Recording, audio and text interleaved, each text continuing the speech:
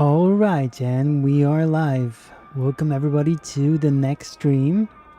Today we are streaming Spec Ops The Line, which is a very interesting game. At first you might think, why are you playing this game? It's an odd choice, I've never heard of it. Well, for one, you can let me know if you've heard of it. But it's a specific... I chose this game for a reason. And it's really more of a curiosity factor. Hey, Far Cry Lego. Hey. It's more of a curiosity factor because I have seen a lot of news stories going around how this game got taken off of Steam. It got delisted, as well as it got delisted from the PlayStation Store. So you could never play those games at all. I didn't know you were a fan of Spec Ops. Specs of the Line. Spec Ops the Line. I'll get to that. Because I guess I'll get to it now. I am not a Spec Ops fan. Interestingly enough, I know it's a video game series that started with the PlayStation 1 era, and then it sort of kind of became its own thing with this entry. This came out in 2011. Okay? Came out in 2011. It was supposed to be a reboot of the series, and supposedly the sales were not there to support it. And so Far Cry Lego says either way this is the best game. It was 2012. Oh, 2012. Thank you for that correction.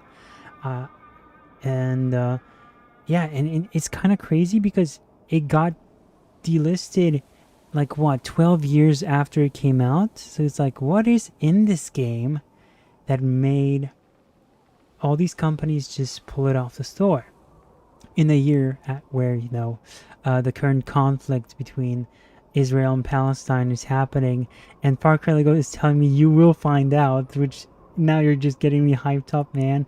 So yeah, we're here to investigate this whole situation. I'm like, I have no idea what to expect at all. All I will say is it was controversial when it came out. It was controversial when it came out. Interesting. That's fascinating that it was even controversial back then. Wow. So I don't know if this is a safe stream then. I don't know what we're getting ourselves into in that case. And yes, because this is the first part of a series, we're first going to focus on the game for like the first hour and a half to 2 hours, right? And we'll see if it gets like boring or something. We'll get on with the other topics of the show. Mainly, I kind of want to go back to what would you say? Well, the main topic is Batman's no-kill rule. That's what we're going to talk about. We're going to finally decide, is it a good thing? Is it a bad thing? And I know it might seem like the title is already kind of giving it away by, as it says, Batman killing rule is stupid. No kill rule it should be. The no kill rule is stupid, but that's in response to Rageaholic's video, which kind of prompted this main topic. And then interestingly enough, after that you have I think the real thing that kicked that off was the Zack Snyder thing, and now everyone is just making response videos to Zack Snyder when he went on Joe Rogan's podcast, and everyone wants to get in their 2 cents, including Rageaholic, and he's kind of late to the party with this whole thing, but who cares? I think it's really, and I'm going to take a look at all the other ones that are out there. I don't know if you guys did post yours and which ones you want to see. So I just kind of went off of the most popular ones, and hopefully it will be an interesting stream, you know, where we kind of get to see whether, yeah, we can kind of pick apart the no-kill rule and see if Batman is on the right or if he is kind of logical and in the wrong. I did send out a poll on on Instagram, and I was curious to hear what you guys would think on there. So once we get to the topic, we're gonna definitely kind of explore that as well. Now let's get to the options before we do anything crazy. Subtitles on. Music volume 8. Sure, why not?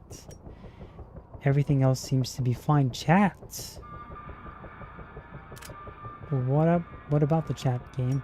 So we're not playing multiplayer, of course. We're gonna stick to the campaign.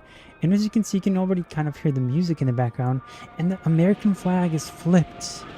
And it's not in a way, it's not flipped, you know, from side to side. It's x-axis, as would be the case in military when they put the American flag on their shoulder. They put the flag, they flipped it on its y-axis, so it's upside down is what I'm basically trying to get at. I'm really curious to see what's going to happen.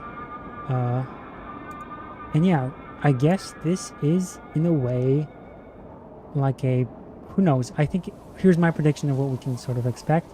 It's going to be a, since I think you play as an American, so American is going to, the American side might represent the Israeli side of the conflict, how they're the one supporting it.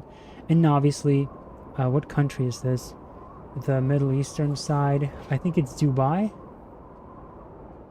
So Saudi Arabia. So that is going obviously to be like a stand-in for the whole Palestine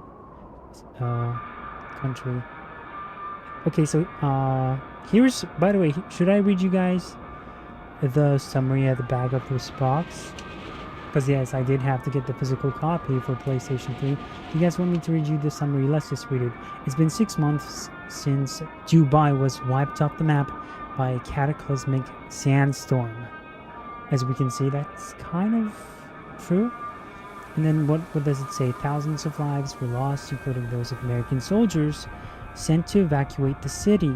So interesting. I think the Americans were sent in there to help the people of that country. And so it's not even a conflict between these two sides. It goes on to say, today, the city lies buried under sand, the world's most opulent ruin. Now a mysterious radio signal is picked up from Dubai, and a Delta recon team is sent to infiltrate the city. Their mission is simple: locate survivors and radio for evac. Seems pretty, I mean, obviously it's probably going to have something controversial. But let's see where it takes us. What we can kind of expect. What is this? Oh, it's a difficulty, so we're not going to play on easy, or like a very easy. Enemies drop like flies and pose less of a threat. Event normal for players who are new to shooters. Aim snap-on is enabled by default. Combat op is enemies are dangerous and put up a solid fight. Appropriate for most players. Suicide mission, enemies are aggressive and more lethal. For veteran players only. For veteran players. So we're definitely not going to complete all chapters in suicide mission difficulty to unlock. So it's between combat op and suicide mission.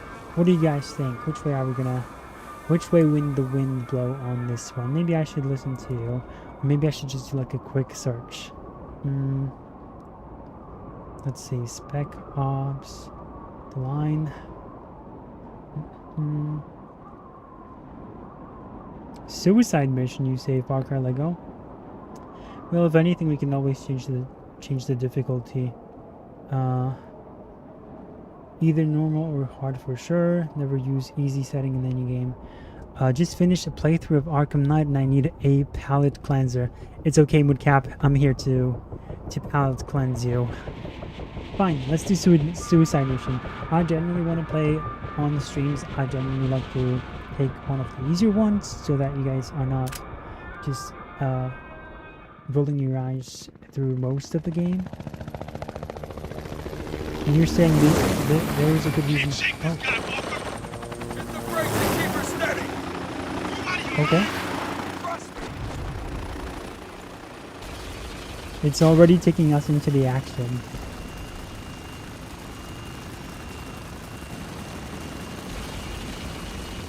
Yippee-ki-yay. So, oh, is that Nolan North? Take out the choppers. How do I shoot? Oh, with R1. 2 game. Oh wow, it's so cinematic, guys. Let's get it. Oh gosh. This is gonna go poorly for us. I already look at. Oh wow. I'm definitely gonna have to change the controller options. Can I change sensitivity? If I go lower on the wait, what's H? What the heck is this? V? On, off. What is V and H? This is not good. It's not helping me, game. B sensitivity and H sensitivity. Let's just put both on 2 and let's see what happens. Okay, I guess. Yeah, we're already getting into it. Why are we killing these people? I thought we were the good guys trying to help. Oh my. Walker. My name is John Walker. I'm John Walker, guys. This is perfect. Where's Eric when you need him? He loved this. Doesn't matter. Just keep it steady. This does sound like Nolan North. Oh, we're getting bloody. Dang, why is it so wavy? I guess we just gotta go to the lowest one.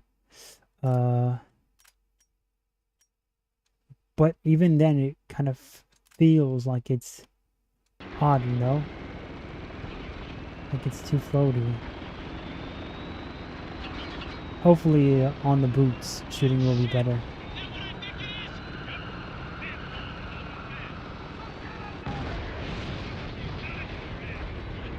Who else is shooting us? What is this? Oh, man. Don't get close to us, sir. Do not get close to us. Ooh!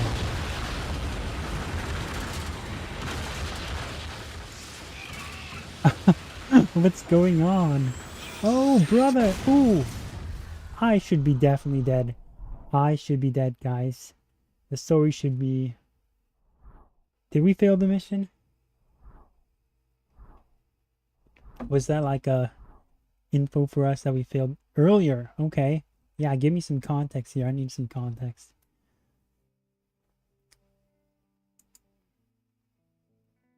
Oh, the chill music. It's so chill that you guys can't even hear it right now.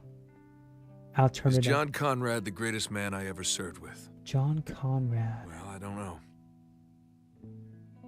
There was this one time in Kabul when he dragged my bleeding carcass half a mile to an evac chopper. It sounds like... So maybe I'm biased. What's it called? But the facts don't lie. Red Hot Chili Peppers. It's the Man's music. a fucking hero. Sounds like one of... Like it's, you know, one of their songs. Remember when the first storms hit Dubai? You're probably all safe and sound at home watching TV. Well, Conrad was leading the damn 33rd out of Afghanistan. Instead of coming home, he volunteered his entire battalion to help with the evac. But all you did was send a check. Okay. Rumor is Conrad was ordered to abandon the city. He defied that order, and the 33rd stood with him. Now, the official story's still hazy about what happened next. All we know for sure is that the storms got worse. Much worse. Last thing we heard out of Dubai was that Conrad was leading a caravan of survivors out of the city. That was 6 months ago. Then, 2 weeks ago, we picked up this transmission. This is Colonel John Conrad, United States Army. Evacuation of Dubai ended in complete failure. Death toll, too many.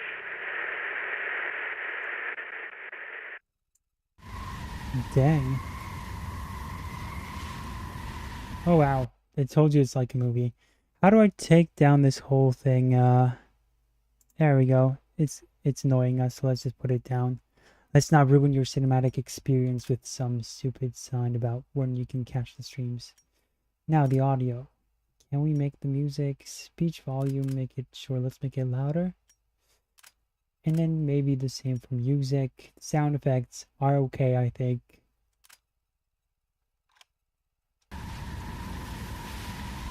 Hey, Cap. Cap? Captain Walker. I told you guys, it's What is John it, Walker. Lugo? Got a situation, sir. Mission critical? No, sir. Then take it up the chain, Sergeant. Roger that.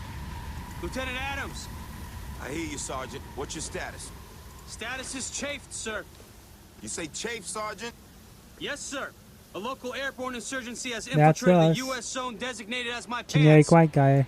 Sir, Shut up, jackass. Gentlemen, welcome to Dubai. It's okay. It's We still like dead. playing as generic white guys. Yet to be seen, Oh, there he Sergeant. is. You got The a lock token on that best friend. transmission? Yes, sir. About 800 yards away. And we're 800 yards away This from was seeing who's more full of definitely shit. 2012. You or Intel? I Wow. miss these games. If I wasn't a hardened killing machine, that might have hurt. Uh-oh. That's the flag we saw here. All right, remember, this Okay. place has been designated a no man's land, which means we're not supposed to be here, so let's do this by the books, okay? Oh, wow. Dodger. Let's see, is the aiming better? What? I have to aim with L1 and then shoot with R1. That's so weird. So maybe that's why the aiming in the beginning was odd for us. You know? Okay, grab some cover. Oh wow, the camera's so close. Interesting. L1 to aim. Oh, now they're trying to teach us how to aim. Wow. What happens in Dubai stays in Dubai. Come on, let's just find a way down. You got it. Dang, the camera's so close. You guys see it?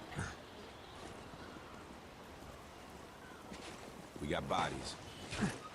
Dang. So this is what's left of the damn 33rd.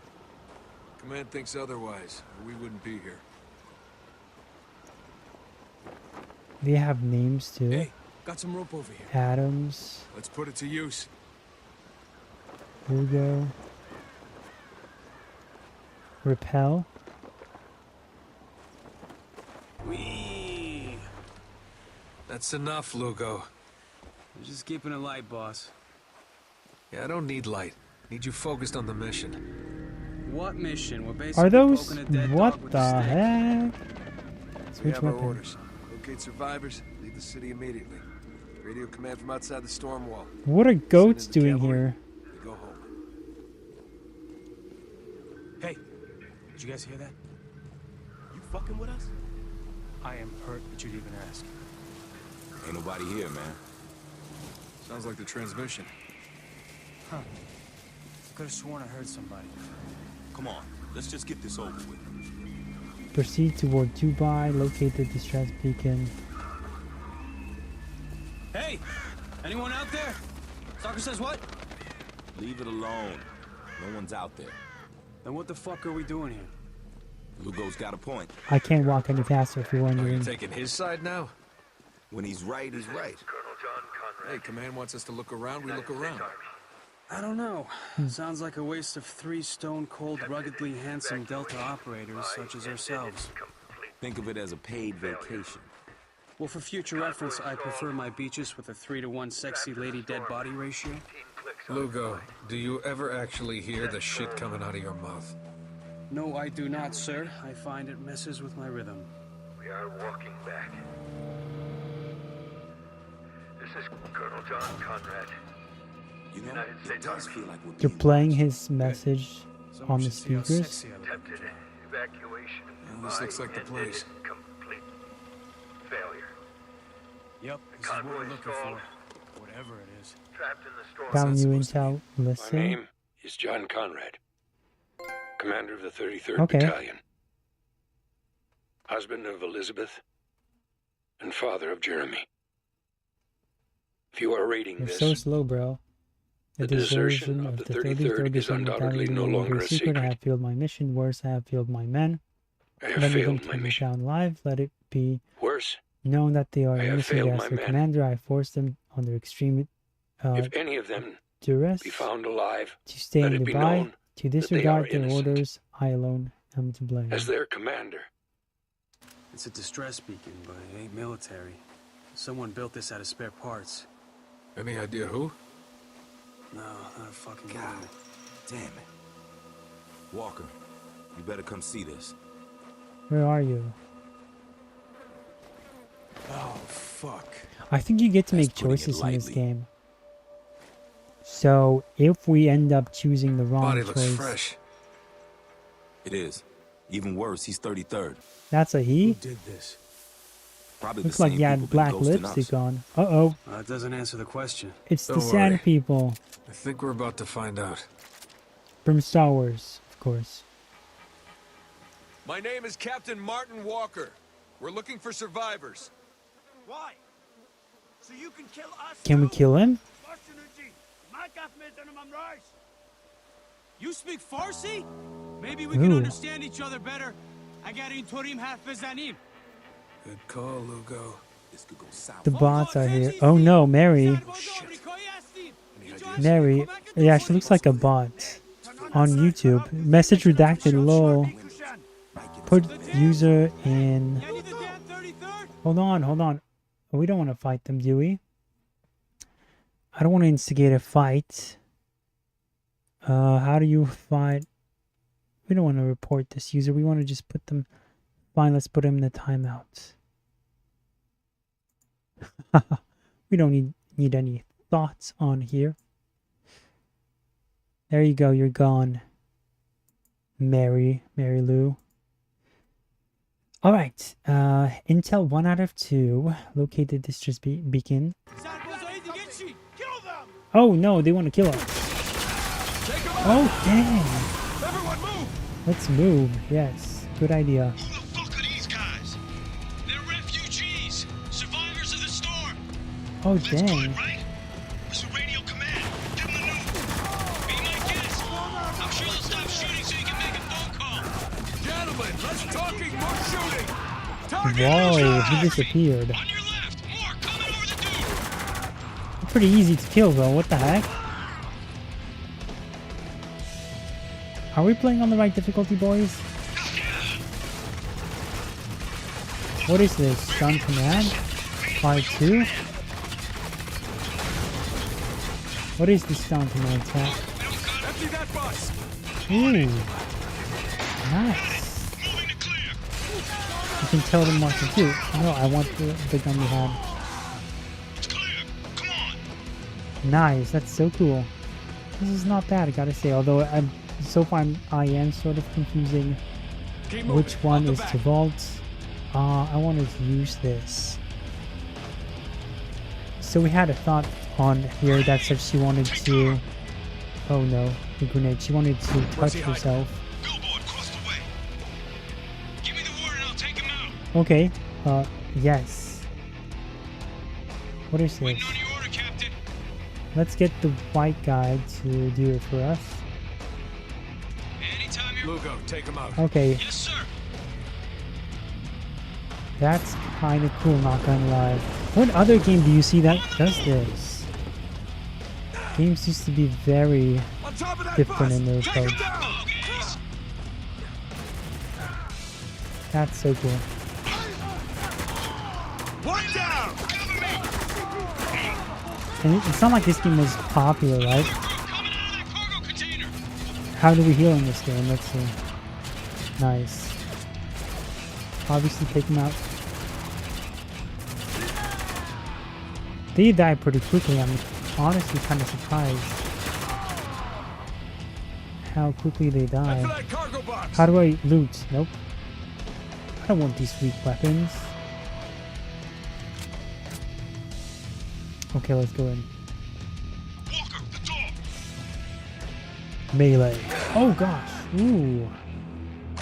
Nice. Stay down. Nice. Execute. Oh, dang. Wow. Thought we were rescuing people. So far, no Israel versus Palestine. The hell was that?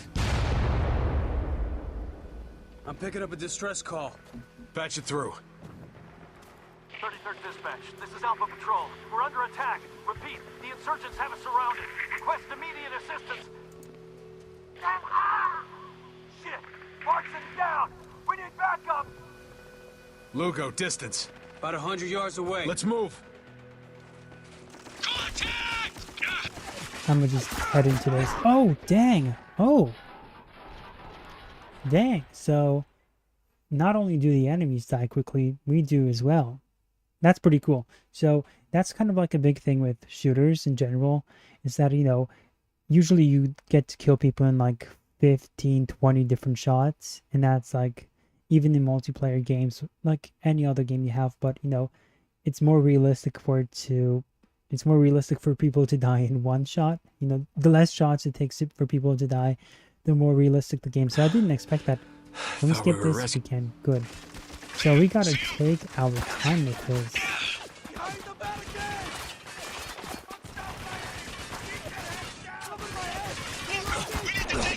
Dang. Okay, yeah, it really doesn't take much. I've noticed that it also Titanfall 2 is another series that does this. Okay, I guess we just gotta play smarter then, but that's good for us to know. That's good. Yeah.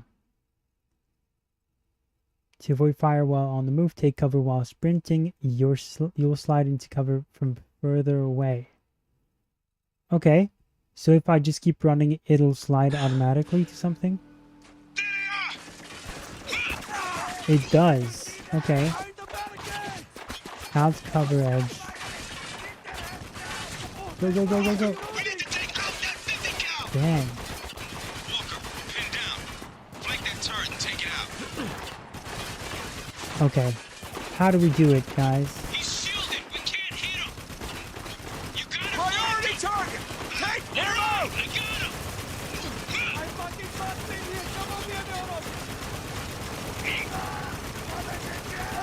Focus fire on that HMG! Right, I got him. One down!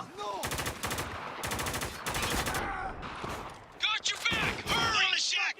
Yeah, you guys better. Target's getting antsy.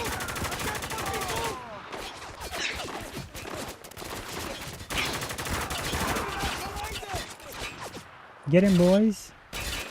Get him. Take him out. Oh, there's a propane tank. Nice. Wow. This is fun. Enemy down! It was only for one enemy, didn't make much of a sense, but oh well. He's right on top of you. Execute, execute. There we go. So far, I am surprised. The game isn't easy. I mean, it isn't hard, but it isn't easy either. As you can see, you can die very quickly. Mayday! Mayday! This is Alpha Patrol, requesting immediate assistance. Is anyone out there?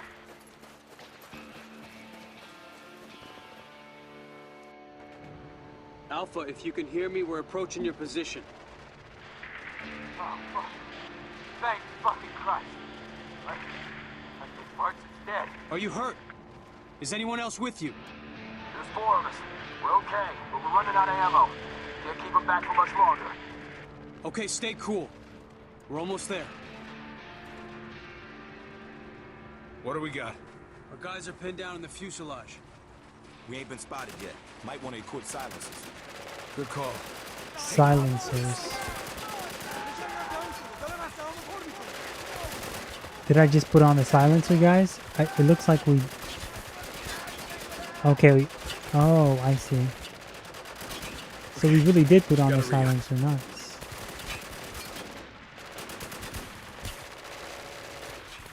Is this an enemy? Is this a bad guy? Target down. Nice work. Keep moving, but keep a low profile. Nice.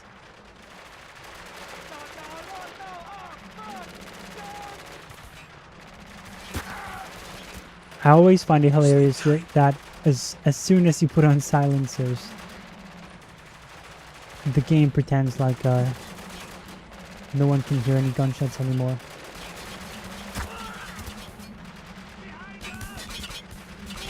I think they just noticed us because of me. Yep.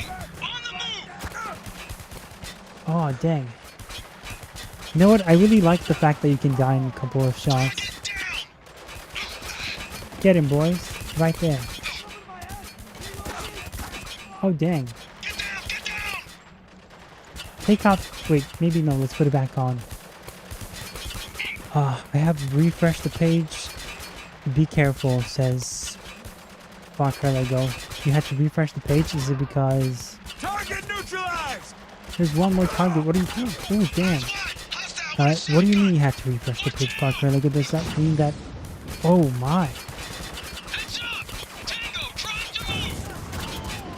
Crazy guy.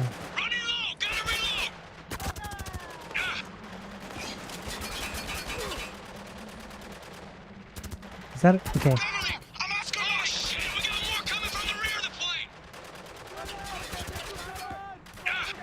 Can I do? No, I can't. I was wondering if we can sort of zoom in. Target neutralized! And we're out of ammo. Okay. Oh, that's our guy. Oh no, I'm gonna die. I'm gonna die. I'm gonna die. I'm gonna die. Hide. Ooh. Well, that's good. Stella Maria, the peace prevail on earth. I mean, facts. May peace prevail on earth. Get him, guys. Just get him. You white guy, get him. Lugo, need a precision I'm not shot dealing on with target. this. There we go. Okay, the target is down. I need more ammo, yes. Hold on. Let me change to something else. How do we change our weapons again? How do we change weapons? Goodness, I already forgot. There we go. Alright. Ooh, and here I can change between burst and auto. Nice. I don't care why that happened though. The stream was lagging earlier. Strange, but you're saying it's alright now, hopefully. Alright, let's get it on. Alright, so far the setup is pretty engaging, gotta say. Hey, over here! God damn it! Open fire! Target neutralized!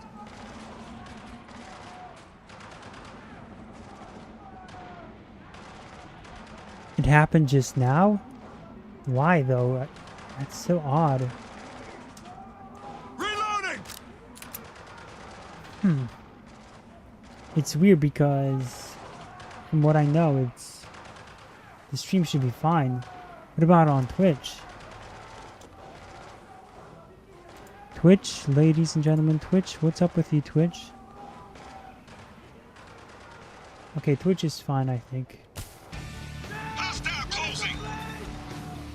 Game, calm down. Hold on. Keep your head on a swivel. They could be anywhere. That's not a lot of ammo. Same here, though. Ooh, shotgun.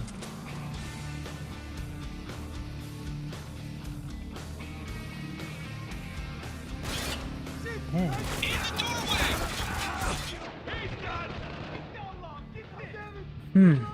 Interesting. Tango down! Rocker Lego, why do you think, I mean, is it really still happening to you?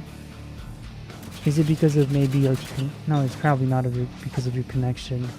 Then again, it's like, why is it because of my connection? It should be fine.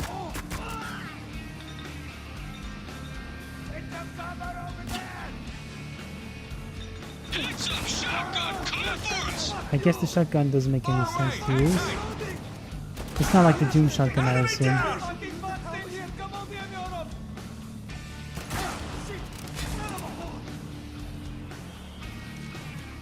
Is he dead? Nope.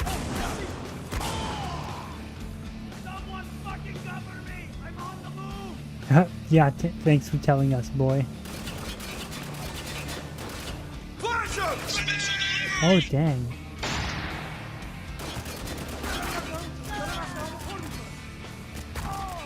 Hostile down! Reloading! Keep an eye out! Why are we screaming all our moves? Is there one more left? Yes. Okay, good. It might be so cursed that it is lagging the stream. It might be because the previous streams were fine, right? You didn't have any of these issues before. So yeah.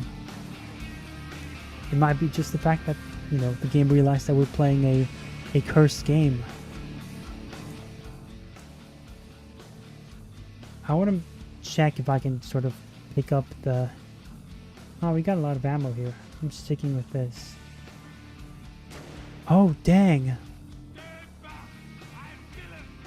Shit. Got a hostage situation. Alright, calm down and let him go. Hurry up. I can Walker. see why Act this fast, was a Walker. controversial You're dead. game. Okay, what if I... Yeah, don't encourage him. Walker, shoot this guy.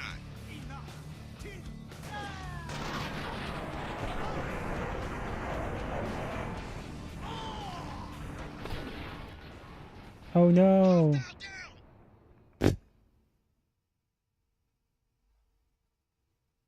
Well, I didn't die. Game, I didn't die. Who cares about the hostage? It's all about me.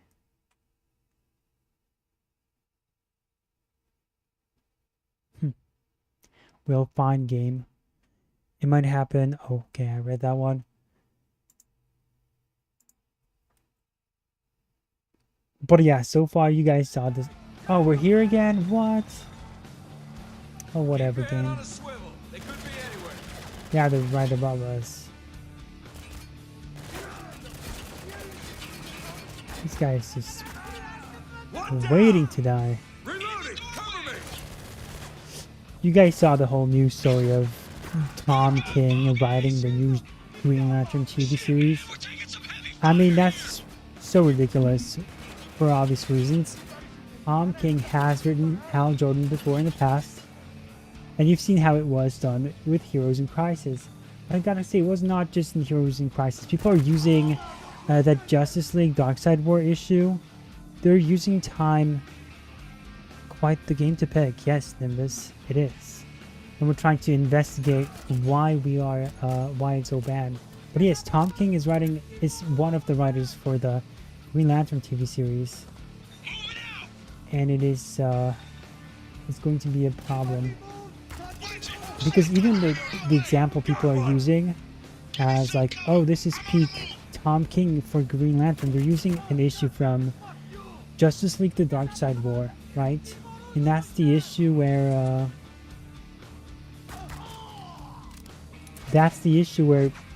Tom King decides Hal Jordan will be this weird mix of Jew and Catholic, and he's going to have a story about his faith and his Jewishness and his Catholicism, and how he's trying to sort of have both of those. It was such a bad story. It didn't go anywhere, and it was so pretentious because it was a storyline where as you can imagine, probably Tom King, you know, it was a Darkseid War storyline, a one shot, so all the superheroes, all the Justice Leaguers became these god, like Batman became a god essentially. He sat on the chair, he could see everything and anyone, and that's why everyone on the team became a god. Dang. Shit. Got a hostage situation. Alright, calm down and let him... Oh dang, I forgot to choose, I chose the wrong one. Okay, we did it. Nice. We did it, guys. So let's watch this cutscene. You're gonna have to talk fast, boss. He's fading. We're here to help. Just stay with me, all right? Forgive me. Took McPherson. Okay, let's leave him. Find him. We will, but I need you to tell me where they took him. They took him to the Nest? Nest. Nest, all right, good. And what about Conrad? Is he still alive? When Cap says, oh no. Damn it. Lugo, mark the bodies on tack. Why'd you say oh no? Adams, check outside for tracks. I want to know what the hell is going on in this city. Speaking of the Middle East, Tom Got King multiple did write. tracks headed north. Then we follow him. Tom King did write a Middle Eastern take on superheroes with Omega Man, and it was like an allegory for the Middle East conflict back in 2014. Oh yeah, Tom King is going to be working on the Not Green to Lantern argue, TV but series this with ain't Cap. exactly within our mission parameters. But I think you know that. Yeah, well, our mission went from recon to rescue the minute we found U.S. soldiers butchered. Bucking orders. I like it. Orders ain't worth following if it means leaving people to die, Lugo. Conrad's still alive. I think he is. I know he'd agree with me. Tracks end here. Guess this is the nest. Yeah, it's quaint. Very post-apocalyptic. Just don't get cocky. Remember, these guys already took out 4 soldiers and kidnapped another. How do we use our grenades? The Dune. Oh no, not this again. It's been enough that I already had to put up with so much Dune. Do not make me repeat. I don't want to sit through any more of Dune, honestly. Careful, they got a lookout. Whoa. Pick up intelligence. Let's listen. Ah, the paradise of the rich. Dubai. Oh, dang. Oh well. Okay, so we're in a... Oh. Drop. Let's see if this works. Like, if the other guy notices.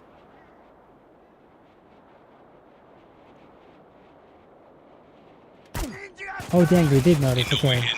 Good. They know we're here now.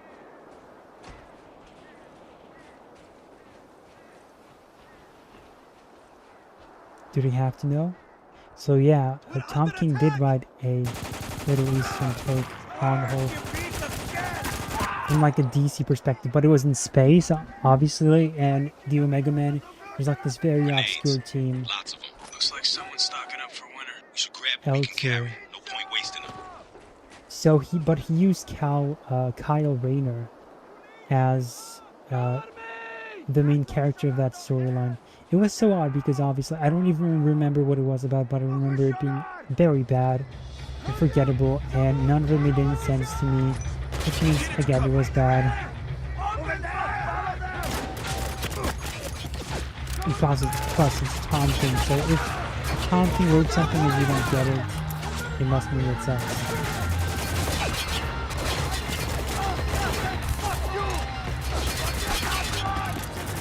Oh, you guys can get him. And what else? Yeah, and Tom King obviously works for the CIA, so he was definitely speaking. This Poe is annoying me. He was definitely writing from experience, trying to inject himself into the storyline because that's all he knows how to do. He's got mommy issues, as his boy Zach wrote and published in his numerous takes. There he is. On YouTube. There's more of them. Cool. Honestly, I don't know what to expect from this game, so if it's controversial, just know that I do not know what to expect at all. And I think there's... Oh dang, we died. It's because I tried to hide, right? And instead he just jumped over. I'm still getting a hang of the motions. So essentially, Tom King was basically just writing what he knew as a CIA agent. He was trying to write that into the Omega Man storyline with Kyle Craner, who was the leader of the Omega Men. Omega Man is a very obscure team, and that's what. Oh no, we're skipping this. Just don't get cocky. Remember, these Don't guys get already cocky took while out we 4 die, soldiers and yes. kidnapped another.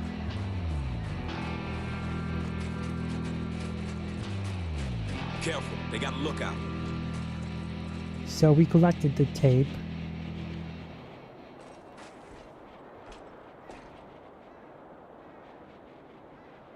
Below, on the walkway.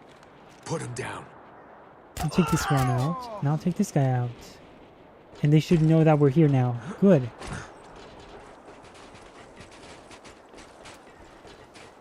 Oh, nice. Oh no! What was the point of that? If he was going to just come out of us. Lots of them. Looks like someone's stocking I up mean, for at it. us, Should not grab of what he us. can carry. Is he still alive? Oh no! Yeah, I can see why this game is controversial. Was this the reason? Was this it?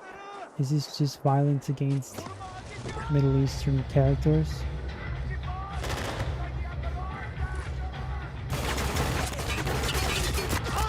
I wonder if you get the. From what I've heard, you can make a choice, you know. And I'm like wondering if you can make a choice. Cover me! At the end, as to who you decide with and what you learn.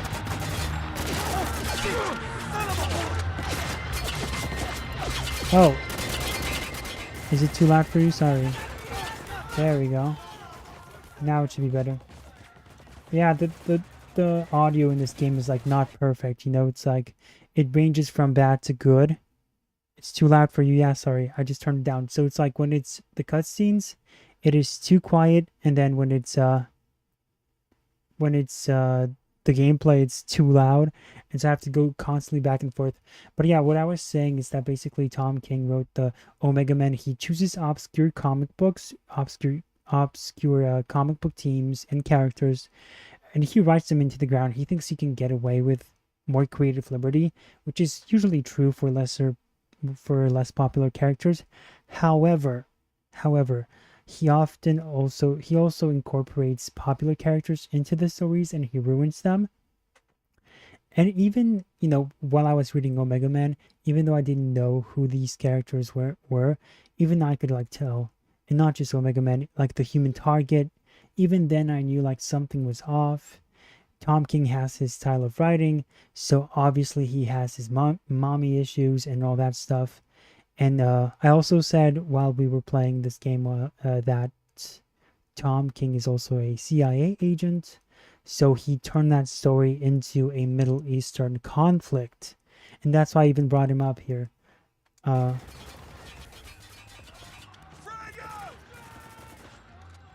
Cool. Oh, dang. He's done. So yeah, I'm hoping there's a choice to be made at the end. Because from what I think there might be one. Let's calm down. Dang it.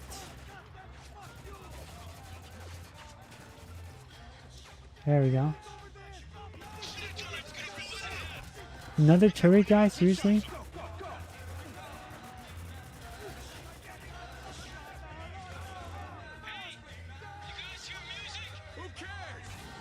There we go. Yeah, the music choice is odd.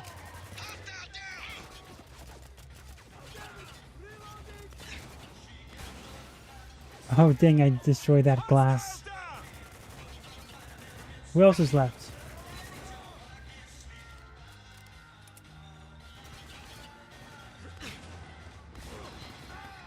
Oh, there he is.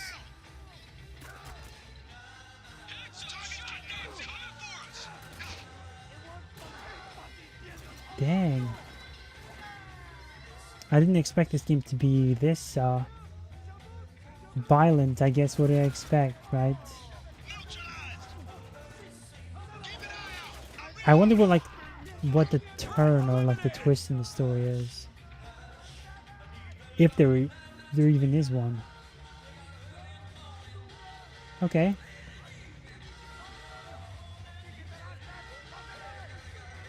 I can hear them screaming.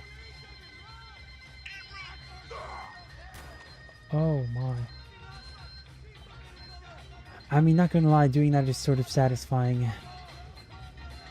What? Trying to get away?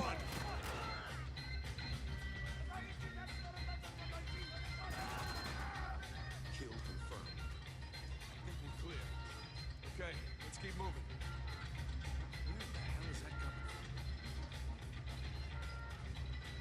Dang.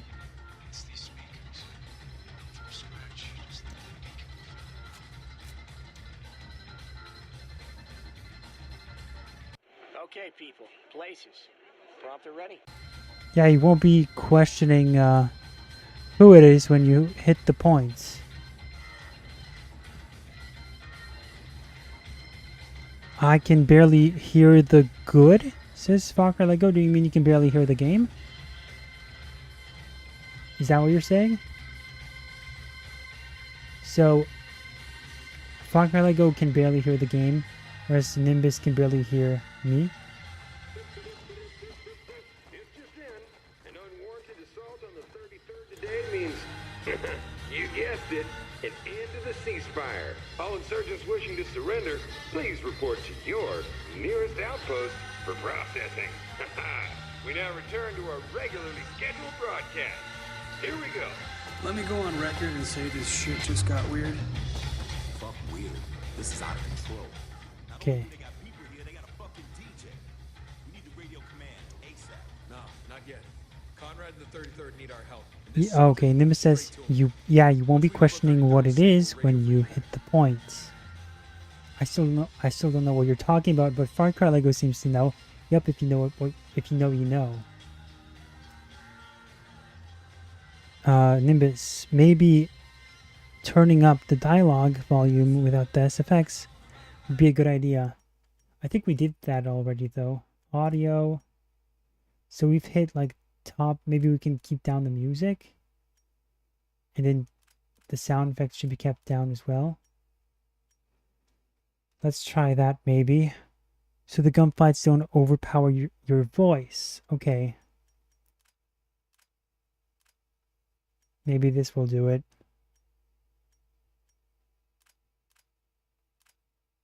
Let's keep it at 7.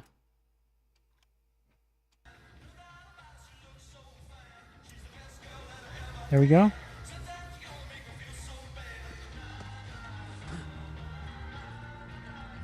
They're everywhere. Eyes wide! Hostile with a shotgun! Grenade! Incoming! Oh dang, get away from the grenade. Swapping mags! Yup, we died. Yes. Dropkick your enemies by vaulting over cover directly into them. Huh. Okay, that's good to know.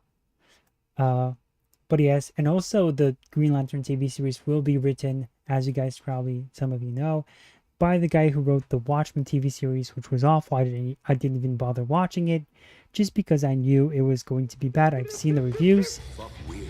This is out of control. I've seen what people said about it, and I've seen the scenes where they cast a black guy as Dr. Manhattan. Like, come on, he looked so silly and stupid too, because it was this blue guy in paint. And it obviously had a lot of Trump allegories, because Trumpism is, or like, Enemy in sight. We engaging. yeah, we're Hostile engaging. down. Of course we're engaging. Shotgun him! He's moving up! Adios!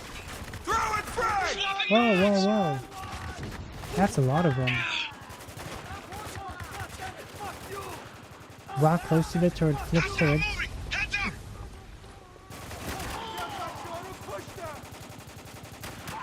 So you had your typical Trump derangement syndrome TV series stuff. Rorschach had a cult, and Alan Moore. Can we drop here? I think we can. Oh, close to the Changing turret, flip position! the turret. Keep me covered! Nice. Okay, I guess this is it. Is there a naming button? Yes, there is. Got one! Watch it! Got Shotgun one. headed Yeah, our I got way. like 2, buddy. Target's getting Oh, dang. The gunfires are very loud. I just saw that. They're very, very loud. Target eliminated. Let's see. There we go. Guys, I think now it should be good.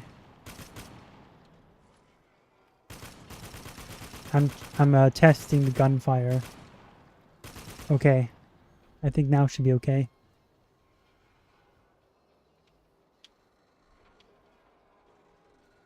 Alright. Oh, so it's going to be shite. Pretty much. Pretty much. It's got all the worst people. Of course, James Gunn is Tom King's buddy. Tom King is on James Gunn writers team, as well as Christina Hudson, the lady who wrote the Birds of Prey movie. So what's up with this music in the background? Where the hell did they go? That was too easy, boys. Heads up. Roger that. Huh. Ooh, what is this?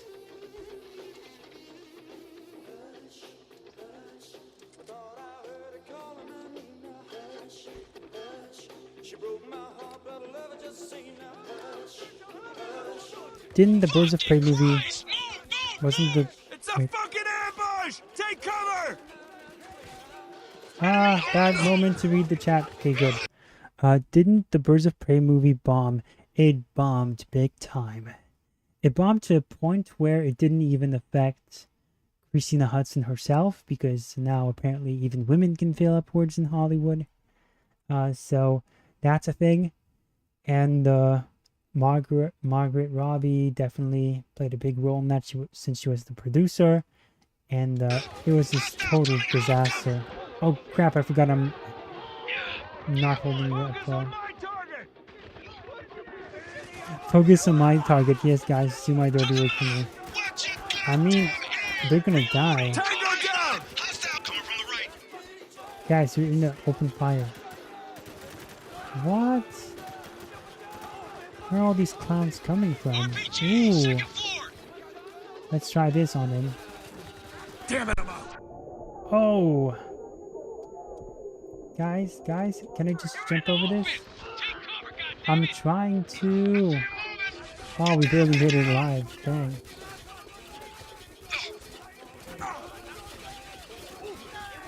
Tango down! Threat eliminated! Dang. Watch it! Shotgunner coming in! More hostiles coming over the dune! Engage!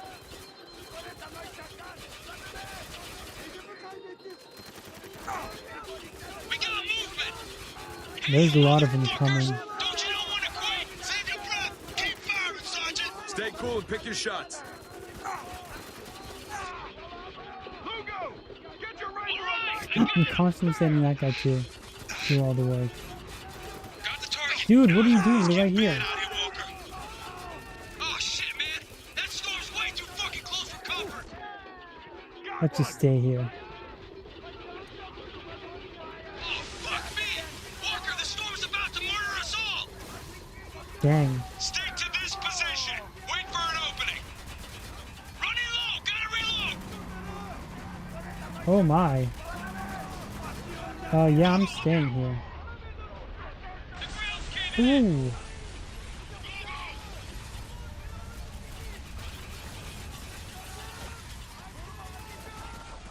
Whoa. Did we just die and we made it at the same time? That's hilarious. Adams, Lugo, sound off. Down here. Ow. You okay? Never mind, we didn't. Didn't I? We're fine. Good. Back on your feet then. Huh. I want to know where we are. Fuck her, like, I remember when it came out, I saw Bad Boys 3 and Sonic instead. into that hotel we were headed Yes. for. I saw Birds of Prey. Anyone see a way out And of I saw here? Sonic. Sonic 2. Look at this place. Got an exit down here. Nice. Nimbus, I couldn't believe how bad it was. Birds of Prey, of course. And how badly they butchered one of my favorite villains, Black Mask, with an actor I like, Ewan McGregor. I mean, Ewan McGregor, after that point, I mean, it became just a point of understanding that Hollywood actors in general are just kind of We've got contact. Orders. doing whatever. What the heck? Oh, that's our guy, okay. What? They will do anything for a contract, but at the same time, they probably believe half of the stuff that they talk about, so lost causes all around. So much shooting in this game, I mean, to be expected. Oh my gosh!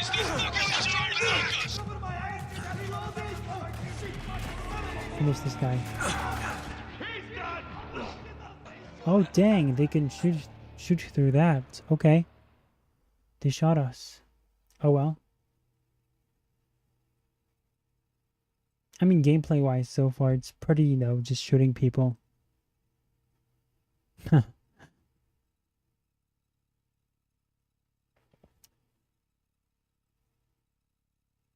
on, game. So we're trapped. Like fish in a barrel. Tango spotted. We'll fire on your command. Oh dang, I'm on the wrong side, guys. Wait, hold on. Walker, you're exposed. Yeah, I know. Over here. Fall back to my position. I thought I was in a different spot. Hostile moving. Heads up. Oh. Stop. They're coming on the stage. Target neutralized! Enemy close. Oh my gosh. Thank you. How is he still alive? We're pinned down. Take him out. Reloading. I mean, I like how I can send in the guys, the boys, to do the heavy. Keep your eyes on those staircases. Let's get These the fuckers get black further guy like to do this. something first. I guess I can't. Tango's coming over the railing. Tango on the skyline! Oh yeah, I did get him to do it. Nice. Target. Jesus, these guys don't fucking quit. Keep shooting! Hostile down! Moving target.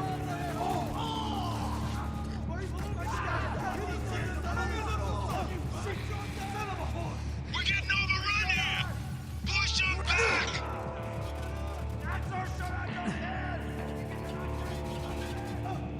Why can't you shoot? What the heck? Oh, no ammo. Dang it! Ooh, I remember Ewan McGregor said his portrayal of Black Mask was based on Trump because of course it was. Dang it! Was it really flamboyant Trump then? I mean, it's so corny. Everyone got Trump derangement syndrome, and there's nothing we can do about it. And it's so pathetic at that point. Fish in a barrel. That was so stupid. That was the dumbest death of all time. Orders?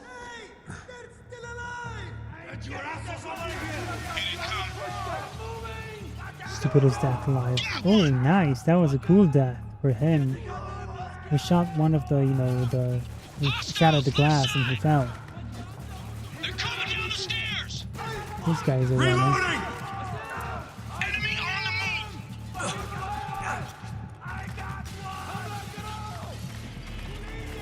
There better be more to this game. Tango down! Grenade!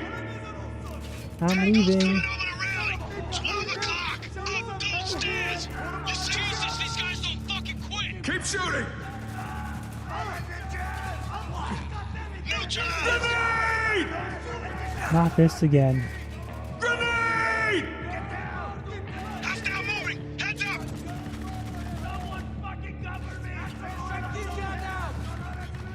Why doesn't he shoot? Grenade! Incoming!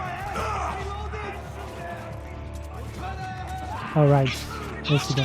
Get down, you stupid. Oh my gosh. Why though? Did we leave our spot? I don't think we did. I was expecting him to stay there, it's just like, once he gets up, he comes down. And then he didn't. He didn't come down. And that happened to me again, like twice. Yo, Steven. We're trapped. I did see your comment that you left in like 2 streams ago, I think. Fire on your command. It's so stupid. It's like, we'll fire on your command. He says it extremely quietly. But then it's like, oh, they shoot us anyway. Target's getting Reloading! Cover me! So it's like, what's the point of being quiet? He's done!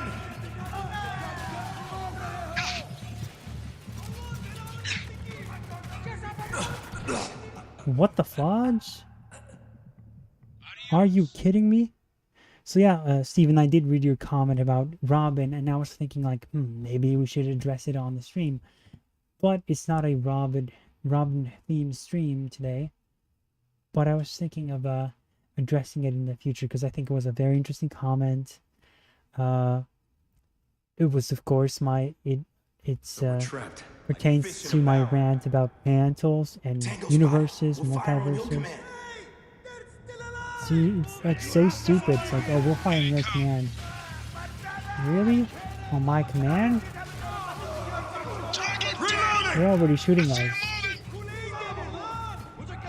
Okay, so there's nothing here. They're coming down the stairs. We're getting overrun. Dude, come on.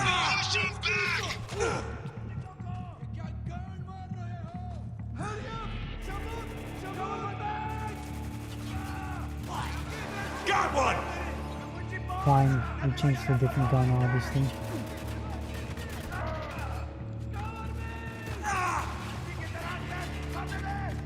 Hostiles, left side.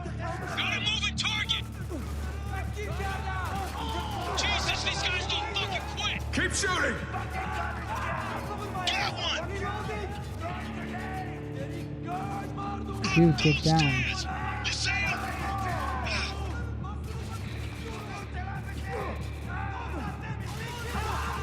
Enemy down! The shooting also was not very satisfying, I gotta say. Look out, grenade! Dang, this spot is tough. Because they can shoot through the... No! Stupid game. How dare you? Nimbus, Greg's going to throw a controller. It's not funny, man. It's not funny. Nimbus, the one scene where they make him scream at a woman in his club to dance and rips her dress was probably the only halfway alright moment, but still trash by comparison to what he should have been.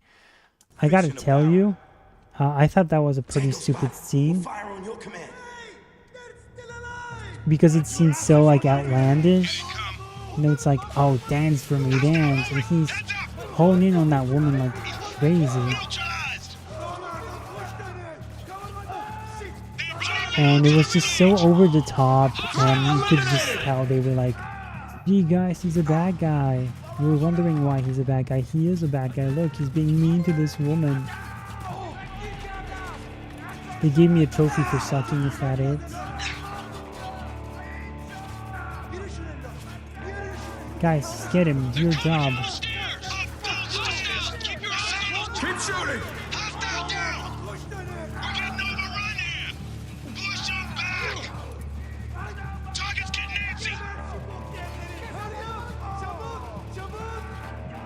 Are they screaming Shaboot?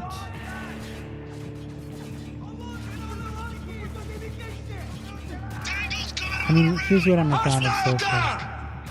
I'm a fan of the visuals, you know, like the lighting in this game. Right? It looks like, look at the colors and look at the lighting in this. Pretty good so far. I like how you can command your squad members. That's pretty cool.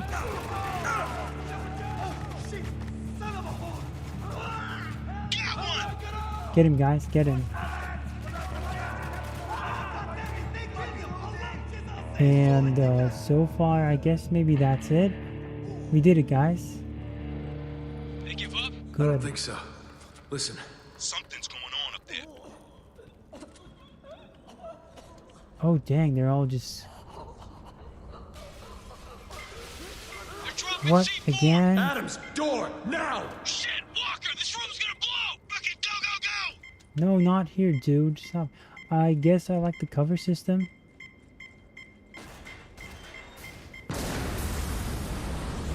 Nice. I think we're clear. All right, good. Let's keep moving. We need to find an exit. so far the story's pretty like nothing so far. It's like just we're 3 chapters in, and so far it's just get these people out of the place, and it's like, okay, cool. I guess that's something. Anyone else feel like we should try talking to these guys again? I mean, we did come here to save them. Man, we are way past that point. These people don't want to talk, they're out for blood. Lugo's right. Best we can do is get out of here and find the 33rd before these people He would tear them apart. throw his controller shoot if this first, was Dark questions Souls later. as far as I go. We find Conrad, he'll answer our questions. How do we open this Hear door? that? Someone's coming. Again? Quick, hide. Dropping C4? What the were you heck? thinking? They were dug in, sir. We didn't have many options. You're lucky this whole place didn't collapse. Where's the music? Where's the soldier? The one we took from the plane? Downstairs, sir. Is he being guarded? At all times. Good. Think I'll go say hi. Agent Kostevin. Wait. What? He won't talk, sir. He'll talk to me. Walker, that guy was American. What happened to the music? Okay, something's happening. Lobo's taking orders from an American? And why's he got a hard on for the 33rd? I have no idea. What happened to the music, guys? There's no music. Ask him yourself. Or sound They're effects. still alive. Take care of them. That's one of our guys. Oh, there we go. Shotgunner! He's moving One up! down! Target Reloading! He's exposed! Take him down! Up on the roof! Take out the roof! Keep an eye on the roof! We've got tangos up above! That's pretty cool. That's pretty cool. I like the environmental hazards you can inflict on your enemies. They're dropping grenades! Move! I don't know where the grenade is, so let's keep moving. Who's shooting us?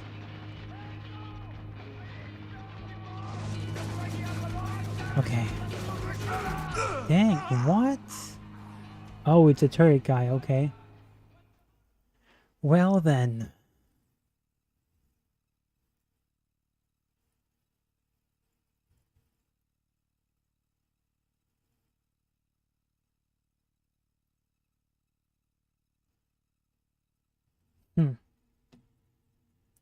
I suppose. With the whole Birds of Prey thing, the movie was... I mean, it was obviously not Birds of Prey. Cassandra Cain, obviously not the Someone's character you thought she was going to be. Quick, Not hide. some fat Asian Dropping lady. C4. Skip. Shit, we got hot! Tango down! Or some girl, right? Reloading! And the plot line was that she swallowed a diamond Take out the roof! and she's a pocket thief. They're crawling all over the roof! Like, come on.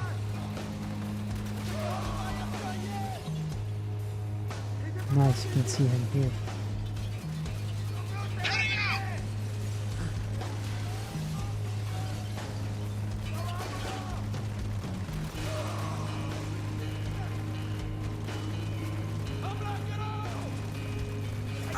They're dropping grenades!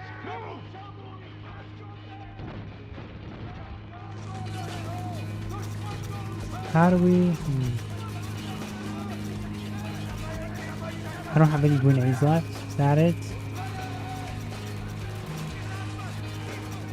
How do we get past this guy? Dude, get out!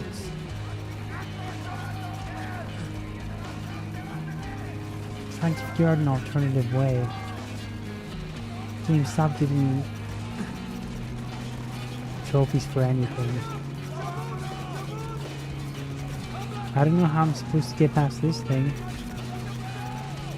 On the move! I guess just be quick.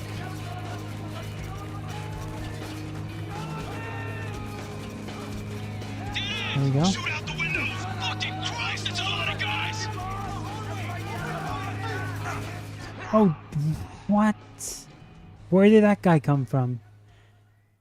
Ah. And I did like the fact that you can kind of like kill people in 3 shots and they can kill you in like 2 shots. I like that. I appreciate that. It's just the shooting is not very compelling so far. Like the aiming and yeah.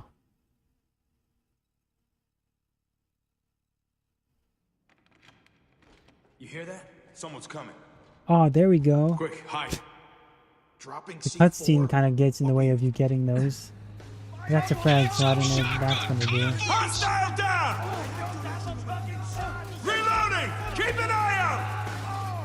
Hostile, he's down! Move it up on the roof! Take out the roof! They're crawling all over the roof!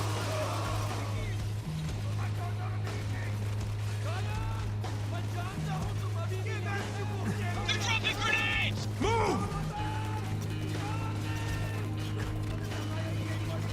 Okay, let's see what this does. Frag out!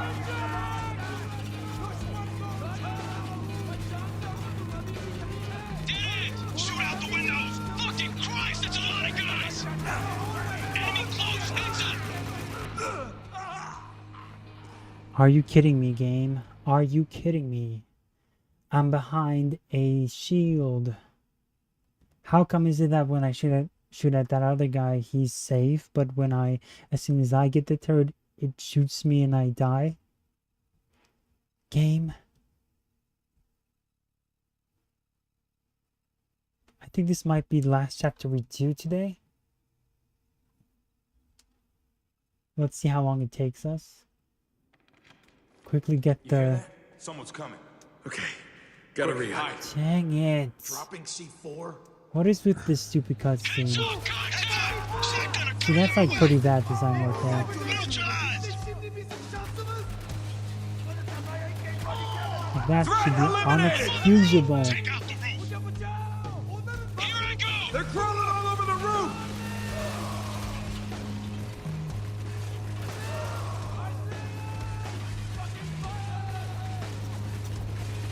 They're dropping grenades! Move! And then the grenades even are like pre-scripted. And he didn't even run when okay, whatever. So we're gonna be stuck in this place again. Dead end! Shoot out the windows! Fucking Christ, that's a lot of guys! Maybe we should just run. Is that it? Walker, we need a fucking plan here! We can't take this many guys head on! Oh my gosh. What the heck? That animation did not make any sense. Okay, well, Tango down! this is definitely some... Hostile down! Heads We got up, one shotgun, frag, cover okay. for us. Oh, damn. Get Nancy! See, and I Everybody really like outside. the environmental. I can't shout Oh, orders damn, over there's that one storm, so down here. watch yourself. So we pick our own targets. Got it. Hostile, he's down!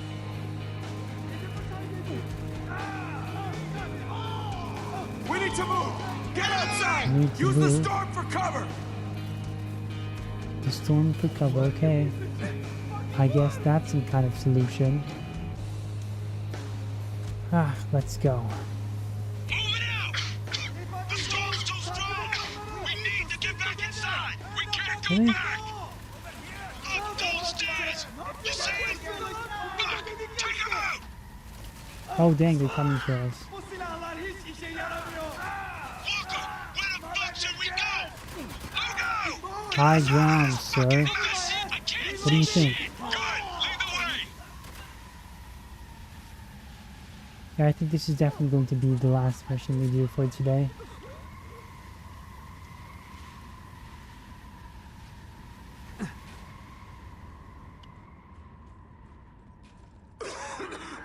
Jesus fuck. Alright, don't get too relaxed. We're not stopping. Every minute we waste could be the difference between a soldier going home alive or going home in a bag. We got tracks leading to the elevator Okay, let's shaft. go. And let's see what's down the rabbit hole. We're already here.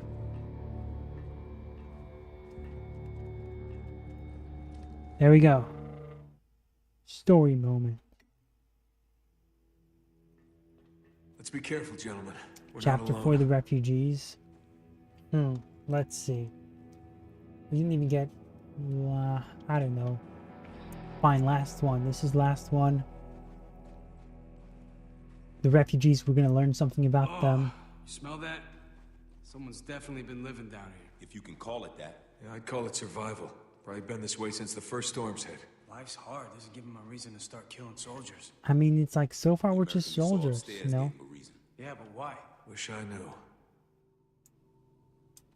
So far, guys, nothing is like happening story-wise. You know, it's oh, it's a doll.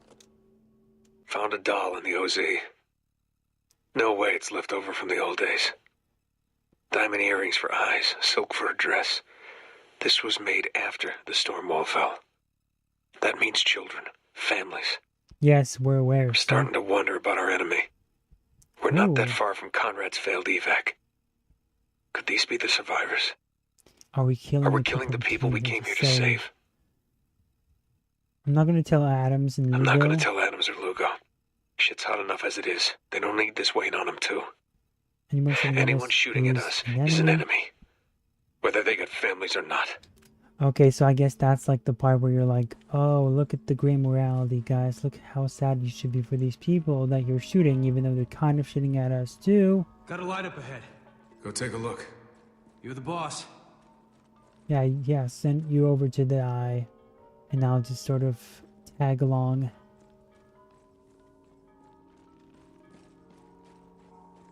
What is this? America. I see. Looks like some kind of encampment. That's probably where they got the hostage. Being critical of Americans. Drop. Come on, follow me. Ooh. Look at all these candles. Alright, something's happening, guys. I can't believe you're killing people. You're killing people Everyone be cool. combat Got just as civilians bad down as here. John Walker. Nice Shake my place. head. You guys seeing this shit? Silk curtains, silverware, Don't mess some with nice me. crystal. John Walker should be vindicated. By the way, Nimbus, we are playing as a character named Walker. His last name is Walker. Fun fact. Yeah, this is going to be our last mission, as it appears. It's probably going to be the most interesting one. These Okay, soldiers that's were massacred. Nah. that Look is how they're creepy. lined up. This was an execution. Just like the Kabul death Base squads. yeah, he is the best character of Phase 4. Shit. They try to make him unlikable, they try to make him out to be the villain, and in the end, you just felt bad for him. And look at this stuff. This stuff is creepy. Why? Why, Game? Security in your life. Okay. Someone's here. Follow Bunch me of, and stay quiet. it's like a bunch of white children. Like that kid looks like he's blonde. Brunettes but yeah, a bunch of white children. Let's see what happens. Let's see. We're gonna keep at this until This guy's you an tell American, me too. what I want to know. How many soldiers are stationed at the water depot? Get your licks in while you can, Agent. 33rd's on their way here right now. Damn can't save you. The 33rd lost their balls the day they went rogue. Fuck you. Dubai would be at peace if you hadn't stirred up the locals. Got them killing soldiers again. Did you really think we weren't gonna fight back? We hoped you would. So the racist white guy? doesn't start when it can't finish. Well, now's the time to prove it. Because I'm not telling you shit. No! What the hell? Hold your Oh fire. my. Lower your weapon. I look stupid to you? Can we shoot him? No, that's what. Should we shoot him, guys? Should we try to shoot him? I don't think we should, but I would like to. Why you're gonna point that pistol somewhere else? Lower your weapon. I'll lower mine. Not gonna happen. There's 3 of us, buddy. You got a name? McPherson. First Lieutenant. Fuck! Walker! Oh, dang, it's saved. No. Adams, check the body.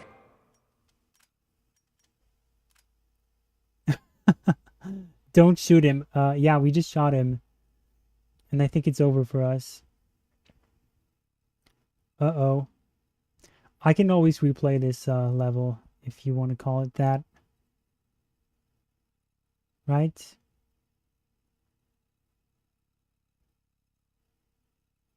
Walker, see? His name is Walker. Walker doesn't like to discuss what happened in Kabul. Yeah, we just shot him. You know what? I shot him because I was just curious. And, Adams, check the body. let's leave this place. And let's hope we can start from the just this chapter, right? Remember, there's like nothing happening at the start of this chapter. We can always skip the cutscenes, so... but yeah, John Walker is like, honestly, the best character. I am planning to make a video on him eventually, sooner, like, maybe not sooner rather than later, but I think he deserves some. What is this game? There we go. Chapter 4. Empty. Yes, let's do empty.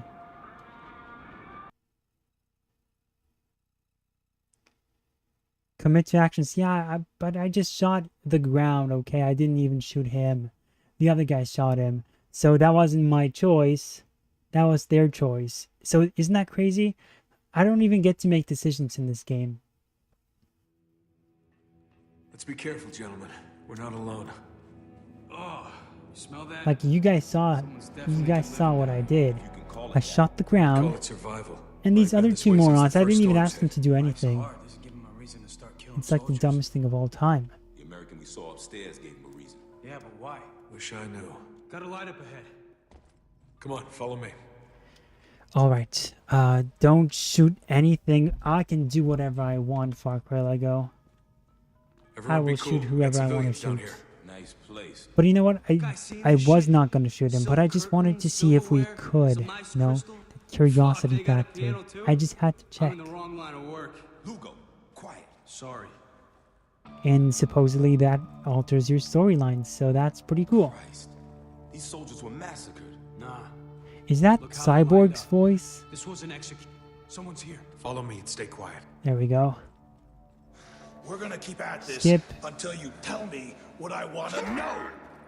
How Can we many skip? soldiers are stationed Game? at the water depot? Whatever, it's a short cutscene anyway, but I listen wanted while to you skip. can, Agent. There we go. Lower your weapon. I look stupid to you? No. Yes, you do, sir. That's why you're gonna point that pistol Spec somewhere Ops, else. the Lower line. your weapon. I'll lower mine. Yeah, that's the game. Why are you reading it when you see him? You got a name? McPherson. I can put my gun away? I First can't even put my Lieutenant. gun away. You? Walker, Captain.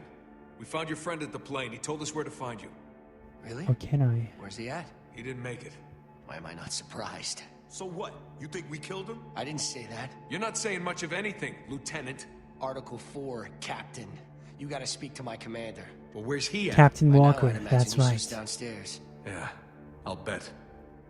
Why don't you wait here? I'll go get him. The dude is kind of sus. Maybe we should have just killed him, you know? Check the body. There we go, game. Hopefully this saves for the next time we play this game. He wasn't lying. Tagged the CIA. Oh, that's Tom Shit. King, guys. It's just what we Oops. needed. Tom King is Let from him the go. CIA. Why? I'm not about to shoot a U.S. soldier, Lugo. Plus, we can follow him back to the 33rd. Switch grenade type. Stun, frag.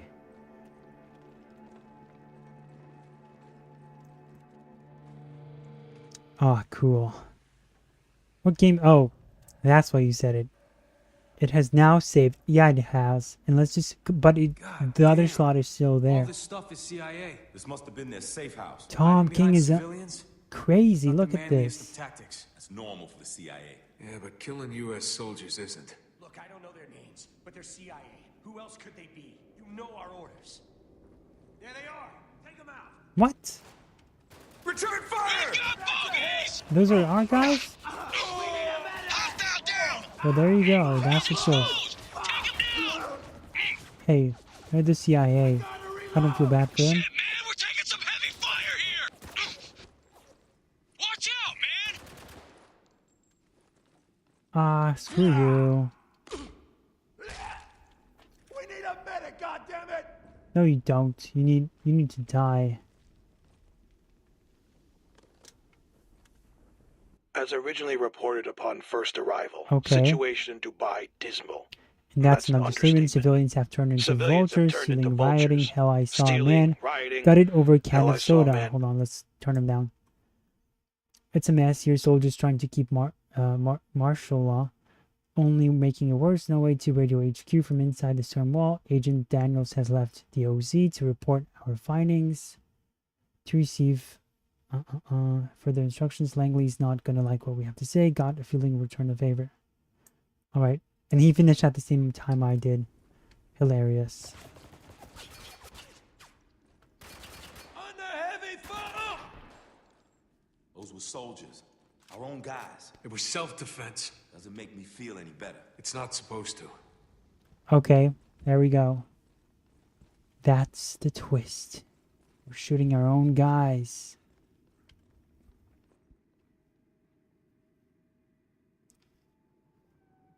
If you want the game to hit, I don't think you should restart things, even shooting the ground in a situation like this, which triggers others to shoot. How was I supposed to know that it was going to trigger other guys, you know, like trigger them? How was I supposed to know that? We got daylight up ahead. That's our exit. Follow it. This is for your own good! What? The 33rd's chasing down civilians. Shit! 33's Return chasing down fire! civilians. They're soldiers! They will kill us if we don't! Now open fire!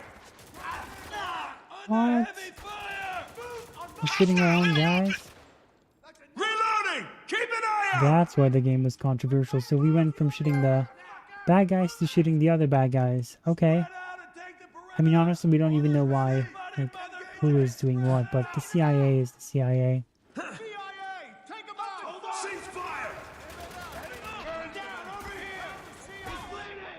Dang.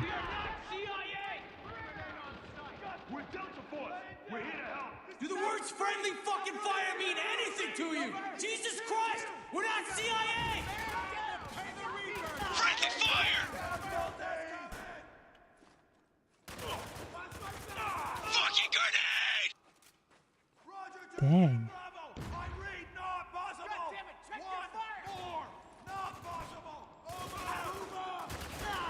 Plus, I wanted to see like what would happen in general. Like, what are the mechanics of this game? You know, it's and now we know. So I agree with you, by the way. I should be careful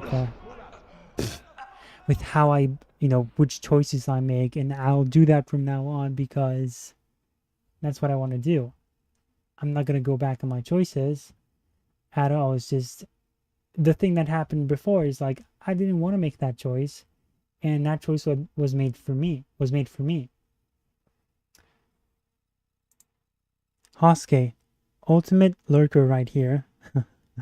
Hoske on Twitch also says, "Hey, it's Spec Ops. Never played. We got daylight up ahead. That's our Slide, exit. bro. Follow it. Well, the slide. You know about the slide. The slide is automatic. So look at this. He slides by himself. What? The 33rd's chasing down civilians. Shit! Return fire! But they're soldiers! Return They will fire. kill us if we don't! Now open fire!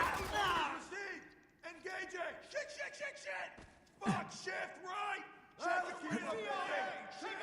Cease fire!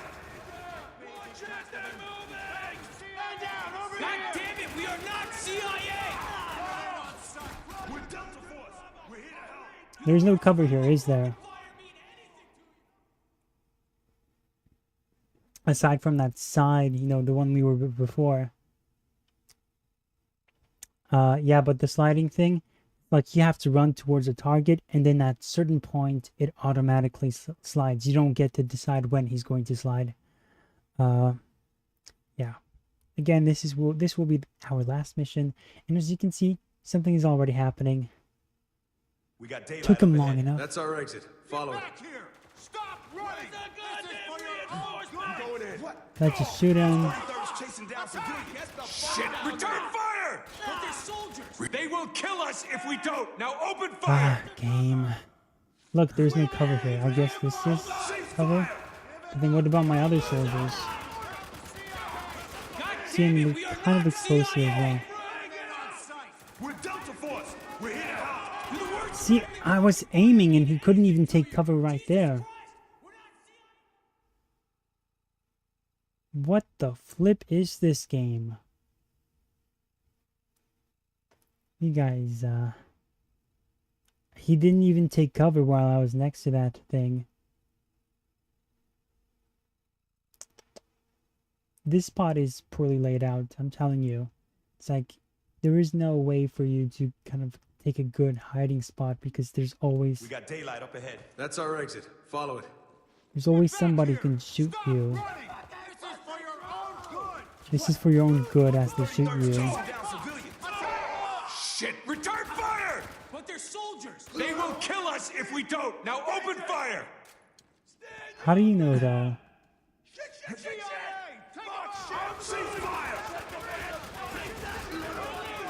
Just hide. God damn it, we are not CIA! Dang it, game. I'm gonna die. It's like, if you go forward, they're gonna shoot you. If you go backwards, the explosion's gonna get you. I guess we can always go back to the place we were before. Let's try that. But then again, it's like, what's the point of then going to the other side? To the main section? Let's try that. It's like, definitely not Doom in terms of... just, you know, shooting at people and other stuff. Doom doesn't even have cover. We got daylight up ahead. That's our exit. Follow it. Back here! Stop running! This is for your own good! That's so on the nose. Bad aim. Okay, that was my fault. But it's like, did you guys see that? That was so on the nose. It's like, this is for your own good. And then he shoots in the air like a maniac. I'm just hating on this game.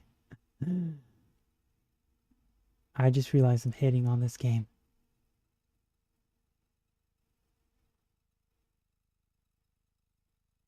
Try sniping them out. Maybe, let's try that. That's our exit. Follow it.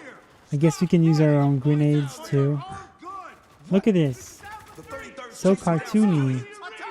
Shit! Return fire! But they're soldiers! They will kill us if we don't! Now open fire! Okay. Boys, we got contact! Watch my back! I don't care about that guy as well. You're all dying. See, they're not even coming out. What the heck? Cover me, goddammit!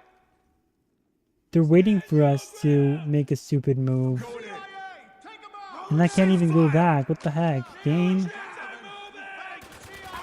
You're so stupid, game. That's so stupid. See, he went up. Oh my gosh. You guys are seeing what I'm seeing. This is such a... I'm honestly... Like, what else am I supposed to do? Like, even if I try to snipe them out, even if I tell the other guys, okay, snipe these guys out, I'm still going to be out in the open. And the way you saw him move out of his position, that was not me, right? And if it was me, then it might have been like, of course, that might have been like some kind of specific combo that I've hit on my controller. But that's, I didn't do anything like crazy. I just tried to move back away from the gunfire. The 33rd's chasing down civilians. Shit! Return fire! But they're soldiers. They will kill us And the if game we is don't. waiting Now for us. open fire! I need backup!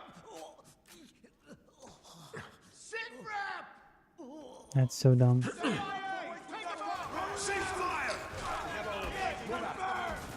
Move, move, move. God damn it, we are not CIA! Where's the grenade? You died? I don't even know where the grenade was. I mean, I'm telling you guys, this game, go to the left maybe. There seems to be people there every time shooting you from behind when you face the right. But they're also on the left, but let's try that. Like, you mean like go to the other side? Sure, we can do that, but I did see a bunch of people there, so there was at least one guy. But let's do it. Let's do it. We'll just see. Let's see how we can push this game to see like how has it been designed from each side. This is for your own good. He shoots in the air like a maniac. This is beyond cartoony at this point. If we don't, now open fire. Okay, so you want me to go right there, right? Everybody motherfucking spread out. Let's go.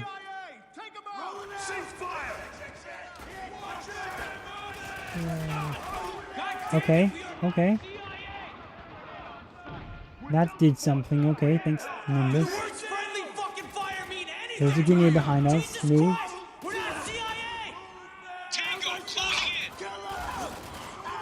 Okay, thanks. You know, that's not a very natural thing to think of, you know, because it's not closer to you. And you're opening yourself up for death. But that seemed to do it. So thank you for that. Now let's just make sure we don't die.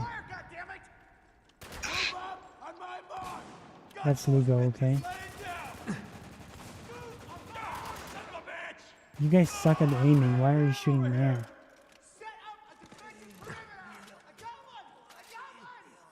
Who's making that stupid noise?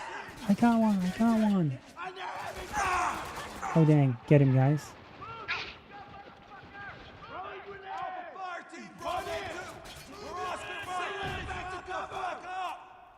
I'm going in. Yeah, you go in.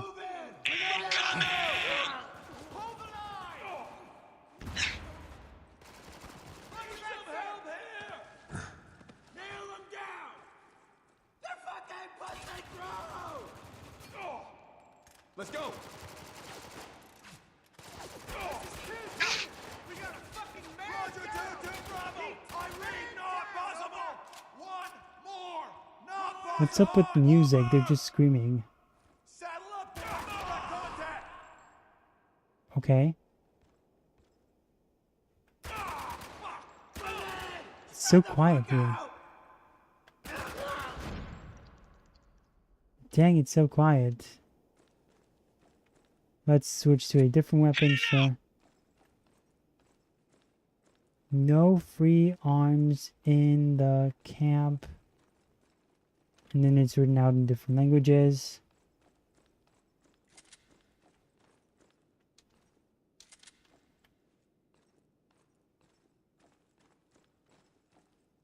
No firearms in the camp.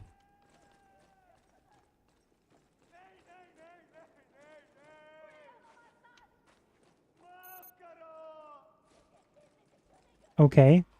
Right. Did going to left work? Yes, it did.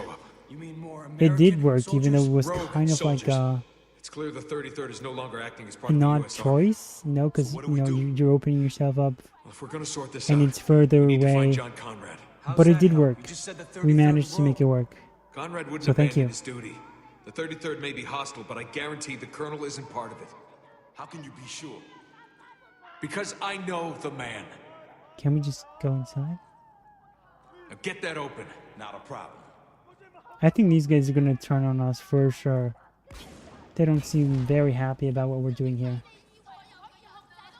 What is that annoying noise? Yeah, we're definitely... Got a situation. 33rd's rounding up civilians. That's our team. Shit, they're gonna kill them all. We can't let that happen, Walker. We're not going to. And let's hurry up and get down there. Follow me. I know there's a lot of you asking the same question right now. Why? Well, I'd like to ask you the same thing. There was no reason for any of this. We made a truce. You broke it. We gave you a chance to surrender, and you ignored it. Why? Why? See, it's like I have to run up to it, and then he takes... Ooh, dang. Well then. I thought the stairs were longer, okay?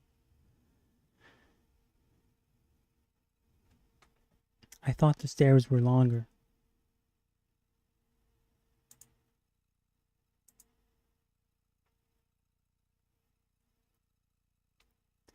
A dying enemy won't drop his weapon until he's dead. I mean, obviously. Duh.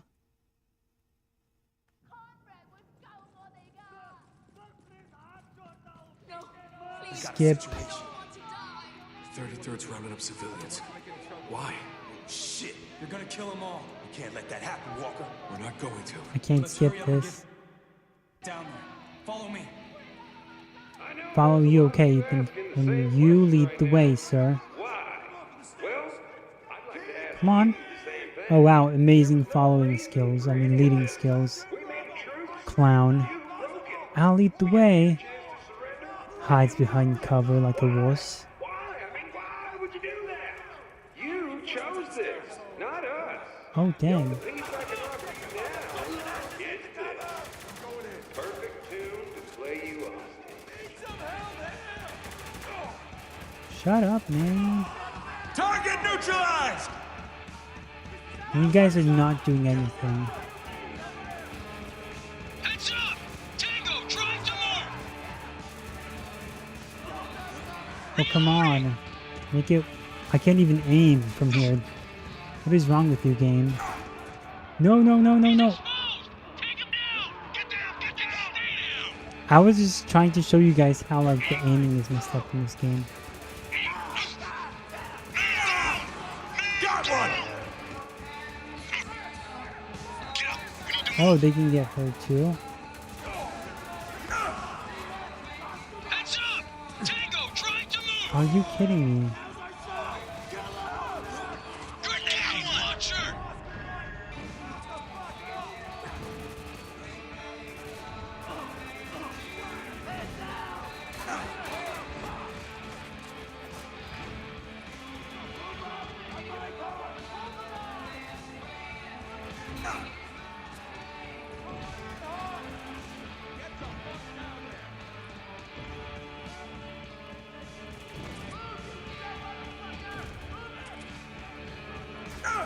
Fuck, this place is crawling with soldiers! Hit them while they're in the open! Don't let them reach cover!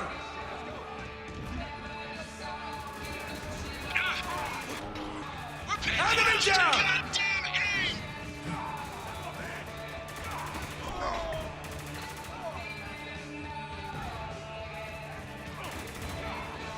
What is this music choice?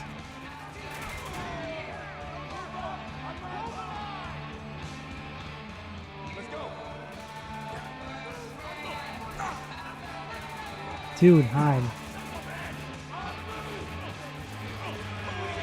Neutralized! Heads up! Shotgunner coming our way! I think this is like definitely the first game where I'm like, that we're playing on stream where I'm like, maybe this was not it. Maybe this was not it.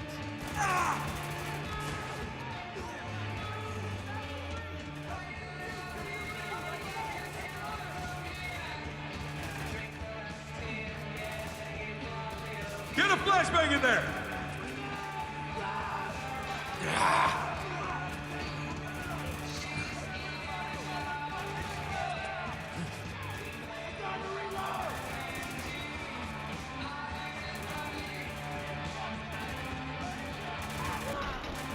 Target neutralized!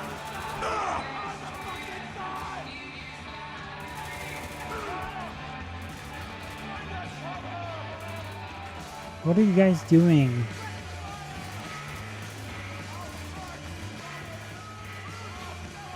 Hello? Focus your fire! Moving out! Watch it! Reloading! Shotgun headed our way! There's no ammo for me. Great.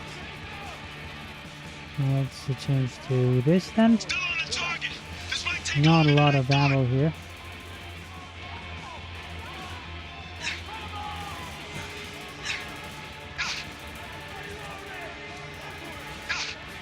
Okay, this is gonna be a good weapon, I can already tell.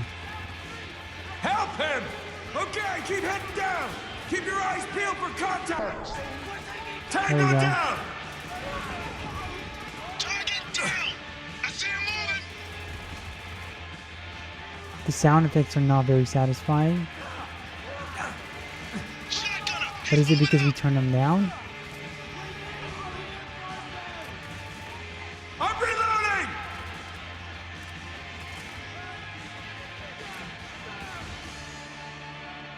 There we go.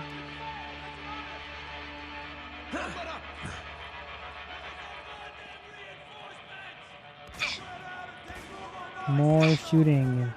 I see him moving.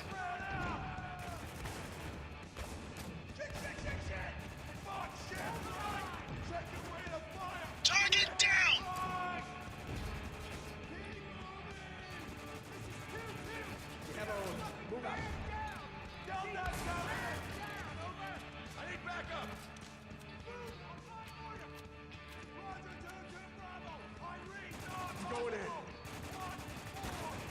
Hostile in the open.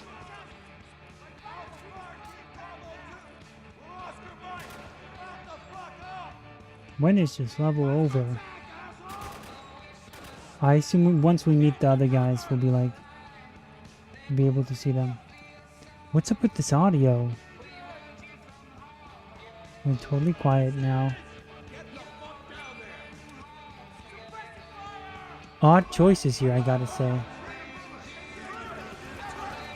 Fuck, shit. Careful. That turret's waiting for us down there. Oh, let's just keep him alive. Let's see what happens. I don't have to get anything low.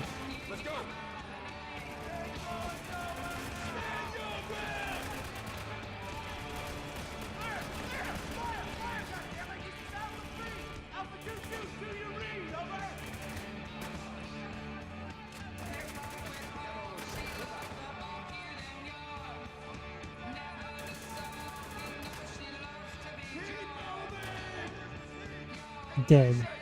Watch my back, asshole! Engaging!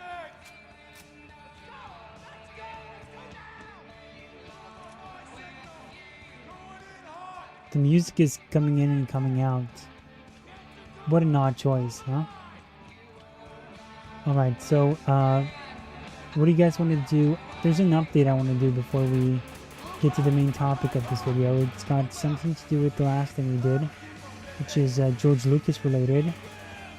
There was a new video that came out, I guess. You could say came out. I think it's an older one, actually, but...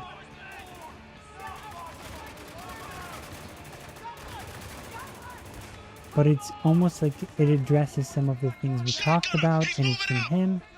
So I think it's definitely going to be worth revisiting him in that topic, but that's only going to be like, I don't know, like a 2-minute discussion maybe. It's just going to be almost like a up-to-date thing. What is he not dying?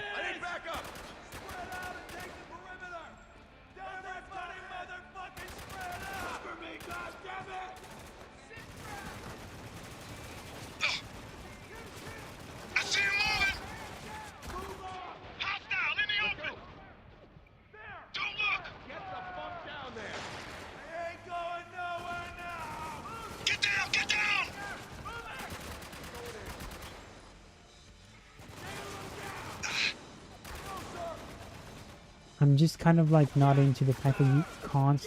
Dude, move! See, that's the way he slid? He did that by himself. He decided if he was going to slide that early on. He's done! Nope, he's done. I do like how they're trying to give you hints or like tell you more about like your environment, like you're in the combat. I appreciate that part. Take him down! Got it! I'll take care of him! Dude. Get up! We need to move! Dude, are you serious? Oh, we're gonna have to redo all that now. Are you kidding me? It better not be the case.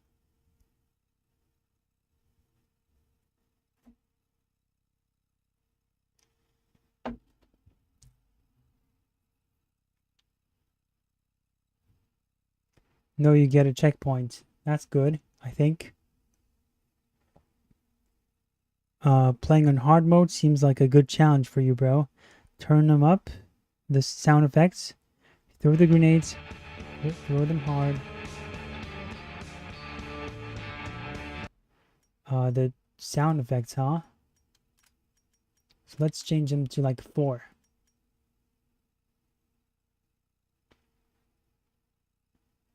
And, I mean, I guess...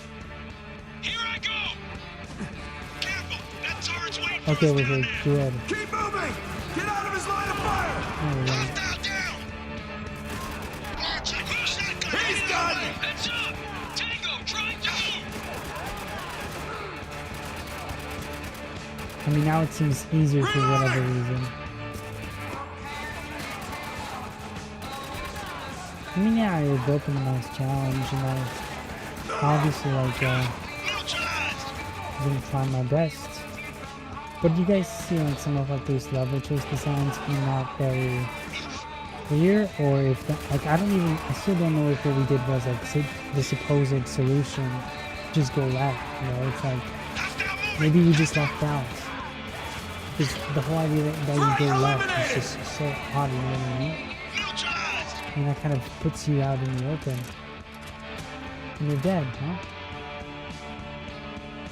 Good, nice.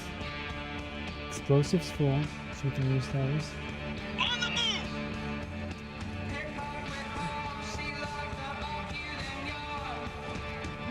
It's more like maybe the gameplay, you know? I mean, like, I'm not even talking about, like, me not, like, failing to respond in time. I'm not even talking about that. Can you stay quiet on this? And follow them?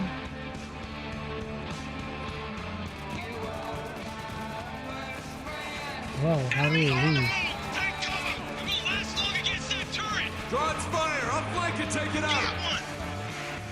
Let's go here then. Whatever this is about. Oh, crazy guy. Hey, now that's the Saudi who's trying to shoot at us. What the heck? Okay. No, go this way. Oh, dang. This guy is coming at us hard. And we died. Good. Nice. Very nice. Let's see how long this is taking. Oh my, it's almost 2 hours. Just because we tried to play another round.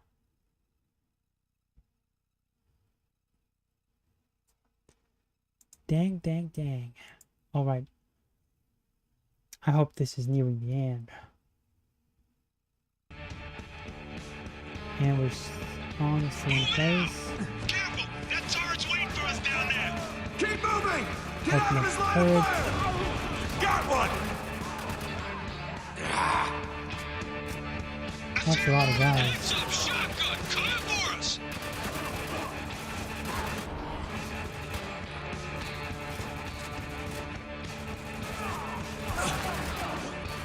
Target down!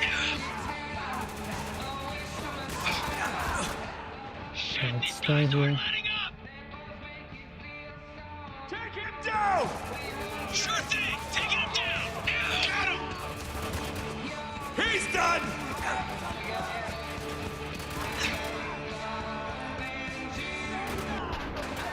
Target's getting antsy! Tango in the open! Try to be!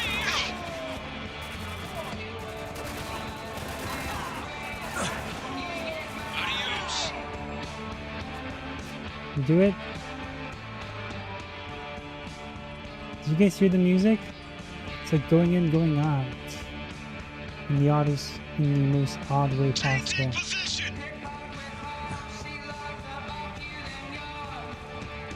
Changing positions.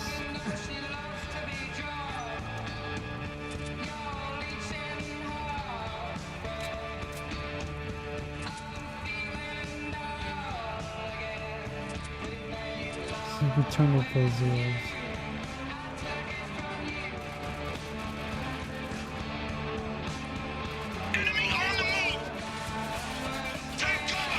Okay, I guess we're just supposed to just Draw its fire! I'll flank it, take it out! after the turret. Okay, let's go this way. It's like this guy's gonna come running at us. Oh, he's the good guy with blue. Supposed good guy. Shit, man! We're taking some heavy fire here! He didn't die. Hostile down! Oh dang.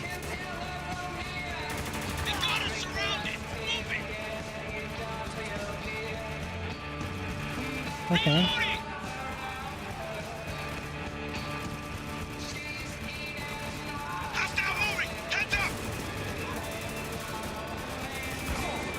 Damn. Can I go into this? Nope. Let's do it. You're free to move! Use turret, sir. Never mind, let's not use the turret. Let's die. Yes, let's die.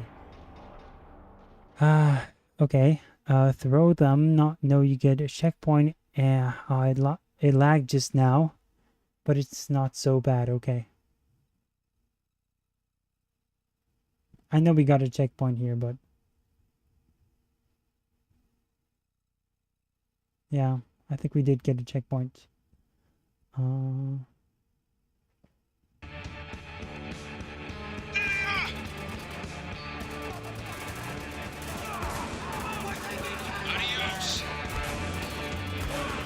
Got one! I kind of want to go up to it, but at the same time... use turret, let's go. Finally. Oh, that's our guys.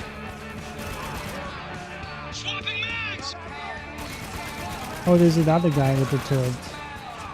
Don't let him get to it.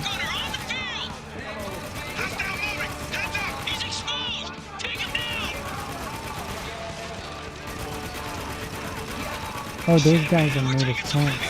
Are they? One down!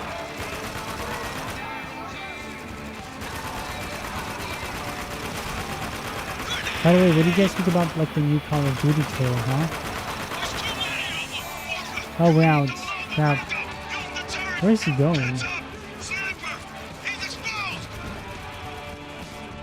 Bang out!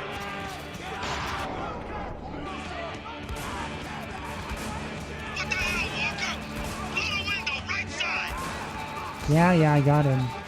Never mind. How do we change the... there we go. Throw it free! It's not very good in long distance. I'm reloading!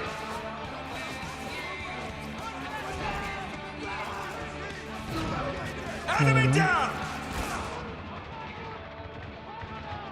Get this guy, he's annoying me. Oh damn, get in. Focus on that sniper! Okay, I guess we gotta work with our team. Makes sense.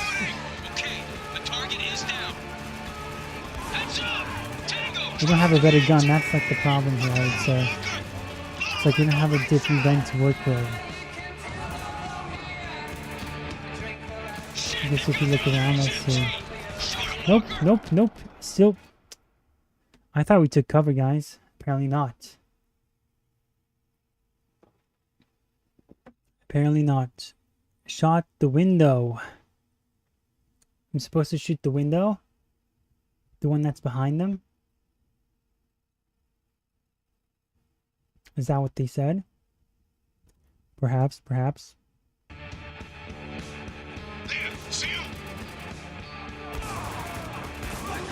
Target neutralized! Reloading! Cover me! Don't reload, sir, not now. Which window? This window?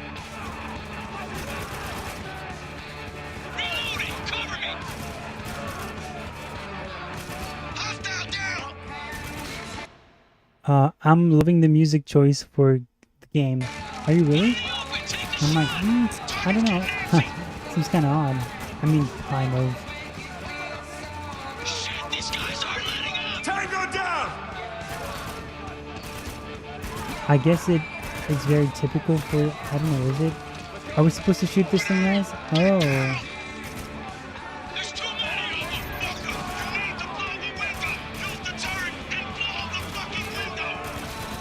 And broke the window. Okay, I got the turret. Let's hit the window, I guess. Okay. Yeah, they did say that. I'm just doing this stuff now.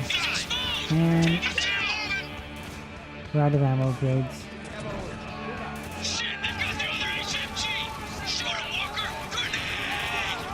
I think we just ran out of ammo, so not really. How do we get to the other side, huh? Threat eliminated!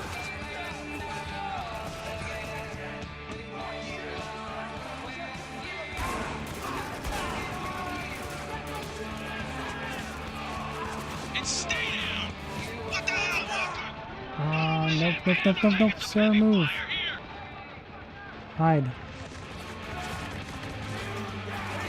Sir, move. No, hide. He's not hitting cover. What the heck, guys? You guys are seeing this, right?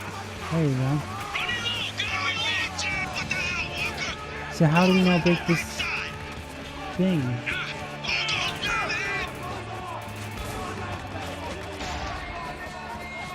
Oh brother, these guys stink. How do I even get to them? I can't even get to them. Perfect. Abandoned mission, guys. Can I hit it with my shotgun? Is that it?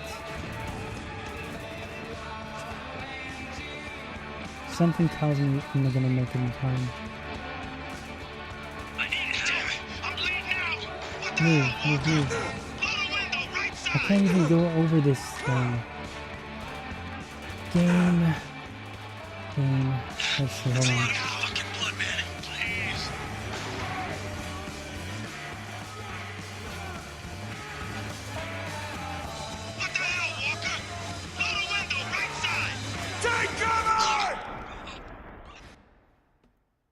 Use your assault rifle, so I can use the guns as well. Okay, I guess I should just go for the window right away. But isn't that kind of stupid how you can easily run out of ammo with your turret? Although if you can use your assault rifle, I guess that's something too.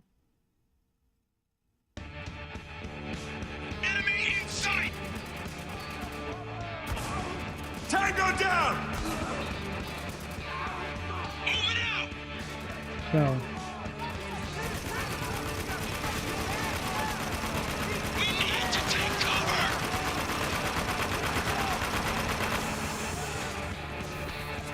Is it out of oh, I guess it just overheated. I'm not even shooting at anymore. Okay. Is that what that was? Oh look, I totally missed that, guys.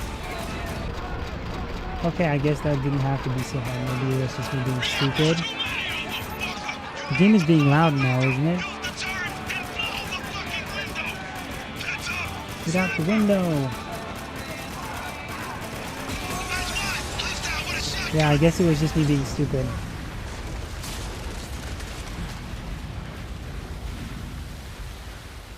God help us. There we go. That all of them? Think we're clear. What about the civilians? 33rd get away with any of them? Yeah, they did. Don't hurt us, guys. We're We'll good need a guys. translator to know they're hurting. What are they saying now? These people want us gone. I mean, obviously, what Sure, else get out would of you here. expect? Leave these people to grieve. Yeah, I think that's the least we can do. Come on. Casually walks away.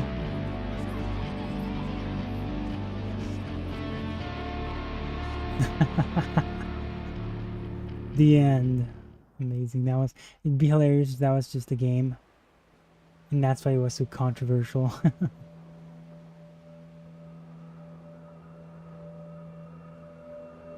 You okay, Walker? Been awfully quiet. Just thinking about our next move. Want to share your thoughts with the rest of us? Well, from what we've heard, I'm starting to think the 33rd went to war against itself. Whichever side won, seems they decided to stay here and take over Dubai. Sounds like a mess. It is. CIA's been here for God knows how long trying to clean it up. Long enough to know everything that's going on in the city. Including what happened to Conrad? Exactly. If we can make contact with the CIA, then we'll find Conrad. Oh my God. Why do you want to make contact with Tom King? I'm picking up something. You guys need to hear it. Patch it through. What is your name and designation? Agent Daniel, CIA. Good. Why did you and your men come to Dubai, Lieutenant Daniels? We're looking for survivors. Okay. Looks like he's telling the truth. We can begin. That's enough, Luca. Yes, sir. Can you trace the signal's origin? I already did. It's coming from over there. And that's chapter 5. At least we know one Wait, agent is is still it? alive. More than one, actually. If the 33rd's broadcasting this shit, it's for a reason. I think the chapter 5 is not over yet. Hooked Did we us. see the chapter 5 thing? Fair. Anyway, we're still over time, so let us save here. I don't think we can save, but you would think that it would save here for us, right? And in that case, we can now move on to our other topics for the day. So let us start with the George Lucas one, since that's the sort of one. Is that Nolan North, the guy who signals them? Yes, it is Nolan North. I would 100% bet you $100, even $1 million, that this is Nolan North. It sounds like him. He sounds like Raphael from TMNT 2007, where North voices him. Well, there you go. That's him. I think it is him. It should be him. I don't know how to feel about this game so far. I mean, I guess there were instances where it was kind of like, you could say, my fault. So I'm going to take the L on those. At the same time, could they design it in a way that's more... Maybe it's because I'm on a stream. Maybe that's why. I don't know. But at the same time, there were some layouts within this level that made no sense. And so far, the story is just medium. I mean, the gameplay itself is kind of just shooting, right? And I would have liked to have, just some kind of interaction between the main character and the squad and learn more about them. George Lucas It rejected. would have been nice. That's all I'm saying. That's all. Keep playing it, bro. I shall. I will play it in the future for sure. And because I don't think it's a long game, so even if it gets better. Okay, I'll trust you, Far Cry. It's always good to... Far Cry has played, I think, every single game under the sun. So if you think that, if you have some sort of game that you were considering to play, just ask him. He'll probably tell you everything you need to know. I didn't even know that he knew about it as well. So yeah, let's go back to the George Lucas thing and what he said about Disney as of late. And I'm going to use Asmongold's clip of this. Thank you, Asmongold. You make my job easy, that I don't have to look for this stuff myself. So let's see what Lucas has to say now. Critics who think his films are all white men or sexist. What's this? They would say, well, it's all white men. Isn't that sad how, even if you just had white men in your cast, which is not the case, if you maybe look at the first Star Wars, yes. But, it's like, okay, what's wrong with that? So why can't you have white men in those movies? It's like the 70s demographics of America are not what they are now. And certainly prior to like the 50s and everything, there was a lot of white people in America, like a lot of them. Like for now, right now it's like at, what is it, like 69%? It used to be like what, 80 in the 50s, right? So it's changed drastically. It's in terms of like the white people are still the majority, but it's still the rate at which it's declining. It is concerning, but just to kind of give you the perspective here that, okay, the white men were the majority at that time, and they were the status quo, and therefore it would make sense for those guys to be making media about themselves. It's like expecting, I don't know,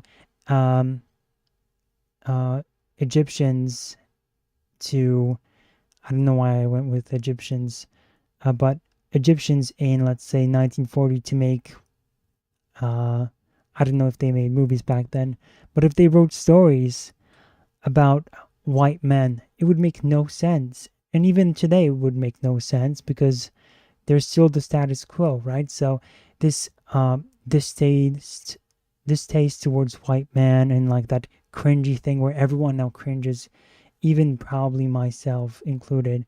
If someone like told me, hey, you wrote a story and you got all these white men, I might be like, oh my, did I?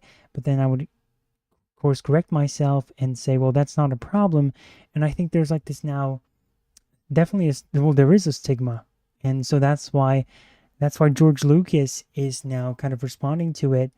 And even though he's about to say something that I would probably agree with, it's interesting that we constantly have to work within, we always have to start out from the liberal narrative, from their starting points, from their perspective, from their narratives. And that's already putting you on a defensive. That's already putting you at a loss, and it's making you look bad. It shows that you are in this. You're willing, number one, to bend the knee when it comes to taking somebody's approach. If that's what you start, I'm not saying you can't like mention white man and be like, hey, actually, there's more than just that. Like, I'm not saying you can't do that. What I'm saying is that if that's what you start out with, then that puts you on a defensive. And I'm sure there was a question in there that probably started with this. Even though it sounds like he's the one bringing it up, which would make it even worse. But regardless, he's still putting that thing out there as the first thing that he's starting out with. And it's just making him look like he is, number one, willing to bend the knee, but also he's on the defensive. He is now trying to kind of like get out of the situation. And his response too is not even a good one for this. Like, I think he's going to make some interesting points here. Or like not even interesting points, but he's going to inform us a lot about his decisions. Like how last time we watched him sell basically his child to the white slavers. We're going to find out here why he did it. And we're going to get a lot more insight as to why that happened. But before that, we're getting this small confrontation, and this part is kind of hard to get through, not gonna lie, because the thing that he's even gonna say now, it's not even all that compelling to the people he's trying to please. So listen to what he's gonna say. George Lucas rejects critics who think his films are all white men or sexist. What's this?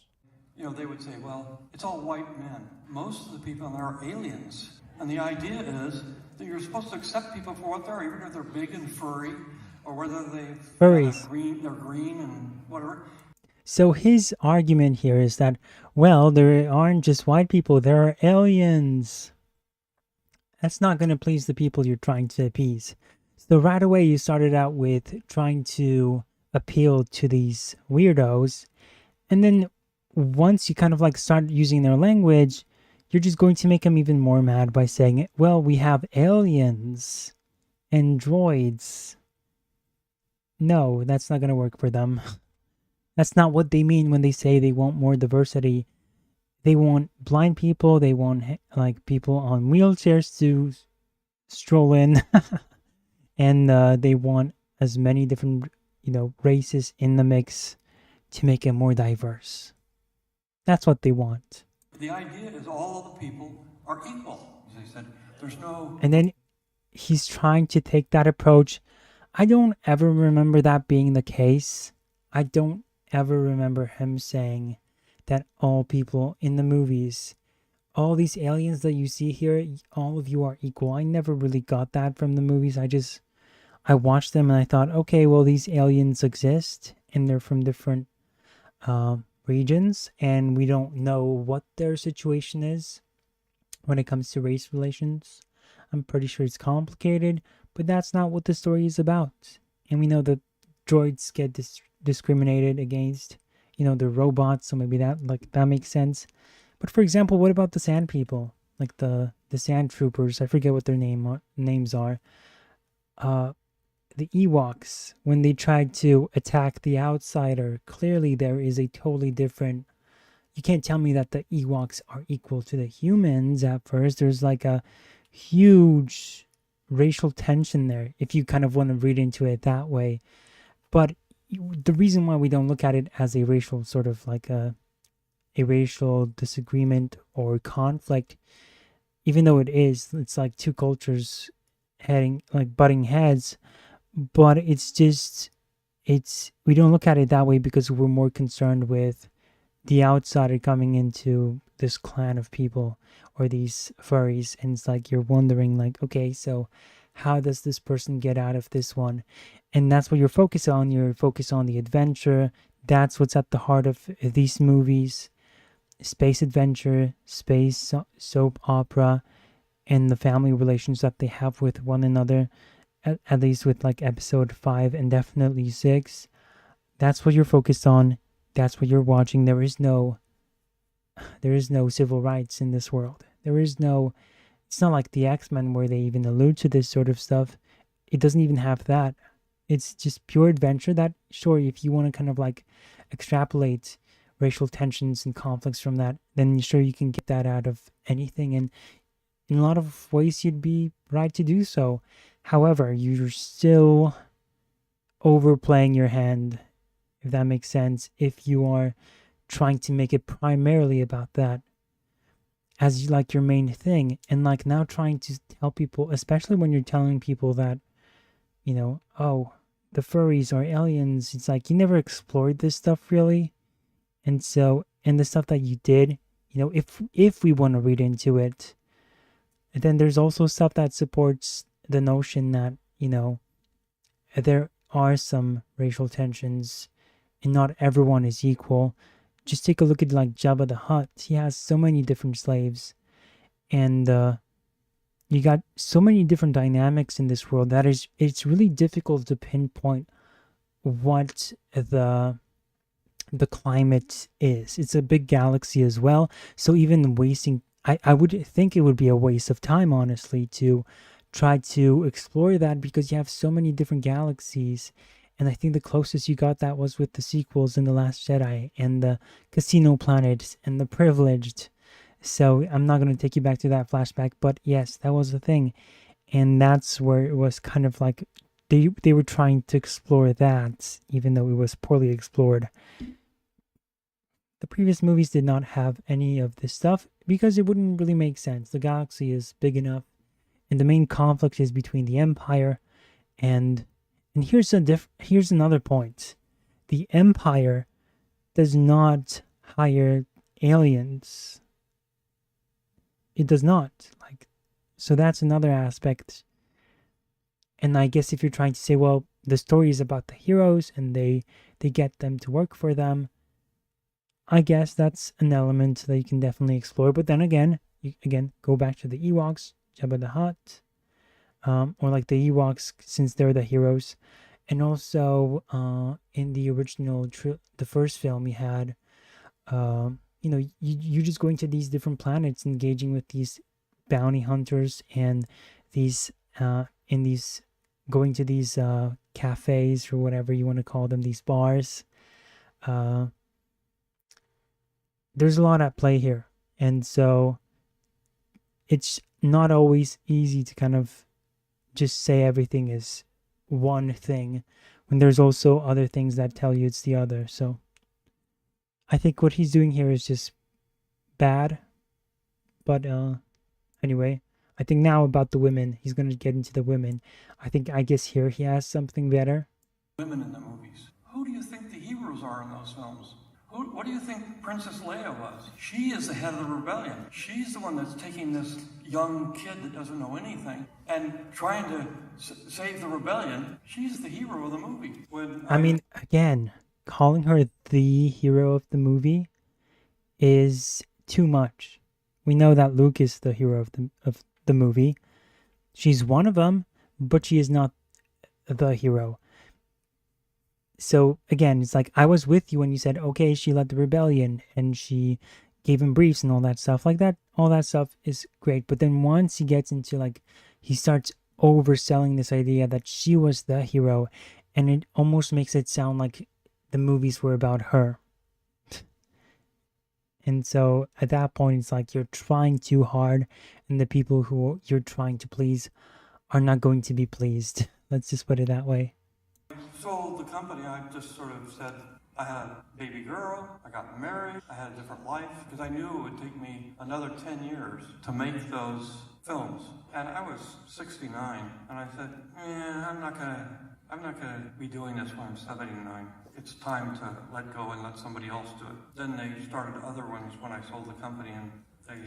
So that's the reason why he sold the company. He had a baby girl at age 69. Isn't that crazy? He had a baby girl at age 69. Might be questionable to some, right? But he did have a baby girl. Okay, let's maybe not try to dwell on that too much. And then what else happened? That was the main reason why he sold the company. He was kind of like, well, I want to focus on my family, which is a very nice and very nice sentiment, and I support that. And then he said, it would take me another 10 years to make these movies, this trilogy. And from the looks of it, it makes it sound like he kind of regrets selling it to Disney, because he thought, okay, I'll sell this to you guys because I have no use for this anymore. So I'll just let you guys have this. You guys can just give me the money that I earned from this transaction. I can spend it on my family, even though I already have enough money. So why would you need the extra money? Why wouldn't you just hold it off? I'm not even going to get into that. That was a huge mistake. But at least now we know that a part of what pushed him there was that I wanted to focus on my family, and I would need another 10 years to make these other movies. And that's all good. And it makes it sound like, again, like now he's kind of regretting his choice, and that now he would like to make them. Which, hey, if he's 79 at this point, maybe 80, I think he could do it. He looks fine. And guess what? George Miller, who directed the new Furiosa movie, I did think that it was not a good movie, but I did think that's because the Mad Max franchise, at least starting from Fury Road, because that's the only other one that I saw, I think the Mad Max franchise from that point at least is just not a very compelling series. I never liked Fury Road as well, so that's already a tough sell for Furiosa to kind of break free from that, especially when you're leaning into the female strong women archetypes from the very beginning of that, where the women are leading the matriarchy. But again, this is not a Furiosa review, so I'm not really going to get into that, but I'm telling you that, Furiosa is a harder sell, and the issues with that movie were not, I don't think it had as much to do with the directing itself. I think directing wise, the way that things are shot, the action, the framing of the characters. I mean, George Miller really knows what he's doing. He hasn't missed a day. He is in total control of the filmmaking medium and how to tell a story with visuals and how to sort of push the story with amazing stunts. All that stuff was extremely compelling.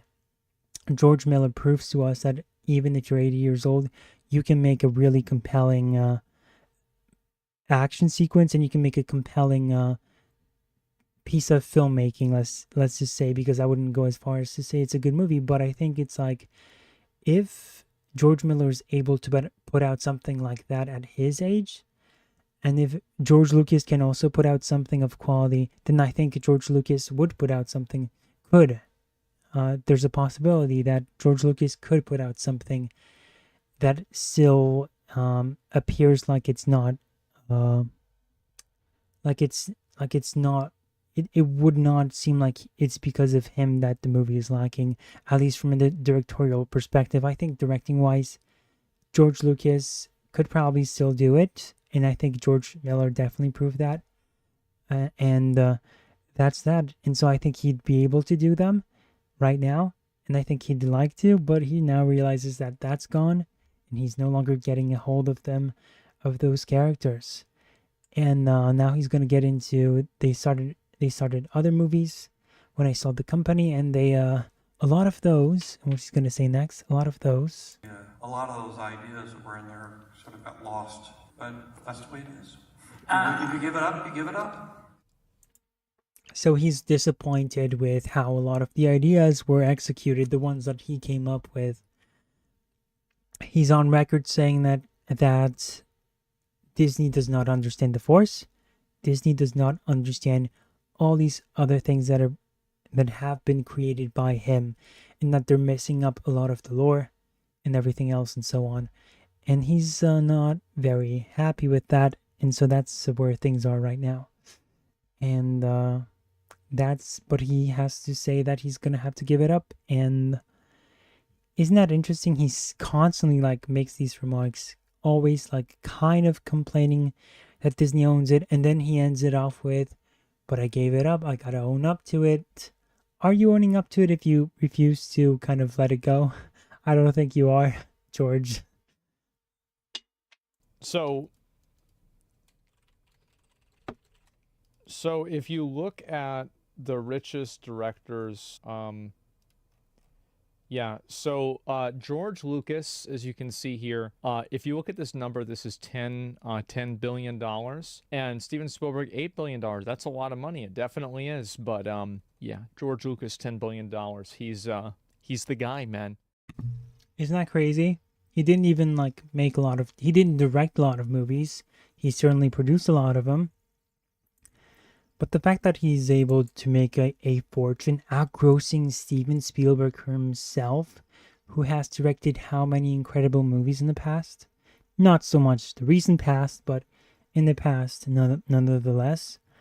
I mean, that's just crazy. And now, speaking of Disney, let's stay on that track. So we're gonna hide you.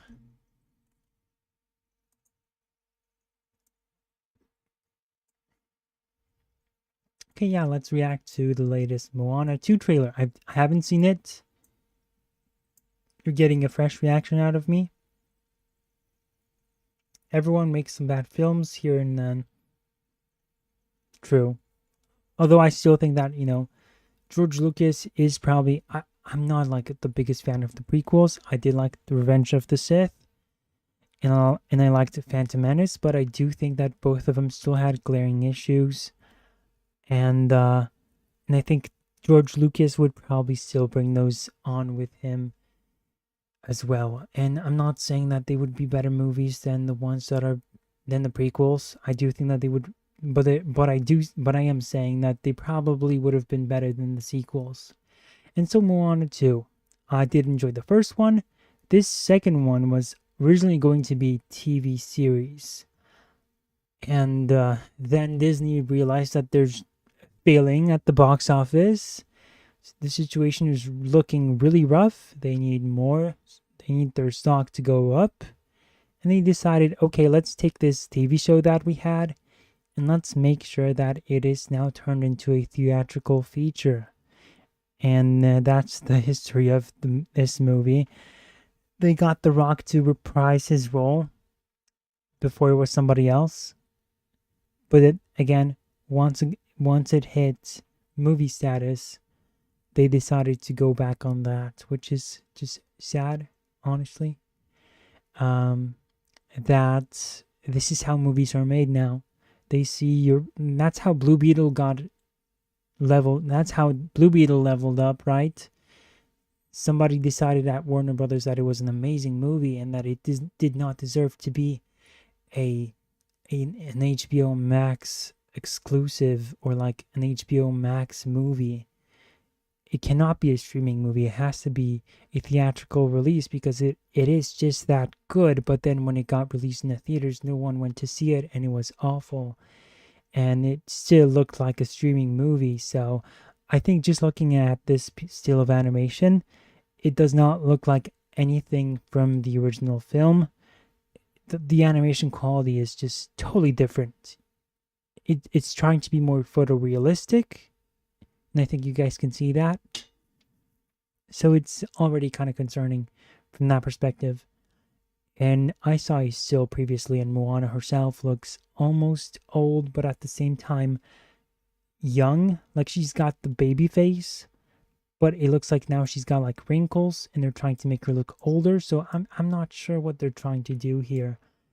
Not very looks like a very cheap show. I mean, let's watch this trailer. Let's see what happens, and let's hope Disney doesn't get to us. Oh wait, hold on. And also the music, it's not written by, gosh, what's his name? Lin-Manuel Miranda, is that what his name is? It's one of those long names. Manuel Miranda, something, is it Lin? Hold on. Lin-Manuel Miranda, I think it is. Yeah, it is Lin-Manuel Miranda. Good. And so, in that case, let's get to flip the vid. Yeah, I flipped the vid, I think. In case they snipe you, bro. And yes, if they snipe us, thank you for that reminder, Park by Lego. If they snipe us, then we're gonna come back to this stream. Don't worry.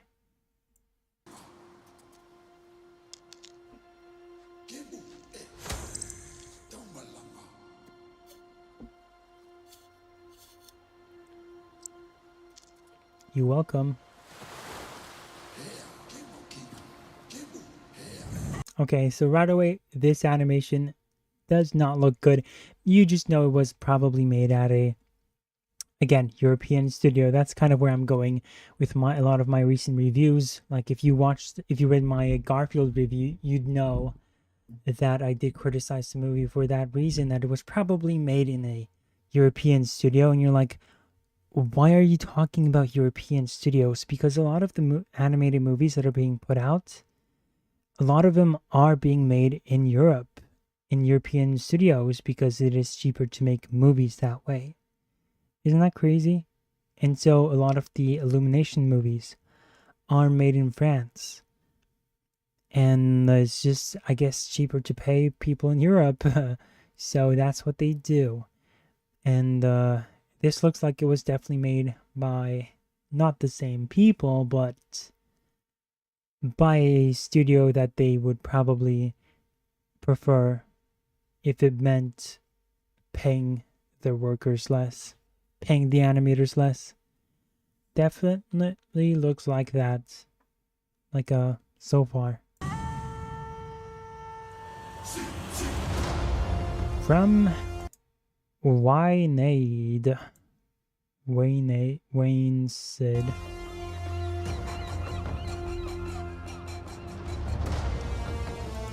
Wait, well, hold on, let's go back. I want to see your face.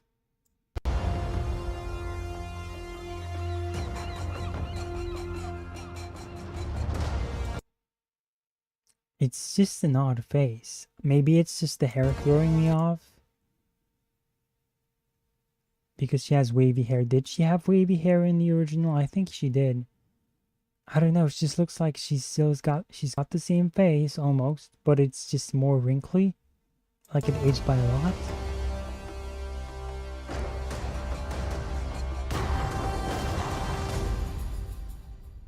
Purple lightning. So far everyone's quiet.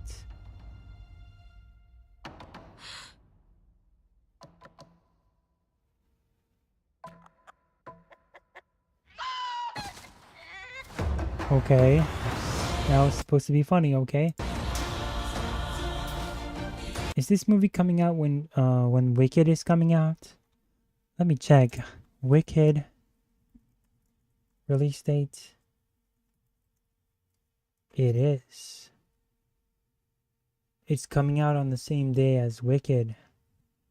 So very similar movies, same target demographic, same sort of movie, you know, fairy tale princesses, family friendly musicals.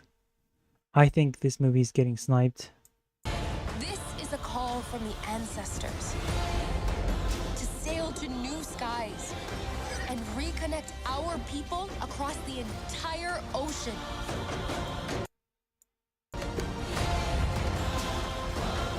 I'm just wondering if they took all these shots from the movie, and those were the newest ones that they had to add to make it seem more cinematic. And all the TV show stuff that was supposed to be on Disney Plus, I wonder if they're kind of leaving that off from this trailer. I mean, I think like the part where she's hitting the drums, it's probably her from the TV show before they went in and made that change. Moaning on a 2.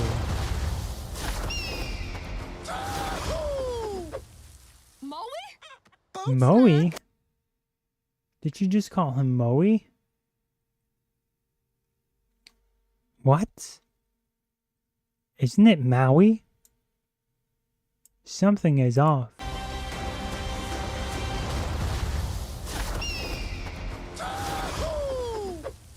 Moe? Boat snack. Oh, Moe? boat snack upgrade. Bacon and eggs. What? Wait, was his name really Moe? Wasn't it Maui? What? Why didn't you bring the pig last time? Okay, no. Huh. I mean, it looks like nothing so far. No story tidbits, really. Her going off with her family to find something. Again.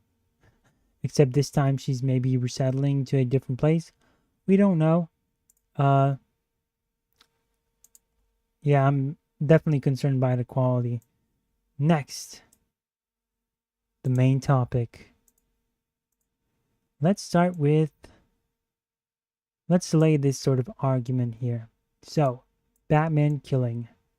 Are you guys for or against it? Let's go check on Instagram what the results are.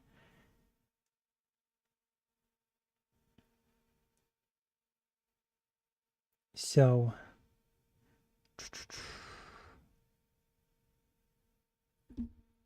oh wow. So far the results are as follows. I asked you on Instagram, what's your consensus on Batman's no-kill rule? So far, the poll has been out for only 1 hour, and so far, 53% of you said it's good, he's a hero. Then 24% of you said it's stupid / logical. And then 23% of you said unsure, don't care. So again, 53% is it's good, he's a hero. 24% are saying it's stupid / logical. And then you got 23% saying unsure or don't care. So if we just kind of look at the main ones, it's stupid / logical ones, like those are not even halfway near. Like they're not even halfway of the first one, which is it's good, he's a hero. And that's at 53%. So I don't know what would have to happen for that to change, but a lot of people seem to think that Batman is... There's multiple reasons to believe that Batman should be allowed to have the no-kill rule. And I think a lot of them stem from the idea that the story is just more interesting if he doesn't kill his villains. And so when I ask people, okay, well, is the no-kill rule, like, what do you think about it? And the option is, it's good, he's a hero. So that's, I'm clear. And then the other one is, it's stupid or illogical. I'm clearly asking about, like, the character and if it makes sense for a hero to kill or, like, have a no-kill rule or not have it, at least to the extent that Batman has. I'm clearly asking about that. I'm not asking, is the story going to be more interesting this way? I'm asking if, okay, you can look at it from a story perspective, but you have to give me motivation. What do you think? Is it for a hero? Is it right for a hero in this story to, in this instance, to try to say that, hey, it's okay for Batman to kill, or it's not okay for Batman to kill. And that's what I'm asking for. And I think a lot of people are just lost in this whole mindset that, well, it makes for a more interesting story, therefore I'll say yes. And that's not, I would advise people not to take that mindset. And I obviously, where I stand on this is that I used to believe that the no-kill rule made sense, but over time, here's what I realized. I think obviously we discussed this thing when we were talking about Zack Snyder, and it's kind of resurfacing now because there's a Rageaholic posted a video, and I'm like, well, this is going to be a fascinating topic for the main video. And so, okay, that happened. And then if you kind of rewatch like one of my older ones, my older streams, I do say that Bruce Wayne did actually kill people, right? He killed them, but that was like the very exception. And that was true, and that was probably what Zack Snyder was saying, although with how he portrayed Batman, it was not just an exception. It was the rule. He was willing to go that far and kill people. But I said, well, it's okay for him to kill as an exception. So it means it has to be a very special case scenario where there is no way out and you cannot find a different way to take down the bad guy. And if you can't take him down, he's going to kill like a baby, for example. And if that's the scenario, yes, you should go ahead and kill. And again, that's the exception. And also self-defense is also the exception here. And the comic books would support that. And I gotta say, I still believe that, but I have kind of like read up on more like comic books since. And I've also seen some panels that suggest like that he's just a total absolutist. And I did say that, you know, the whole no-kill rule has kind of definitely been a recent phenomenon. That's what I said, remember? And I still think that, but I think I've seen some older panels, and it makes him seem like it's a like he's an absolutist, even then. And when I say then, I'm gonna say like 70s, and I'm not sure if the panel was from the 70s. I'd have to look into it a bit more. But yeah, it's odd. And so, and I just think the no-kill rule in general is kind of stupid. And I think the thing that made me just came back, my power went off. Ooh, went out. Really, Woodcap? Was it a storm? Or was it something else? Interesting. But yeah, I think the thing that I used to think that yes, the no-kill rule makes sense. But then over time I realized, well, no, I am actually doing what Snyder accused me of doing. I am kind of making Batman into this god by saying, well, you shouldn't put him in those scenarios, period. I think you should. Not just because I want to deconstruct the characters, I'm against that. But it just makes sense. It's very likely for Bruce to be put in those situations where he will have to make a call that's really going to be it's going to have to be urgent, and sometimes the writers will try to find like a solution. It's like, oh, he throws a batarang at just the right angle, and at that point it's like, man, that's goofy. I mean, it's like you're definitely trying to ignore the question that everyone is thinking about. So a storm, says Woodcap. Well, glad to have you back.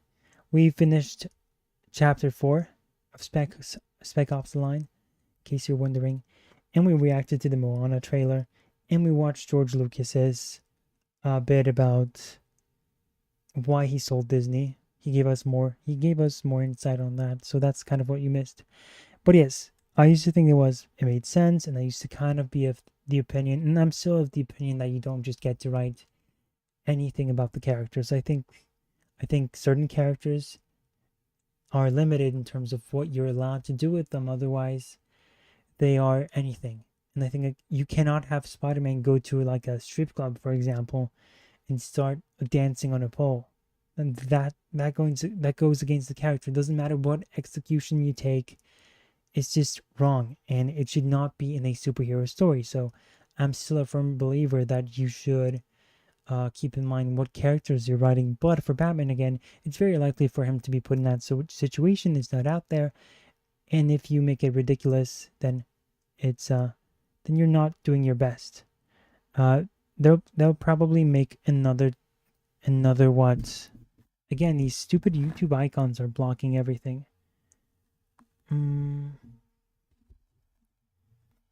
I see. They'll probably make another token Spider-Man for that. Well, they did, didn't they? Make like Spider-Noir. So yeah, but then something changed where I realized that killing isn't always wrong in general. And then after that, when I started reading the Batman stories and like people's arguments for the no-kill rule, and I just totally disagreed with the no-kill absolutist position. It's like, you're gonna be an absolutist on this no matter what happens? It makes no sense.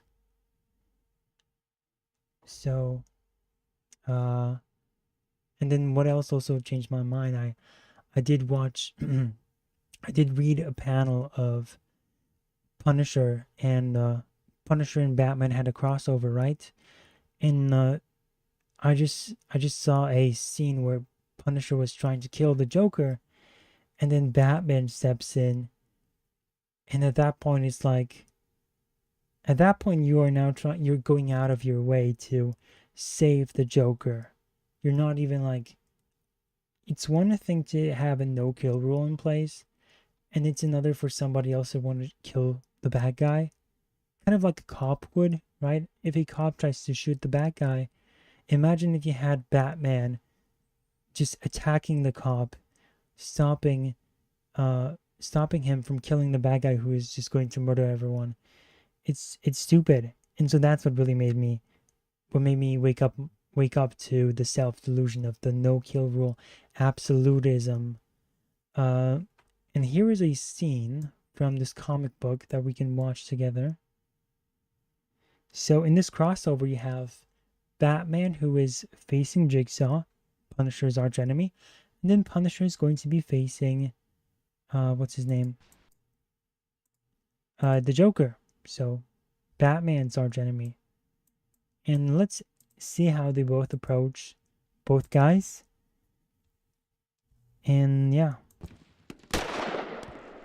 Stay cold, use the dark. Rage and fear swirl all around like an angry tide. Can't let them touch me. Man, what'd I do to deserve this? The Cape Choir boy's holding his own, but he's throwing fists in a firefight. We're on the same side whether he likes it or not. I cut him some slack. Something for the effort. An action drag bag behind me. I pull a buckshot frag. 50 double buck pellets with a Semtex center. I aim for the sound.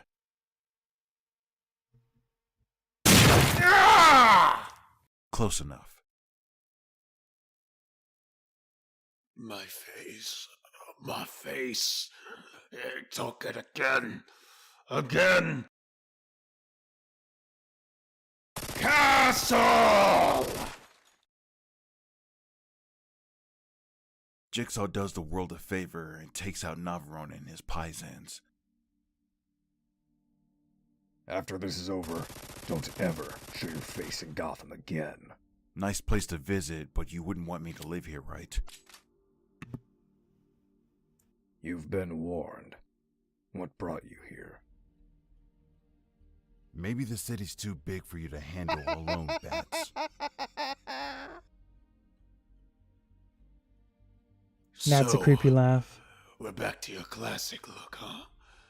Same here. It's over. You're in no condition to resist. You mean my face? Just a couple of scratches. Nothing compared to a gut full of hollow points.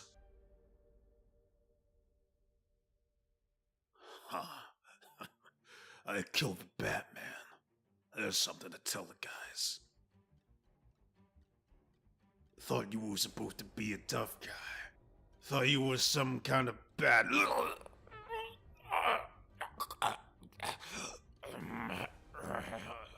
Hurts, doesn't it? It can always hurt more. Drop the gun. Change partners and Hold on, so what was Bruce doing to him, as you can see. Nothing compared to Let's make it bigger. So he shoots a him. cut full of hollow points. And then Bruce Wayne. I killed the Batman. There's something to tell the guys. Thought you were supposed to be a tough guy. Thought you were some kind of bad.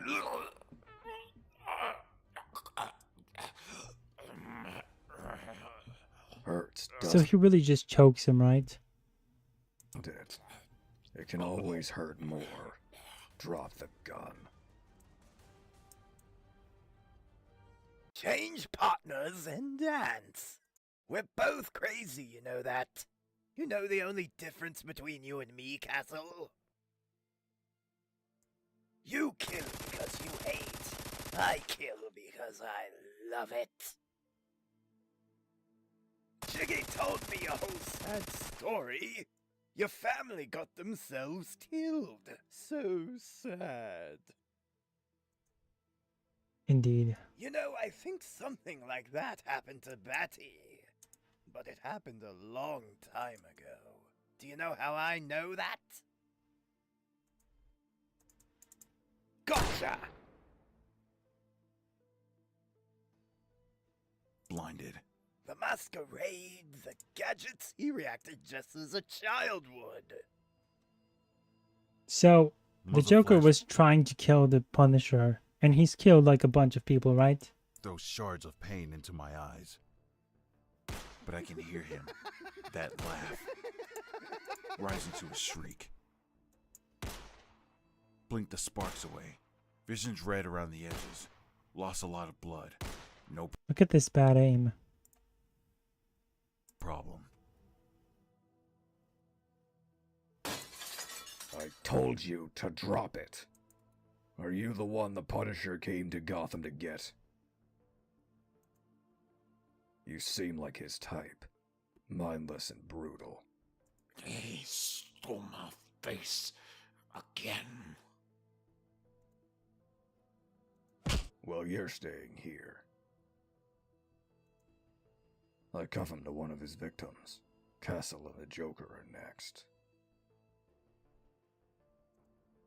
Dozens of gangsters dead. Batsy and Gunboy at each other's throats, and I'm off without so much as a scuff on my shoe.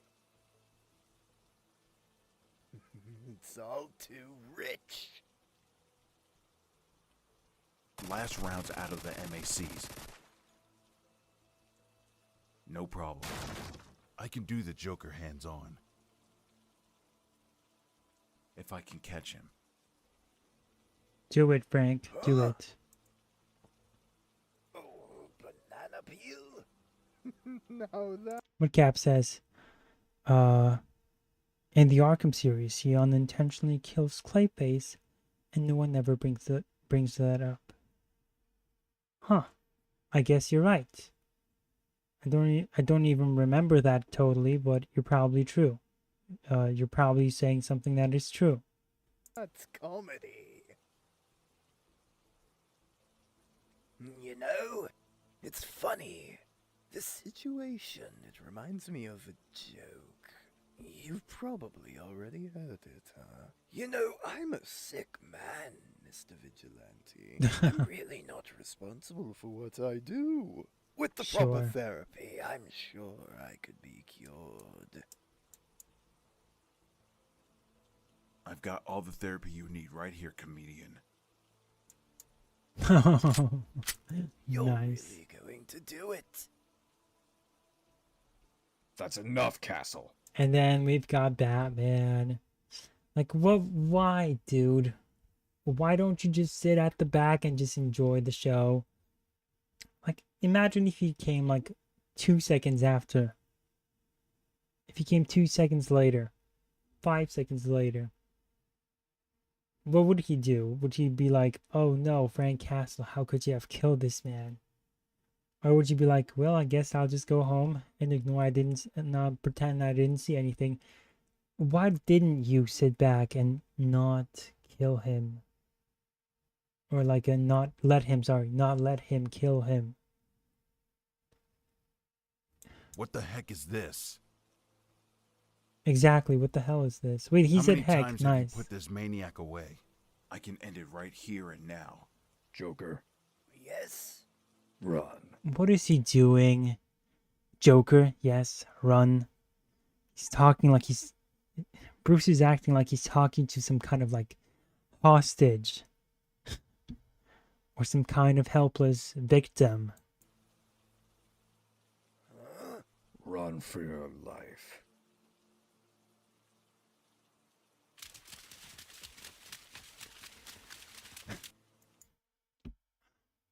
I have no words, honestly. Bruce is telling the Joker to run for his life. The Joker is running away, is getting away from both of them. He could be endangering others just by letting the Joker run away. The Joker could run into like a child right now, or like anybody at this point, and he would probably like stab them. And he would do it. You know why? Because he'd see if he can mess with Batman even more. He can try his chances a little bit. He's like, okay, let's just hope that Batman defeats the Punisher in this instance. And then he'll come across me and he'll see me punching or like killing this woman right now, right in front of him. And I'll make fun of him that he let me live. That's the kind of insanity I'm talking about. This Batman absolutism, this no-kill absolutism is just insane. Woodcap says to keep Joker from getting to a Lazarus pit, he throws a sword at a generator connected above it, which causes it to push Clayface into the pit, causing an explosion. It destroys the pit and Clayface. That's a good point. Yeah, I guess that it did happen now that you're saying it. Yeah, I mean, once we play the game again, which will happen eventually someday, we'll try to pay attention to that. So would you say it's like a bad thing that he killed those people? Or like he killed Clayface in that instance? Or like, are you saying it's weird how nobody mentioned it at all to him later? This may be your solution and your turf, but in Gotham, we do things a little differently. Bro, shut up. Who's we? You're the only person who's doing this, Bruce. You're not here stopping cops from shooting potential maniacs. I mean, from shooting maniacs when they need to apply force. And for the Joker, it's way beyond unreasonable. Like, it's very reasonable to shoot the guy. Thank you. I let you have that one, because you probably think I deserved it. I said one. Don't test me, Castle.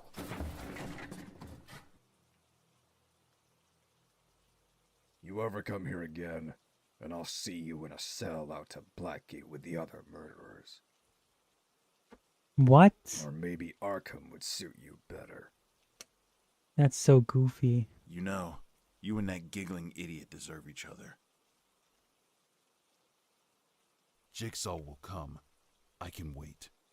And it'll be good to get back to the jungle I know. It may be a cesspool, but it's my cesspool. Things make sense there. I hate Gotham. So that was stupid. I mean,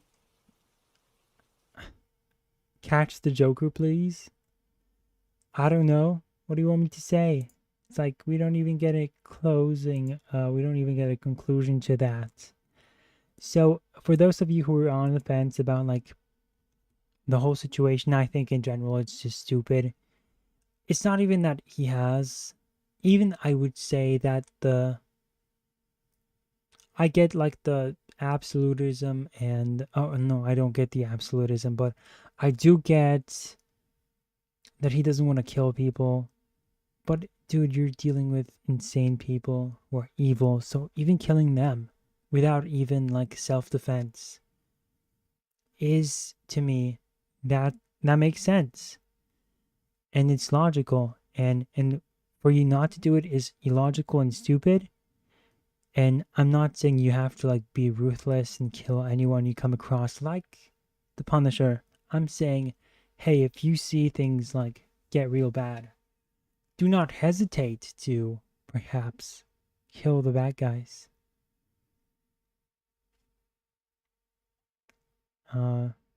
So let's watch the first video. Let's watch Rageaholic's video on this whole situation. And his video is called Batman's No-Kill Rule is Mentally Retarded, a Rant. Beautiful title, so I'm probably going to agree with him in this video. Next up, after this video, we're gonna have a positive video that agrees with him. We'll see if they're making any interesting arguments, but because we are probably like trying to lay the foundation of like what my stance is, I'm gonna start with this video first. A lone vigilante looms amid the blinding clinquants of the Gotham City skyline. Make this a little bigger. Let's see what Rageaholic has to say about the whole situation. And yeah, so we're going to start with this video. And then we'll try to get some other guy in to kind of maybe change our mind, you know? In order for somebody, that's why we're starting with like the negative video first. If you want to put it that way. Because we got to define like what our issues are. And then if we watch a positive video, we'll see if the person has addressed some of what we are saying. So let's see what he says. Dark Knight descends from a rooftop like a winged paleolith of the ancient world and lays waste to an inexplicably Caucasian mugger mid-assault. And before the street tough's widening eyes, he unfurls himself, the webbed cape billowing about his darksome silhouette. The Batman perches atop a conveniently placed gargoyle and proclaims, "I am vengeance! I am the night! I am ethically averse to executing inveterate, unrepentant murderers whose hands are freshly caked with the gore of Batman family members." I mean, yeah, it's not like you have to just kill anyone. Just kill like the insane people who are just obviously on their way to just kill someone.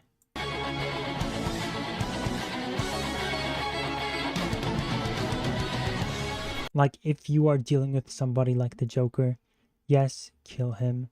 Even if somebody's not held gunpoint at that point. But when you're on a mission and you're when you're trying to take him down, you might consider just killing him because of what he's going to do later or what he's already done before. Ladies, boys, ladyboys, the Batman no-kill rule is retarded. Not harmless, folksy 90s playground insult retarded. We're talking helmet bedecked, hide the rubber cement, floaties in the shower, ooba-dee, ooba-da, dim, whittery. The kind of retarded where you want your first time to be special, so you bang your girlfriend on a short bus. Yet every time you assert this fact, Wally Wikipedia essay on YouTube swings in on a bandolier, insisting the nascent gun-toting flagrantly plagiarized from the... Okay, hold on. What are these videos? Should Batman kill? Maybe these are interesting ones. Batman talking about not killing for around 10 minutes. That's just a compilation. Maybe we'll watch one of these, because I don't think I've seen any of them. Shadow version of Batman, you know, the one from the 40s, is effectively a narrative seedling of the Caped Crusader and not to be construed with a complex... So he's a huge Shadow fan. For those who don't know, Batman in the 40s was a huge Shadow ripoff. If you want to be kinder to Batman, you can say it took a lot of heavy inspirations from the Shadow, let's just put it that way. Because the Shadow was very popular back at that time. And I have listened to his audiobooks. Rageaholic has like two audiobooks right now of like the short stories of Batman and the Shadow, and they're pretty great. I'm in the middle of the second one, which is the Black Master. It's a pretty good story so far. I listened to the previous audio book called Double Z. That was also very enjoyable. So the Shadow is a pretty great character. Why did man do it? It is he's stupid. Are you talking about Batman? Why did he do that and why is he stupid? I just think it's weird how he gets blamed for Joker's death when Joker's death was a result of his overdose. Clayface was his fault, but I don't blame him for it. Yeah, I can see that. That makes sense, Mudcap. Agreed.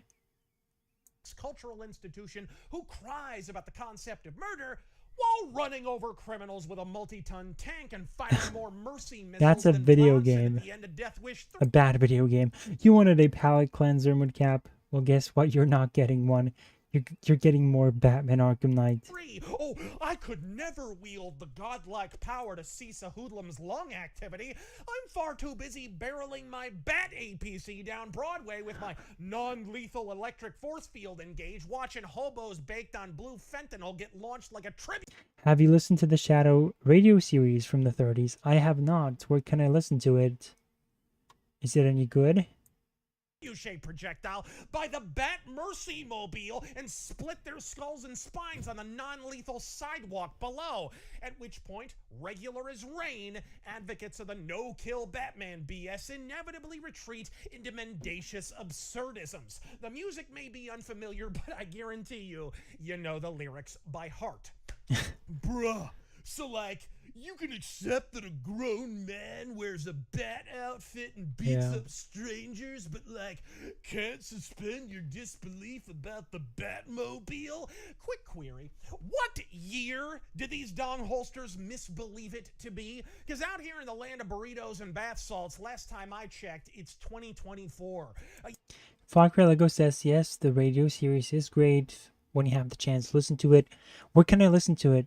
Far Lego. Woodcap says, that game was kind of what frustrated me with the no-kill rule, because he has Scarecrow cornered 2 or 3 times, but bad writing prevents him from beating him. Year where drag queens Okay. wear weirder transvestments to read storybooks to Boy Scouts, never mind while assaulting Happy Pride anyone. Month. On a New York subway, a bat suit would be considered business casual, and it's a banner day that concludes with a mere beating. Put it this way, Jeffrey Toobin wore a weirder outfit while beating himself. If my disbelief were any more suspended in 2024, a Baltimore steamer would crash into the damn thing. Let's just come right out with it, folks.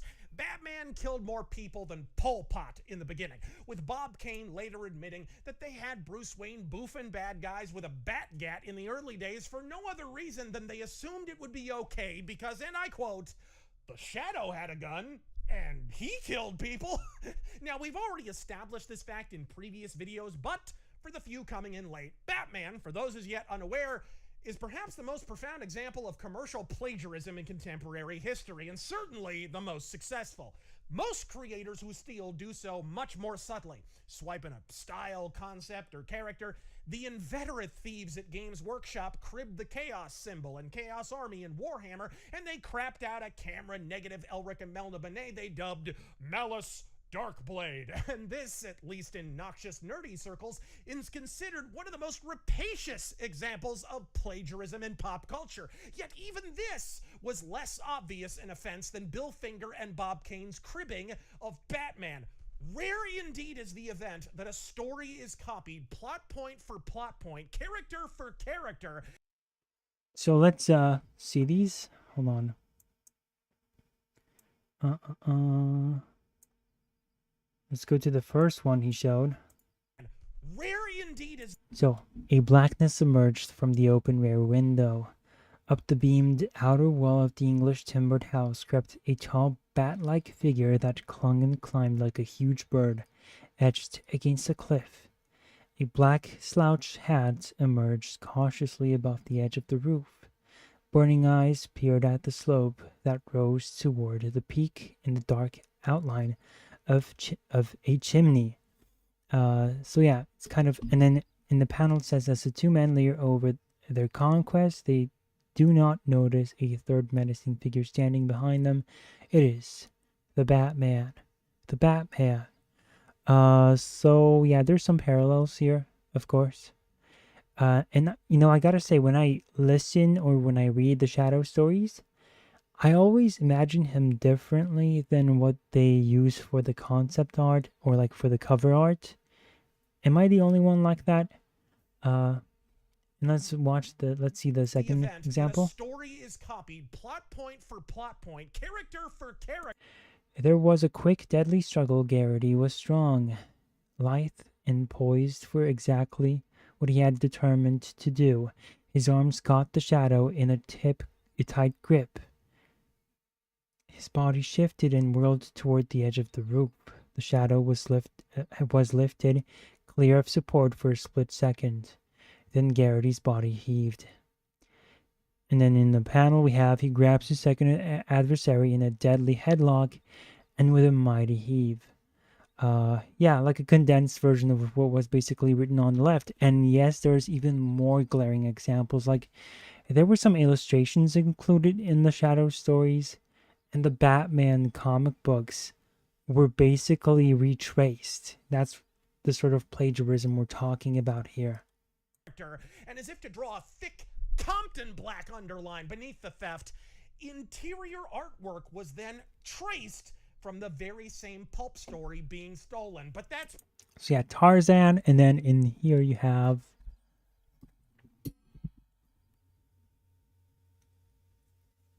Gangbusters Action. Is that what that says? I think it says that. But yeah, that's not even the Shadow, though. Precisely what occurred with the birth of Batman. That reason, and that reason alone, is why a machine gun wielding Batman offed his enemies in his earliest appearances. And then... So isn't that like an argument? I guess it's not. I was going to say like, well, if he doesn't kill, doesn't that differentiate him from the Shadow? And I guess that would be a yes, but it still does not explain why it makes it logical, you know? DC caught wise. By the early to mid-40s, the newest comic craze was kid sidekicks. Robin was introduced in early 1940 in an overt attempt to exploit it, and out came the belt sander to polish down Batman's roughest, shadow-esque edges. And so editorial interceded, insisting that Batman cease the assassinating. That's it. The entire creative process behind the now ineffable Batman no-kill concept. Not a deep and philosophical examination of the deeply entrenched traumas of Bruce Wayne's youth. Not a socially conscious polemic on the cycle of urban gun violence. DC wanted that kitty cash, so they cut the Caped Crusaders crank off. To anyone at all rational, this is the beginning and end of the damn debate. Yet to the terminally online and insistently stupid among us, this is instead an invitation to interpret, misinterpret, and reinterpret every aberrant twinge of a fictitious character's retconned origin. But the truth remains... Hey, Julian. What's up? Steven is here. Batman should kill when necessary, not regularly. Agreed. That's my stance on that situation too, Steven. 100%. Although, didn't you vote for unsure? Wait, I don't even remember, but I thought you voted for unsure or don't care. That's also a possibility that you pretty much don't care, but yeah, I agree with you here. You should see my DM. I sent you, says Farka Lego. Okay, I'll look at that while we play this thing, but let's go back a bit because you guys heard some stuff. When you have the chance, listen to it. That game was kind of what... Oh, I read that one. Okay. Moving on, Farka Lego. If Bruce did kill it, should be on a case-by-case basis. I also agree. So I'm not like opposed to it. Like, I think it should be okay for him to kill when like there's a Joker running around. Or like, for example, you remember when you had Ra's al Ghul in Batman Begins, and then Bruce is like, I don't have to kill you, but I don't have to save you either. And I'm like, well, that makes sense to me. That's not breaking his code. That sort of stuff should be allowed. And I think, again, there's a lot of stuff from the comic books that supports that approach. And the no-kill rule was not as prominent as it later became. Let's see. And when I say later, it's like, I mean like after the 80s. If Bruce did kill, it should be... Oh, I read that one. Moodcap says, enrage, since technically he's already died. Valkyrie Lego says, Rage is alive in night, thanks to the DLCs. Oh gosh. Man, Arkham Knight just keeps on giving, doesn't it? Julian. I'm honestly on Team Batman no kill, but I am not bothered when he paralyzes someone. Oh, that's kind of funny. Because to me it's like, well, I guess like what's the difference then? I mean, I guess it's like, okay, fine. The life, you've got the life, and that's what's precious. That's what matters, right? The life is what matters. But when you paralyze somebody, you kind of take that life away from them, and then I guess there is room for redemption then for that person. But you gotta also take into account that most of times Bruce Wayne does not paralyze people. He just beats them up, he knocks them out, and then they probably wake up. He sends them to prison, or they get sent to prison. And we don't know what their fates are, honestly. But we do know what the fates are of the main bad guys that they're fighting, which is like the Jokers, the Clayfaces, the Mr. Freezes. They keep coming back for more, and they never learn, and they're crazy. And, I mean, yeah, that's just what happens. But like the whole paralyzing thing, I guess I can see where you're coming from, right? Because I just explained it because it's really much about the life. But at the same time, what good is a life if it is unredeemable? As in, it's like the Joker levels of unredeemable. We know the Joker is not going to change for a fact. I mean, certain people are just lost. You know, it's like, would you have anything against what if a pedophile got sentenced to death? Would you take issue with that? I guess you're not saying you take issue with Batman killing, but you're saying that you don't mind the no-kill rule. But so I don't know if you're necessarily, if you're necessarily arguing against anything. You just maybe have a personal preference. Steven says, I voted on sure because I knew you voted on sure. Because the other two options were yes, kill, or no, not kill. I thought the killing when necessary is the middle category. Well, no, the option was, is his no-kill rule, is it reasonable, or like, is it good, or is it just illogical as it is? And so it's not like, oh yes, he should always kill, or it's like, no, he should never kill. It's just taking a look at what you have and basically assessing if it makes sense. And to me, it makes no sense, honestly. For a hero, if you're a hero, you should not just allow anybody to stay alive. And some of you may have missed this, but we just watched a clip of Batman stopping the Punisher from killing the Joker.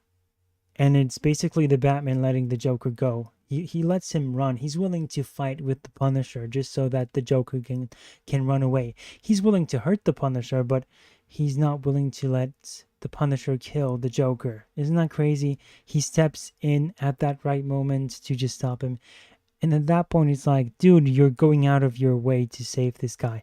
And it's like, think of it this way. If a cop killed a criminal, would Bruce Wayne hop in and stop him? I mean, that's just ridiculous to me. Julian says, agreed on letting Rage die in that movie. Facts. Steven also says, also, it's time for Two-Face, Mr. Freeze, and Clayface to be redeemed. Yeah, Bruce letting Rage die in that movie made sense. What if... I guess maybe he's trying to give him a chance at redemption, but my issue there is like, why do you need the redemption for the villains? If it, I think it's like a religious thing, you know? Redemption is like a Christian thing. And if you're not going to make your story Christian, then why does redemption matter? Why should, like, if there is no objective morality, then why should somebody just be redeemed? You know, at that point it's like, okay, well then just throw that out the window. You're given the choice to kill him or spare him. This is mood cap. Oh, wait, hold on. I'm surprised. Steven says, I'm surprised that Grayson never murdered Deathstroke for Bloodhaven, given that we know he's willing to kill. I didn't even know that, actually. But it would make sense. Because, yeah, Bruce is very specific when it comes to that. You're given the choice to kill him or spare him. Mark Religo says Bruce will send somebody into a coma or brain damage at worst.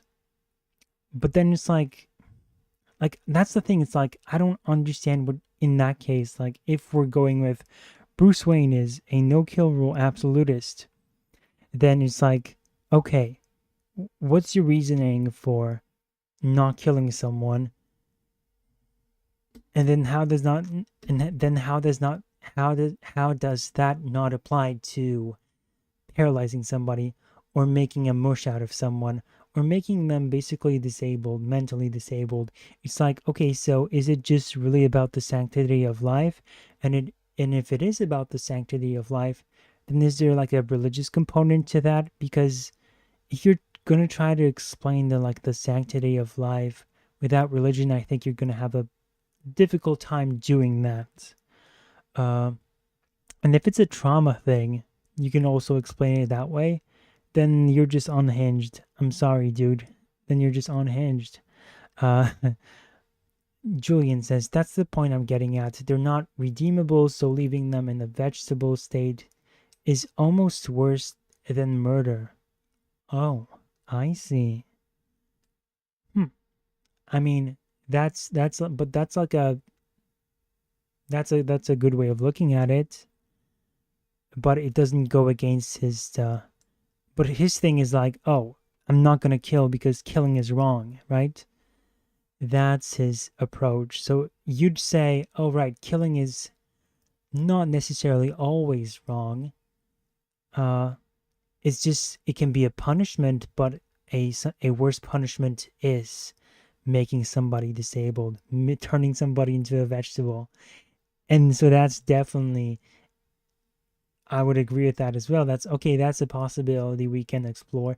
But Batman would probably say just like, oh, I don't even know if he would think of it in those categories. Steven says the no-kill rule. You guys are very fast today. Steven says, so I'm kind of very much behind. Don't worry, I'm not like reading your chats very late. It's just I'm very slow at reading them. The no-kill rule makes sense if it's in conjunction with how many other laws he breaks. Supes and Wonder Woman kill but won't steal information and manipulate, while Bruce won't kill but does the others. Julian says, well, yeah, Batman is also crazy. Oh my gosh. That's like this other discussion is like, is Batman crazy?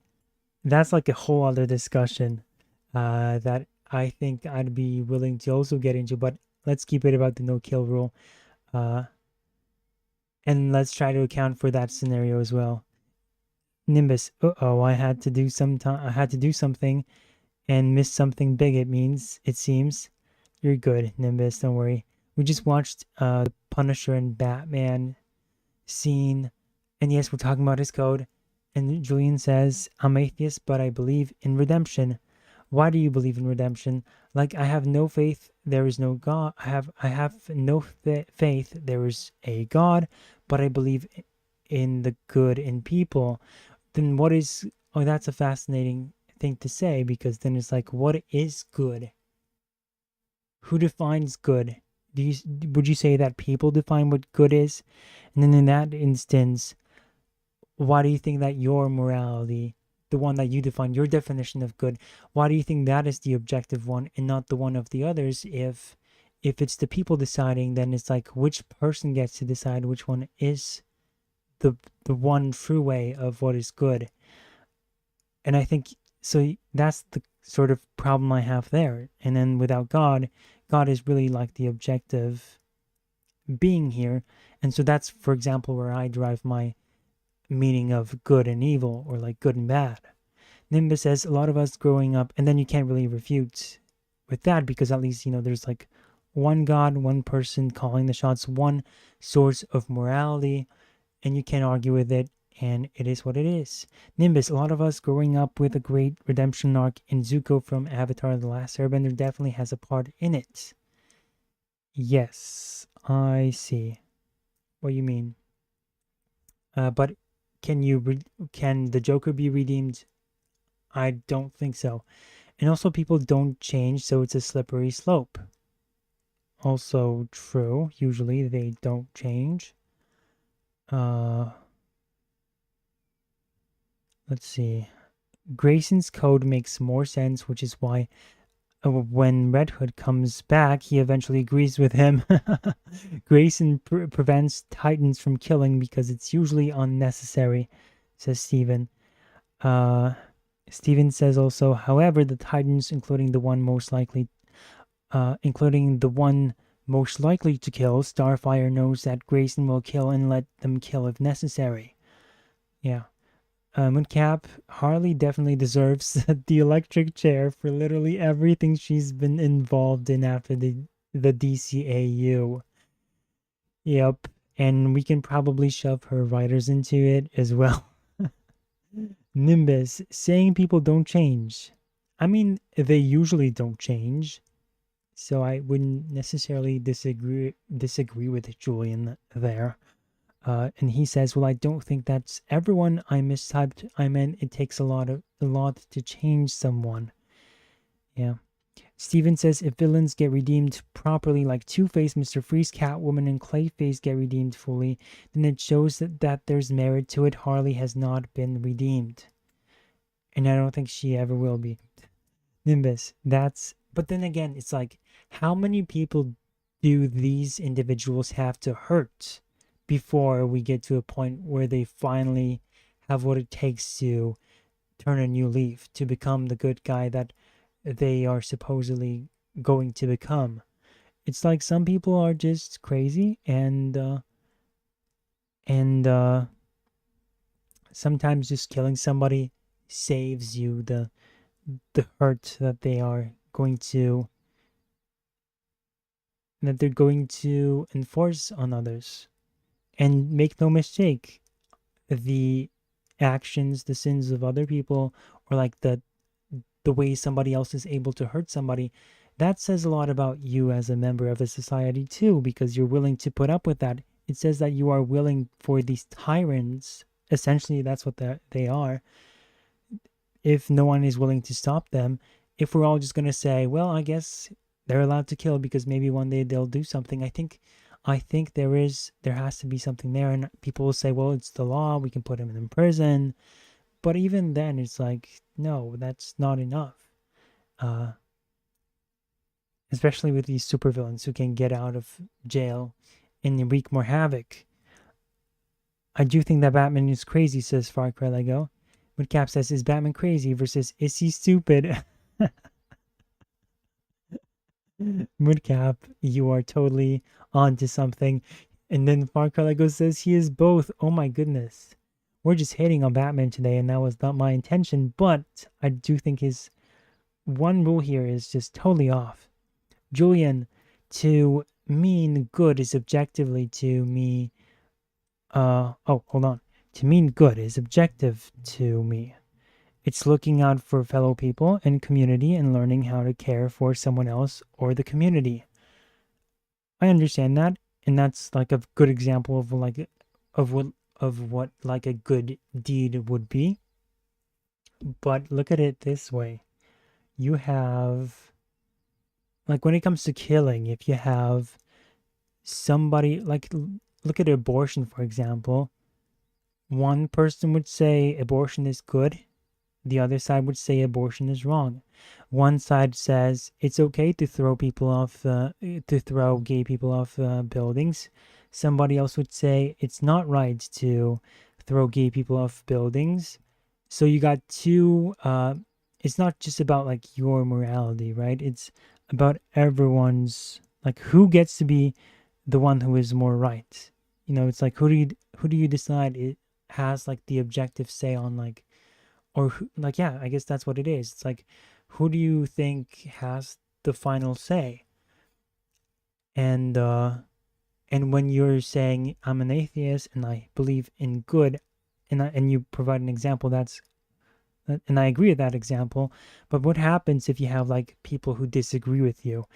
Because if you're an atheist, you think it's like, okay, people define morality, right? Like, if God does not define reality because God doesn't exist according to you, then it must be people who decide what good is and what morality is. But then in that case, again, you have people with differing opinions on a certain topic. Who decides what is objectively good in that moment? Like, you can say to me, this is objectively good, but then you're moving away from the objective and you're moving into the subjective, because you're saying to me, that's what it is, right? And yeah. Steven says, yeah, you can thank Frank Miller for that. That and Batman is the real person and Bruce is the mask, which is cringe. Yeah, I hate that line. Moodcab, Zuko has the excuse of being a teenager. Nimbus, yeah, that's also true. Nimbus says, yeah, Greg, I believe the good in people over any religious faith, like Julian. Hopefully you'll get to, in that case, maybe you can also kind of add your 2 cents on this. And Nimbus continues to say, I don't think what I see as good and wrong to be objective truths, just the best sense I can make as an individual. Well, what would you say if I were to say that a lot of those sensibilities that you've come to develop as a person about what is good and right? What if I were to tell you that a lot of that influence comes from Christianity, or a religion? You know, it's like, what then?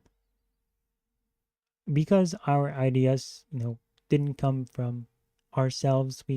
Our parents taught us those things, and then the parents got those from like the culture around us, and that also informs us with what is like good and right. And then it's like, okay, but where do these ideas fundamentally come from? Like, what is like the origin point of like who thought that, okay, this is wrong, this is right? And I think religion has a good pulse on this. I am a fireman with no religion. Like, I see firemen who are religious, but I'm like, with all the death you see, how could you be religious? I just feel the definition of good is wanting to help who you can, and you're all to help someone. Okay. I mean, it's like, I've also known stories of kids who have cancer. Like, there's a new, I think he's going to be a saint in the church. But there's this guy who died at age 15. I think he had cancer. His name is Blessed Carlos, I think. And he's like, he died when he was 15, and he died knowing that, you know, he loved God. And so it's like when you say, well, I don't understand how somebody who can see so much wrong with the world can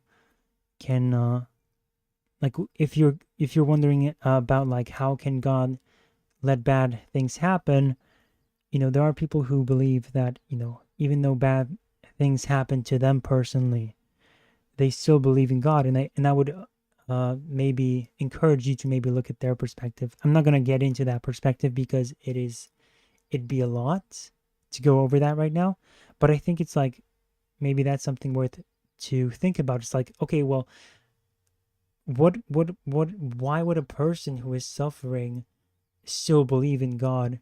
Because there are plenty of people who suffer and they don't believe in God. But then at the same time, you have those other people who do believe in God. And it's like, well, if for you, Julian, it's like, well, that doesn't make any sense, right? Well, maybe it's also worth looking at them? Would you say maybe they're just delusional at that point? Maybe. Farkelego says, yeah, Frank Miller caused so much damage to Batman and Bruce. Definitely with a lot, like, for example, with like Year One, he basically, Bruce Wayne, before he decides to become Batman, he basically tries to commit suicide. And then the bat falls through the window and he's like, oh, never mind, I'm changing my mind. I'm going into this as a protector. And it's like, what? What? As well as the rest of the DC lore. Yeah, a lot of stuff got changed around to be expected after a reboot.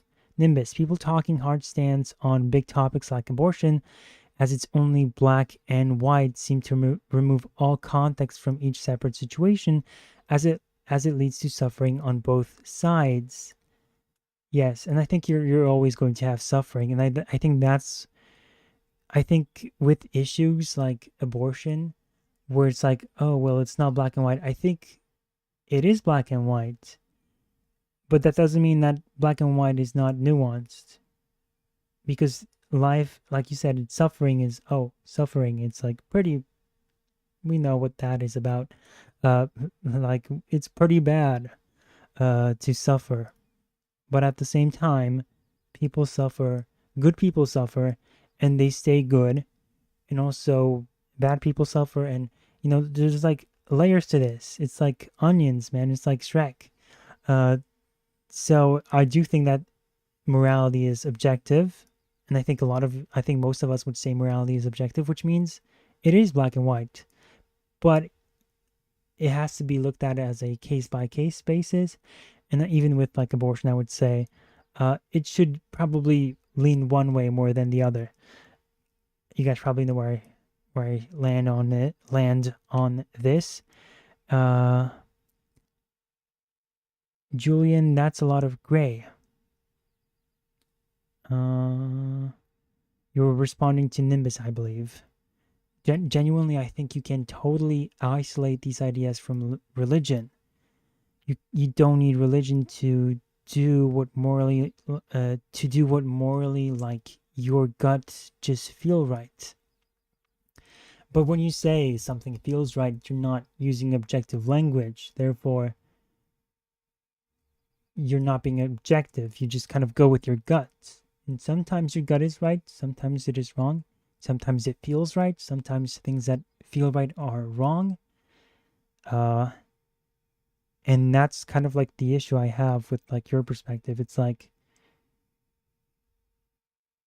the objectivity goes out the window. It then becomes like you're just kind of reading the room on a lot of these things, and you're using your experience and what other people told you, and that's fine, right? I mean, if you're going to be an atheist, then that's probably the only option you have. But I think that's like, I think it's not the best direction, because when you kind of like think about this stuff, it's like, well, who is really like, what is objective morality? Because if something is good and evil, then you really have to think to yourself, okay, something here is like definitely right, something here is definitely wrong. If you're saying something is good, like think about the most like essential, intrinsic, fundamental idea of good, and think about like who gets to decide what that something that's so fundamental, like think about like who gets to decide on that, and like who gets to have the final say. And it's like, if you say I do, but then you say, well, you're just going off of your gut feeling, then it's not really like a very convincing definition of objectivity. And then Nimbus says, that'd be fine, Greg, if my morals are inspired by religion in some form, because my family is Christian, so I have no doubt in that, but I don't look to religion to further develop my morals. Probably. I mean, if you're saying that, then that is probably like a very conscious decision. But what about the subconscious? How much of the subconscious makes up your morality, or like informs who you are? You may not want to actively pursue religion, but religion actively pursues you. Kind of like ideology, right? You might not be even aware of like some of like the what the media puts out there sometimes with their messaging, and even like with politicians, how they kind of manipulate things. They could, like, masses can be manipulated to believe certain things, and they can be tricked to believe something and believe in the things that later are kind of, they find out about them and they're like, well, that's bad. Or they look at it from a perspective of history, and they're like, oh, well, that thing that happened in history, these masses were just misled to believe the wrong thing. And it's like, that's the subconscious aspect of it. And maybe we should try to think about like what makes up the subconscious, and maybe try to make that more conscious, bring it into like the conscious, and then see if you can perhaps well, depends what you want to do with that. But for me, it's like, okay, well, I want to get these things defined so then I can go to heaven. Point blank. And yes, I think it was C.S. Lewis who said that people are born with a sense of moral compass. Stephen Paltu says, yeah, I think everyone has like a sense of what is right or wrong, but there are also instances where you can, like, soldiers can be twisted to like, somebody can manipulate them to a point where they no longer know what the thing that should generally be perceived as wrong to them. It can kind of be, that can be taken away from people. And the thing about that is that sort of thing can happen to all of us. That can happen gradually over time. And so if you don't have like a good objective reference point that you're always going to be coming back to, then you're at a higher risk of being tricked, I would say. Like, if you don't have like an objective go-to that you always go to, and you're like, I'm going to stay consistent on this topic, and let's see how this compares to this, then I think it's much harder for you to kind of budge on certain things. And in that case, in that instance, it's less difficult to trick you to change your stances on things. But that's not to say that religious people can't be manipulated, right? That can definitely happen, especially when people abuse the institution of religion. That's definitely an issue that can exist. Julian says, yeah, it's not really defined to me by someone else or some organization. It's just a sense in your gut that's hard to explain. But would you say that gut feeling is objective? Because when you say gut feeling, or that gut sense, your sense, feeling, those are not necessarily objective references. Stephen says, however, religion did shape the current morality, the religious beliefs that are instruments to the formation of a nation. Even to those who don't follow it, it becomes part of the norm. Right, like the norms is basically what I would agree with you. That's what that is. The norms is what is informing us. And where do the norms come from? I wouldn't say a religious person is delusional. I respect people to have their own beliefs that help them through life, says Julian. And the message I read before was from Stephen. Moodcap says, I do not care for The Dark Knight Returns, says Peter Griffin. That was Moodcap quoting Peter Griffin. Let's see if I can catch up to these comments and then get on with the video. I think that's where we, Julian and you and I, differ. I don't think that, says Nimbus, I don't think there's something that has the objective hard truth on what is good or bad, and that's the challenge we have. So you're a relativist, Nimbus?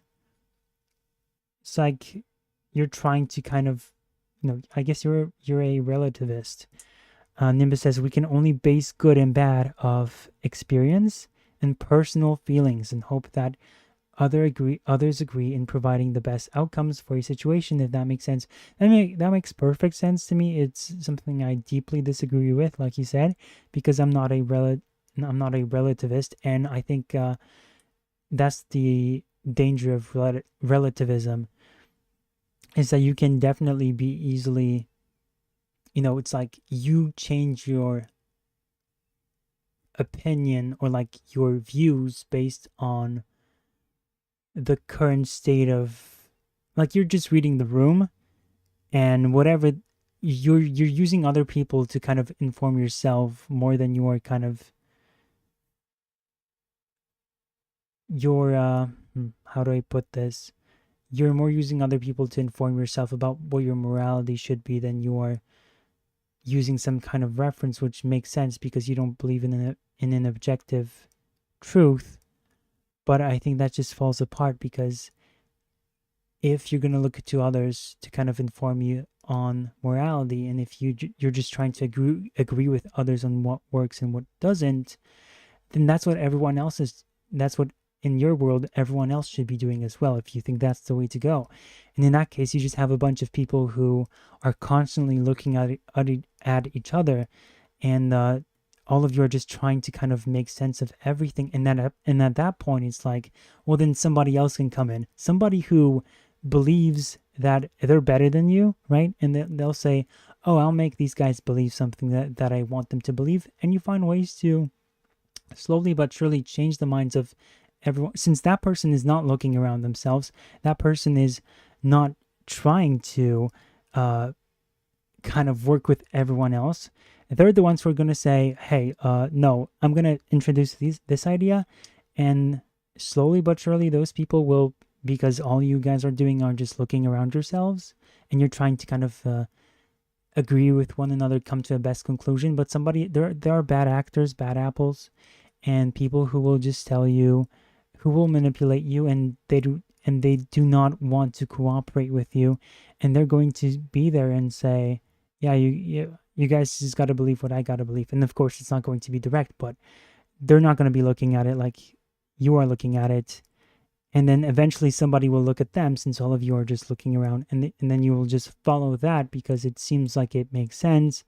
And then over time, you will just kind of realize that it doesn't, and it will lead to a lot of unnecessary problems, and that's like the problem of relativism.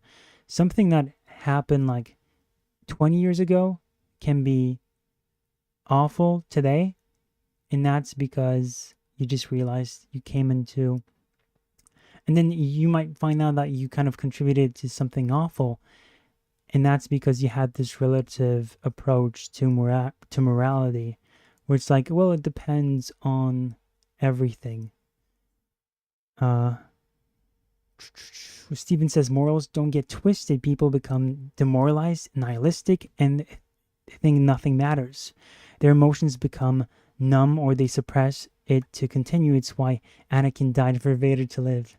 I love how you brought it back to Star Wars, but you're so right that morals don't get twisted, but people do. People can be swayed easily. They can be, one day I might feel like I want to punch somebody, right? Or like one day I might feel like I want to curse at someone, right? And then the only thing that's stopping me is probably not getting recorded or something. Or like, you probably think of all these reasons that you probably would not want to just like go off on someone.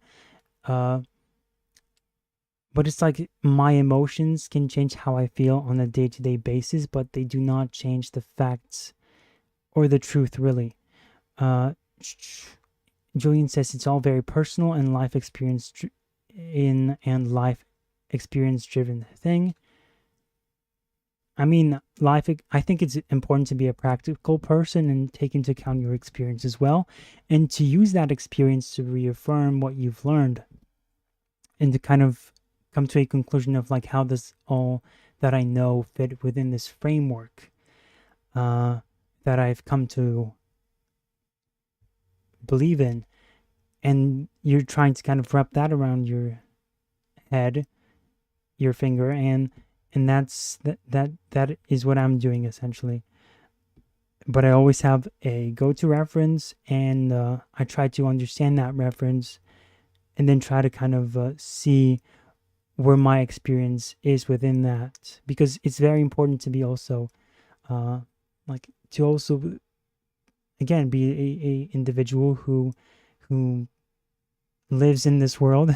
I know that might sound odd, but yes, you have to have that experience, and you have to have something to you can be book smart, but it doesn't matter if you don't practice what you preach, or if you have experience that is not well informed, or you got to take into account everything, really. Well, not everything, but the things that make you up as a person, and then the truth.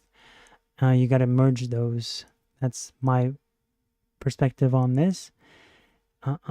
And Steven says it's why it's not uncommon for serial killers to have split personalities. James Gordon Jr. was a good example of that. Half of him likes Barbara and his dad and wants to be good. The other half, not so much. Wants to be a murderer.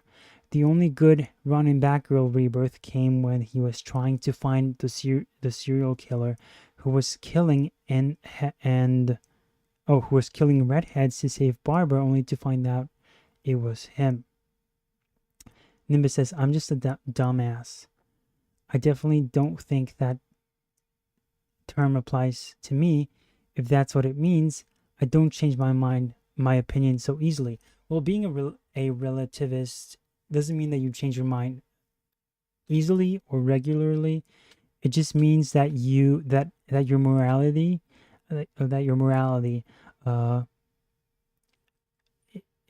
it can be,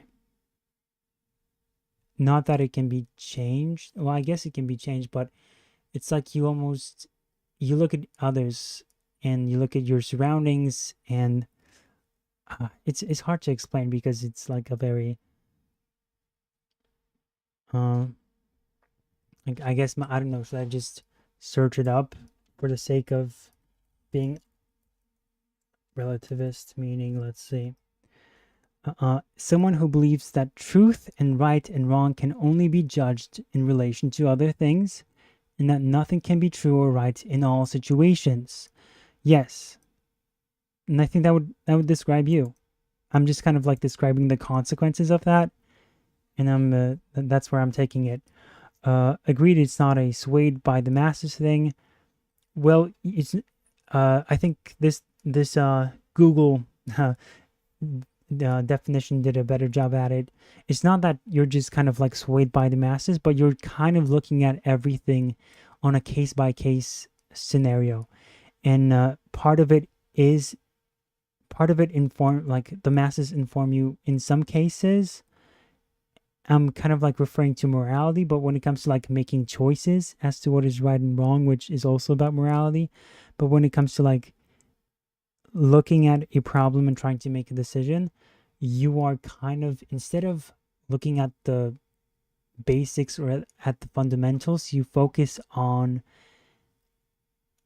everything else, which to me is like unfathomable. It's like, what do you mean you focus on everything else that's not like fundamental? It's like, for example, abortions, like, is a life getting killed there? Yes. Therefore, it's pretty clear cut to me. But then you would probably say it's like, oh, well, let's take everything into account. Let's see how young is the baby? How early is it in its development? And then, oh, what was the reason why you got pregnant? Was it you'd go over all these things, and then at the end it's like it really comes down to like life in that case. So I guess that's kind of like what it means. I'm more stubborn than anything. I'm in sticking to what I believe is good or bad. I don't base it off of what majority seems to think. Well, that's just what you think. Because, well, let's just put it that way. You might not just change your mind just because a majority might think something, and you will have your own opinions. But when it comes to moral questions, you will likely side with the majority. Like, you can say, oh yeah, I prefer Batman v Superman over Civil War, the movie. That's not a moral question, but when it comes to moral questions, you will definitely probably side with the majority on a lot of them. You will always go with the safer option. You will always resort to the least offensive answer and the less, yeah. Just try to run that experiment and tell me how it goes. It's like, ask people around, I guess, or like, I don't know, run some polls. I don't know. But always try to like compare yourself to like others, and it's like, or like compare yourself to the type of person, and then maybe like see where most people stand on it. If you agree with Reddit, it means you are in trouble. If Reddit agrees with you, then you're in trouble. That's what I'm just trying to say. Nimbus, I'm more stubborn than anything. Oh, I think I read that one. And Julian agrees with you. Exactly, me as well. And I would also probably tell you the same thing. Try to kind of see where you fall with others in terms of morality, or like a lot of these difficult issues, and you'll probably end up like agreeing with the most popular one in the Western world. I guess it's like we'd really have to spend a lot of time talking about that to kind of like get anywhere. So let's see what Rageaholic has to say about Batman and not killing. Exactly, Nimbus. I feel the exact same way. Unchanged by your chimp outs. When the World Wide Webophiles indulge in this apologia, when they ride to the rescue. Bye, Julian. Thanks for hopping. Thanks for being here. I think you're leaving, right? I'm gonna hit the hay. Have a good night, fellas. That was a good discussion. Awesome. Thanks, Julian. Awesome. I'm glad you had a good discussion. Would love to do this again. Sweet. Thanks, Julian. Great to see you. Thanks for being here for the first time. And yeah, we hope we can see more of you in the future, and we can have more of these interesting discussions. Far I go, I am stubborn. If I say something, I stand by it. Well, that's what I would hope from everyone. Sweet and more jump cuts than Max Headroom having a schizophrenic breakdown. What? What is he talking about? Intent from authors who outright Forgot. admitted they copied The Shadow. Oh, right. It's nothing. Right. Batman is started off as a Shadow ripoff, heavily ripped off, but then also Batman sort of later became his own thing, but at the same time the DNA of the Shadow still remains with Bruce Wayne till this day. More than cataclysmic. Cope! Batman's no-kill policy couldn't have been any more about commercial convenience if the Batcave had a hot dog rack and a Slurpee machine. But therein lies a fact that few dare ever acknowledge. See, the miserably false binary Bat fans then forward is that without the no-kill cuck in a cape, the alternative would be the Shadow, which may be the weirdest single flex in the known universe. So, without brandishing his Colt 45 and Doman douchebags, Batman would be reduced to a character more popular at his height in the 30s and 40s. Hosky, did you finish the game? No, we just started the game. We're on chapter 4. We finished chapter 4. And then Tanzu, best viewers on some other Twitch channel, so he's probably a bot on Twitch. Than Batman is even today? Cool story? Don't believe me? Here, have some ratings. This is what the Shadow radio show was pulling down every episode from the early to mid-40s, long after Orson Welles had left the building to make his bones in Hollywood. Meaning, this wasn't even the show's commercial peak. For perspective, Game of Thrones So the Shadow was popular. Between a 13 and a 14. But don't take my word for it. I think he showed like this was like a radio show, by the way. I think he showed like numbers like 11 million per episode, which is crazy, especially for a radio show. That's crazy numbers to make. Ask your grandpappy about the Shadow. If he was alive in the 40s or 50s, dollars to donuts, he can still recite the opening from memory. Granted, most millennials think the Shadow's an edgy cartoon hedgehog these days. And The cause is such, they pronounce with a confidence that can only come from absolute ignorance of the subject, is that the Shadow, toting a brace of 1911s, mercilessly massacred all of his villains, while Batman's rogues gallery remains evergreen, upright, and above ground to his everlasting benefit. But my calculus textbook has fewer problems than this argument. First and foremost, I must have missed the meeting where it was decided Batman's villains hadn't died at least 11 times apiece. For crying out loud, Catwoman died 8 times in one movie alone. Second, What? the Oh, Shadow right. didn't die off because the concept got tired or he ran out of shitbirds to shoot. Well, Even after did she die? I guess she died once, and then I don't even remember. I just hate Batman Returns. Nimbus. I think I'm in the minority of a lot of my friends and people I know, because in terms of something like abortion, I don't think it should be done willy-nilly, and that's wrong. But if we know a kid is something, I assume you're gonna type something else, so I'll let you finish, I think.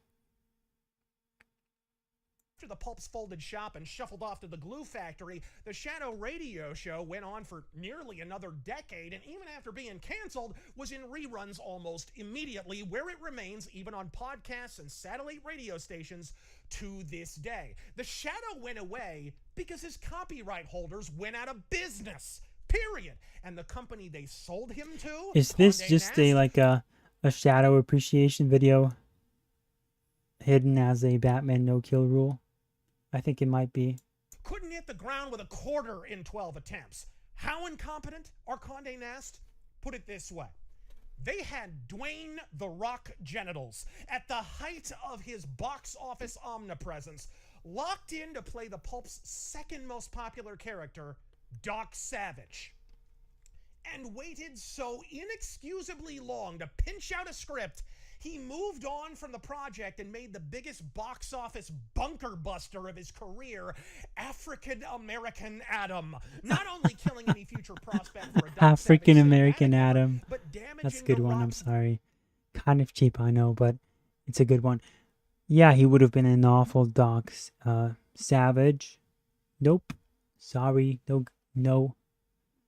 The Catwoman dying 8 times is from the second Tim Burton Batman movie. Well, that's what I said. Batman Returns, didn't I? Okay, so Nimbus says, I think I think I am in the minority of a lot of my... I think in the minority of a lot of my friends and people I know, because in terms of something like abortion, I don't think it should be done willy-nilly, and that's wrong. But if we know a kid is, I think that sort of reflects onto Batman and my thoughts on his no-kill rule. I don't think he should keep rogues alive just to preserve a mentality of not killing anyone, ignoring the consequences of keeping people like Joker alive. But then we'd have no stories, more likely, after a while. I would just ignore like the whole, oh, but then we'd have no stories. Like, let's just ignore that. That's like a not even an argument. So I'd be like, oh, let's keep it at like, is it right or is it wrong sort of approach. Which you did say that you think you're in the minority. I would say you're probably not in the minority. What you see like with issues like abortion, for example, is that a lot of people tend to change their stances, or like they try to tune their stances accordingly on what the question is, or like what the scenario is. So what you see is that a lot of people start to be more accepting of abortion after, or like less accepting of abortion after the first trimester, right? So it's like you see that a lot of people are willing to be swayed in their opinions. It doesn't mean that they necessarily agree with you to the same extent, but everyone is, for the most part, willing to kind of like change their tunes somewhat and say, okay, well, or like the whole thing where it's like, oh, a woman gets raped and then she wants to get an abortion. It's like, well, a lot of then pro life people are willing to sway, like change their opinion on something and say, well, maybe that's the exception. Maybe she should be allowed to kill the child in this instance. And again, it's like, okay, well, if this person was able to change their tune based on this one instance, and they're starting to make like these exceptions, but then in reality it's like they have a lot of these exceptions, and then it's like a lot of people on both ways are willing to kind of work with, or like they'll say they're like, oh, I'm pro this or I'm anti that, but then it's like a lot of people are just wanna agree with you sometimes, and they'll try to say, people just don't like to be a radical. That's what I think what I want to say. They don't want to be radicals. They don't want to seem like they're radicals, so they will, if you kind of confront them about it, they will slowly start to back away from what they believe. Not in the sense that they will still be stubborn, but they will pretend to be willing to change their stand, or like they're willing to show that they're nuanced and that they're not heartless. And then it doesn't really become about their values anymore, but it becomes how they even are able to, how somebody presses them on the issue, and then how they're willing to kind of maneuver their way out of that. That's what it becomes about, really. And then a lot of people just lose their head and just don't they lose that firm grasp of what it is that they believe in, and they're just more now focused on trying to argue or like to show that they do have a foot up in this argument, or like they have some, like, oh, somebody will accuse me of being heartless, therefore I will say that, oh, I believe in this, without really even considering it themselves. People will say, okay, I will make these exceptions for abortion, and I do think that abortion is, for example, acceptable under these terms, is what they'll say. And then that's something that they'll usually say when somebody like presses them on the issue, on the topic, and it's like that's a tell that you're not really considering your actual morality, and you're kind of shifting goalposts in that way. I see what you mean. I'll stop distracting from the video now. Sorry, man. No, it's a good discussion, and it's very on topic with the whole killing and no killing. Brand irreparably, making any future attempts at such about as commercially viable as bottled butthole cancer. No company craps their commercial culottes quite like Condé Nast. Killing criminals didn't end the decades-long dominion of the Shadow. The incompetence of his copyright holders did. Look, even a bad writer can easily contrive a convenient narrative device to bring the baddies back from the that's Democrats' interesting. voter rolls, no matter how hard Bats bumps them off. So that's pretty interesting. So now he's actually, I was like wondering, where is he going with the shadow praise? And I think he's kind of even addressing what Nimbus said, which is like, I remember how I told you, it's like, don't try to bring this whole, well, we wouldn't have good stories, or like, well, we'd be leaving good stories on the table if we killed the enemies, if we killed the bad guys. And I was like, well, it's not really very compelling, or it's like, it's not even about the question itself. But you know, Rageaholic, I think he's kind of getting to that. And I still think it's kind of pointless to kind of bring that into the equation, but he brought it up, and I think since Nimbus kind of brought this up, I guess it's also worth kind of acknowledging that. So it's like he's saying, well, the no-kill rule, or like, if the Shadow killed, and yet that didn't stop his popularity, that didn't stop him from having great stories, and if anything, it's just lazy to keep these characters around. So that's a pretty interesting point that he made, and it kind of addresses what Nimbus said, and a lot of other people say when they claim that there is no good stories, or like you wouldn't have so many stories. And it's like you would, and it's like you can think of so many different scenarios. We have similar characters who who could behave like the Joker, or they commit the same crimes as the Joker, but they have a different personality, different demeanor, different behaviors, and they still get like the story points across. They can even get the same themes out from the story. They can like extrapolate, or like you can kind of get that same effect that you want out of a story. It's just with a different character, and that takes skill. Of course it does. And I think that's even more of a reason as to why you should try to do that. And instead of creating these like odd farced scenarios that don't make any sense.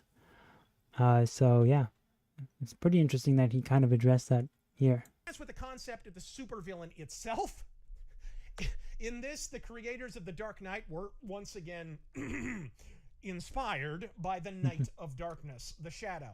Not only didn't the Shadow assassinate every evildoer he came face-to-face matched with over his 2 decades of dominance, in many cases he actually redeemed and rehabilitated them, enlisting them thereafter as agents of the Shadow. In other cases, he took a crack at killing them, but for one reason or another, mortality didn't take.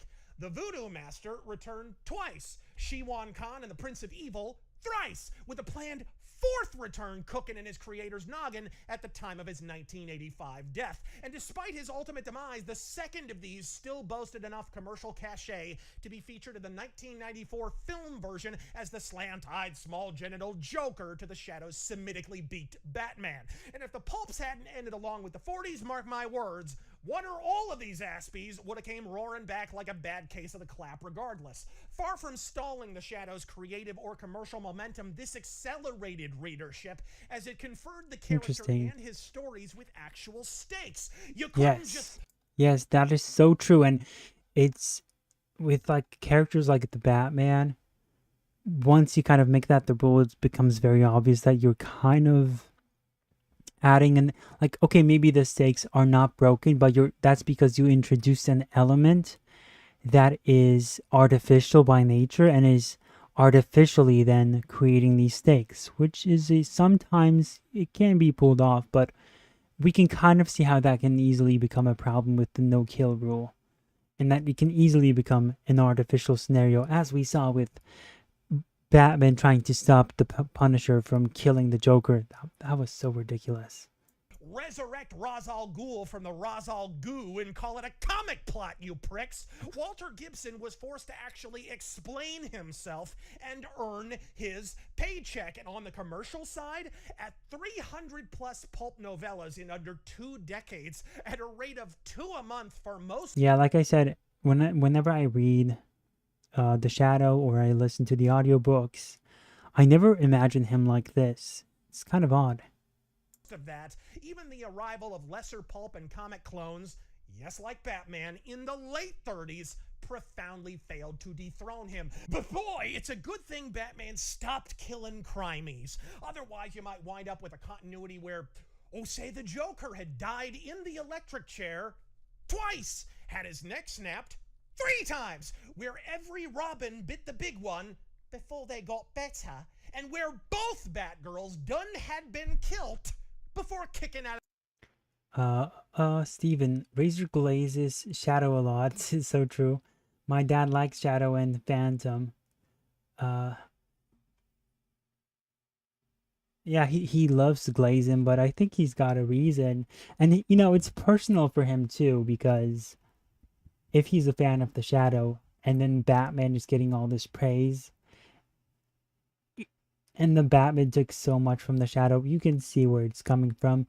And but you know, he's kind of still making good points, I would say. I would say he definitely is making a lot of good points that do apply to whatever it is that we're talking about. Their coffin like Hulk Hogan on a 2 count.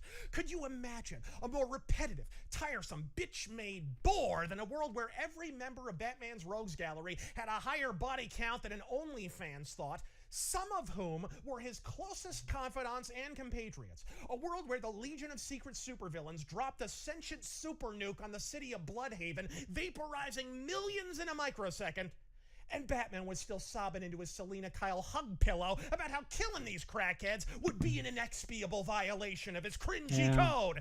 We've witnessed 17 septillion quintillion variations of the same vapid Joker kidnaps a Bat family member and forces Batman to make an unwinnable choice to free them scenario. And there are honestly asshats residing under the yellow sun who still in... I mean, if like that's something that's also Nimbus, you kind of said this, that it's like, oh well, we wouldn't have all these stories, and it's like, yeah, but a lot of these stories are kind of repetitive when you have the same outcome. Like the Joker captured another bad family member, and Bruce has to make this decision, and it's like you're just rinse and repeating the same storyline. What do you think about Batman stopping Jason from killing Joker at the end of Under the Red Hood? I guess the comic more so because Jason doesn't shoot at Bruce out of frustration like the movie. What do you think about the Nimbus asks, what do you think about the Batman stopping Jason from killing the Joker at the end of Under the Red Hood? I also think it's kind of ridiculous. Just let him kill him. Just why not? I guess maybe it's like with in that scene in particular, maybe it was more of like a sanity concern, right? Because if Jason killed the Joker, what would that do to his mind? Like, it's not like just anybody killing the Joker at that point. It's Jason who went through the Lazarus pit and got killed by the Joker. Would Jason snap even more? Would he lose a sense of meaning in life in that moment? What would happen to this guy? We don't know. And I think maybe that would have been an acceptable reason as to why Bruce would not want Jason to kill the Joker, but I don't think that was the reason. I think again it came down to the morality, and in that case I think he should have, if that's, again, it's like that's why I asked. It's like, well, Bruce, redemption, what about redemption? Is, you know, it's like, where does that come from? It you know, if you're not a Christian, why would you kind of believe in that? And it's like same thing here. It's like, if we're not going to be looking at it from a perspective of, okay, well, Jason could potentially could be harmed by killing the Joker psychologically. If we're not taking that direction, then let's indeed focus on the only direction that they focus on, which is the no-kill rule. And in that instance, I think he should have let him kill him. That's what I think. The guy needs to calm down, haha. Oh, you mean Razor Fist? Yeah, he's always kind of like ranty and very loud. Nimbus, that's true, Greg, and why I fell off comics for a year and a bit, due to it seeming like a never-ending story, with all these stories being a repeat of the same things. And yeah, that's pretty much what Rageaholic is talking about, and why he is glazing the shadow so much. The no-kill policy is there to avoid narrative repetition. Bitch, you could be cruising past the Dallas Book Depository in a top-down convertible with a target shaved in the back of your Marilyn Monroe murdering, meth-addicted dome and still have a better shot of dodging that bullet. Back and to the left. Back and to the left. Back and to the left. Joker's got a 12... And yeah, like Nimbus says, good thought on wanting to preserve Jason after already being unstable from the Lazarus pit. That'd be a smart way of doing it. And it's like, yeah, that's like a good writing direction that does not involve the idea of the no killing rule. There's like so many different approaches. There are so many different approaches you can take to like writing the same story with, you know, that's kind of like what logic in stories is about. It's like you can write a story that, you know, is flawed, and you can explain it away with so many things and excuses. But if you can also write it takes skill to write a good story, a logical story, and it takes time, but it can be done, and you can find these other ways, these other means of getting to where you want to be. And it'll be even more rewarding for the reader, and it'll give him a different, better perspective on a lot of these characters. 12 gauge pressed to the base of Batgirl's gun, lose the utility belt, lock and load, and it doesn't always have to be about like, because I said so, because because we have to contrive this rule that exists.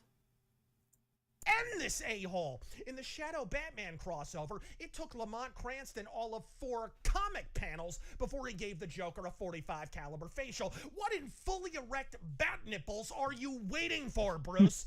Of course, critics of this approach invariably rejoin that if we Control-Alt-Delete a deleterious dickbag, while we're no better than they are. To which I can only reply, exactly, Yeah, we are. bringing us all one step closer to absolute equity. Think of it not as taking a leering retard's life, but rather the redistribution of death. Why would you stand in the way of progress, comrade? Worse still, as the stakes of actual reality intrude on the fantasy of superheroes, the no-kill rule goes from merely eye-rolling to making the comics and their adaptations increasingly irrelevant. Look, a society reflects its fictitious heroes, at least the ones that actually resonate. James Bond was a panacea for his paranoid Cold War era readership, the shadow and unbending agent of vengeance during the destitution of the Depression. So what does it say about the contemporary cultural utility of Batman? That he refuses to end a mass murderous clown in a world where communist China will give you a gulag goodbye for spitting on a sidewalk. DC writers, editors, and fantards call him the Punisher or the Shadow's justice overly harsh. In a world where boning your boyfriend in Saudi Arabia ends in an Owen Hart high dive off the roof of the Burj Khalifa makes modern Batman look outdated and downright quaint by comparison. Bloviate and bellyache all you like, reality is undeterred by your tism. Look, we're not losing a cancer cure here. You're not unceremoniously pruning a freshly bloomed sentient sunflower. You're scraping a shitbag off the sapien sidewalk so no one else has to step in it. In my experience, Dang, he's just ripping it. He's just going into the Batman and ripping him a new one. Even remotely well-argued rejoinder advocates of no-kill Batman advance is the assertion that Batman's motive for being anti-murder vengeance is more deeply rooted and psychological. A counter-argument that I'd note, distilled to its witless essence, still amounts to his mom and dad got, ergo often anyone is off limits. Maybe it just makes sense that a boy, a highly trained, Oh highly intelligent... no, he's including a clip from High Tops. You guys know who High Tops is. We've watched his review of The Amazing Spider-Man 2. Oh, he is... Speaking of subjectivity, this guy is a whole lot of something. boy who was so traumatized by his parents' death that he has spent his entire life torturing himself emotionally and physically so that no boy can ever witness what he witnessed. So that Okay. no boy can ever feel the pain he feels every moment of every day. Maybe it just makes sense that that boy man, that Batman, would never take a life. That boy man, that Batman, he does this so many times in his videos. He thinks he's like this clever poet, and he's just saying words. Like when he describes Spider-Man, the Amazing Spider-Man 2 movie, he's like at one point saying, well, what this movie was at one point it was like amazing, and it was about Spider-Man, and it's 2. And that's how he kind of talks, and it's like, you think you're deep, you think you're something, ain't ya? And no, it's just, dude, you're just so cringy. How do I just say this without being mean? I can't, because it causes me so much heart pain when I listen to you speak. You're not a poet. You're not a lyricist. What are you trying to do? I just, hold on. I dropped my headphone. There we go. Criminals have children, the goons he murders on screen have children. What sense does it make for a victim of trauma to enact that same trauma onto others? Is the argument reductive? No. The value of the dollar is reductive. This is a stupidity souffle. I could eat alphabet cereal and 9 hours later... So should we not kill anyone? Should we just not put anyone into prison? Because who am I to put somebody into prison? Am I not to... Like, some of you guys are okay with paralyzing these bad guys. Who am I to paralyze this goon right here if he has a family? Nimbus. Oh no, it's High Top. Exactly, Nimbus. Literally shit a better argument. Look, You can piss and preachify about the entrenched trauma of witnessing any murder, let alone seeing the Wayne's brains being ventilated, but if, before the gun could clear leather, the Punisher or Shadow had sashayed into frame and gone no chill on Joe Chill, I bet 9 blocks of Bolivian nose candy and adolescent Bruce Wayne... See the way, like, Rageaholic, like, his references are, like, sometimes very on point and funny, and that's something High Tops cannot do, and it's just sad listening to him. Would be just traumatized enough to do a celebratory cartwheel through his brain matter. No kill Batman is bad. Even when it works, it only ever does so. I'm sorry. That's hilarious. How he's having none of it. He's just totally against it. In spite of itself, often due to the thankless exertions of writers entirely too talented to be authoring apologia for such a laughably inane concept. Could I kill the Joker? Could I look at my Lord and Creator in the eye, flip the switch, and end his overplayed existence for the mere act of being an unrepentant multi-murderer? No. No, I confess I couldn't. But for the crime of being every cringe lord's crap Halloween costume since 2008, for being more obnoxiously overused in the phrase my dude, and worst of all for providing Jared Leto with 2 gainful paychecks, I'd end him with nipple clamps, a car battery, and a bucket of water. Not only should you kill the clown, you should put it on pay-per-view and sell front row splash seats replete with complimentary gore ponchos for $500 a pop. I can see it now. HBO and Monster... I mean, it's like treating the Joker with dignity. It's just, within itself, it's insane.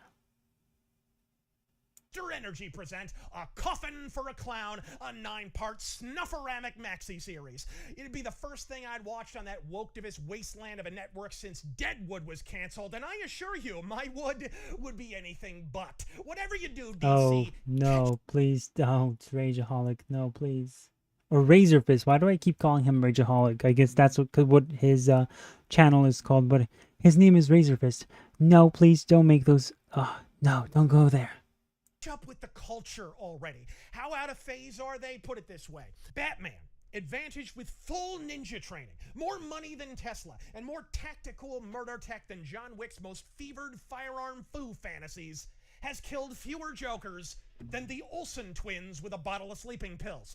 Turn the Bat Tank into a killdozer, stop modeling your moose knuckle for 8-year-old boy wonders and 80-year-old cat ladies, and kill the cringy clown already. Hell, why stop at the Joker? Kill Kiss for failing to release a decent record for 3 damn decades. Ascend the Golden Arches and rain death on Ronald McDonald, and most importantly, spike the Fago at an ICP concert and commence the Juggalo genocide. Just think, you can end the war on poverty, the war on welfare, and the war on drugs in a single evening. I'm Razor Fist. Godspeed.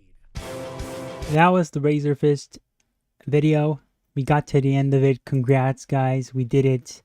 It took us, I think, like 2 hours to get through this video. But we did it. This guy wearing sunglasses is reminding me of Drinker. I guess so. Anyone who wears the glasses reminds you of the Drinker? Is that it? Is that so? Let's see. Let's get a positive video of the no kill rule. And it's going to be a shorter one. This one was 18 minutes. Excuse me. It was 18 minutes long. Let me just get the right video.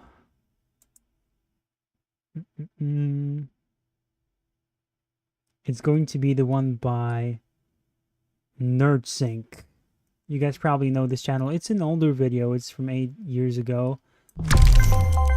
Let's see what he says. The Joker is a murderous lunatic and Batman's arch nemesis. No matter how many times Batman locks him away in Arkham Asylum, he always manages to escape and cause death and destruction wherever he goes in Gotham City. And you would think that after the immeasurable... You're getting the 5-hour mark again, bro.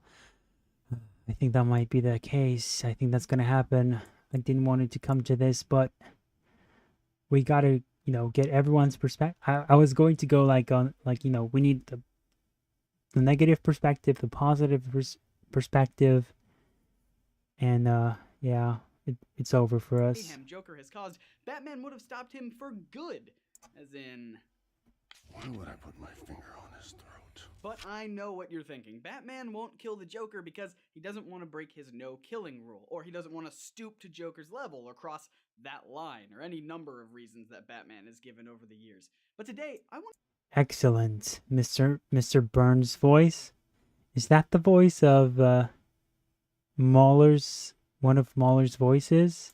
to show you that Batman's logic on this matter is both incredibly inconsistent and very flawed.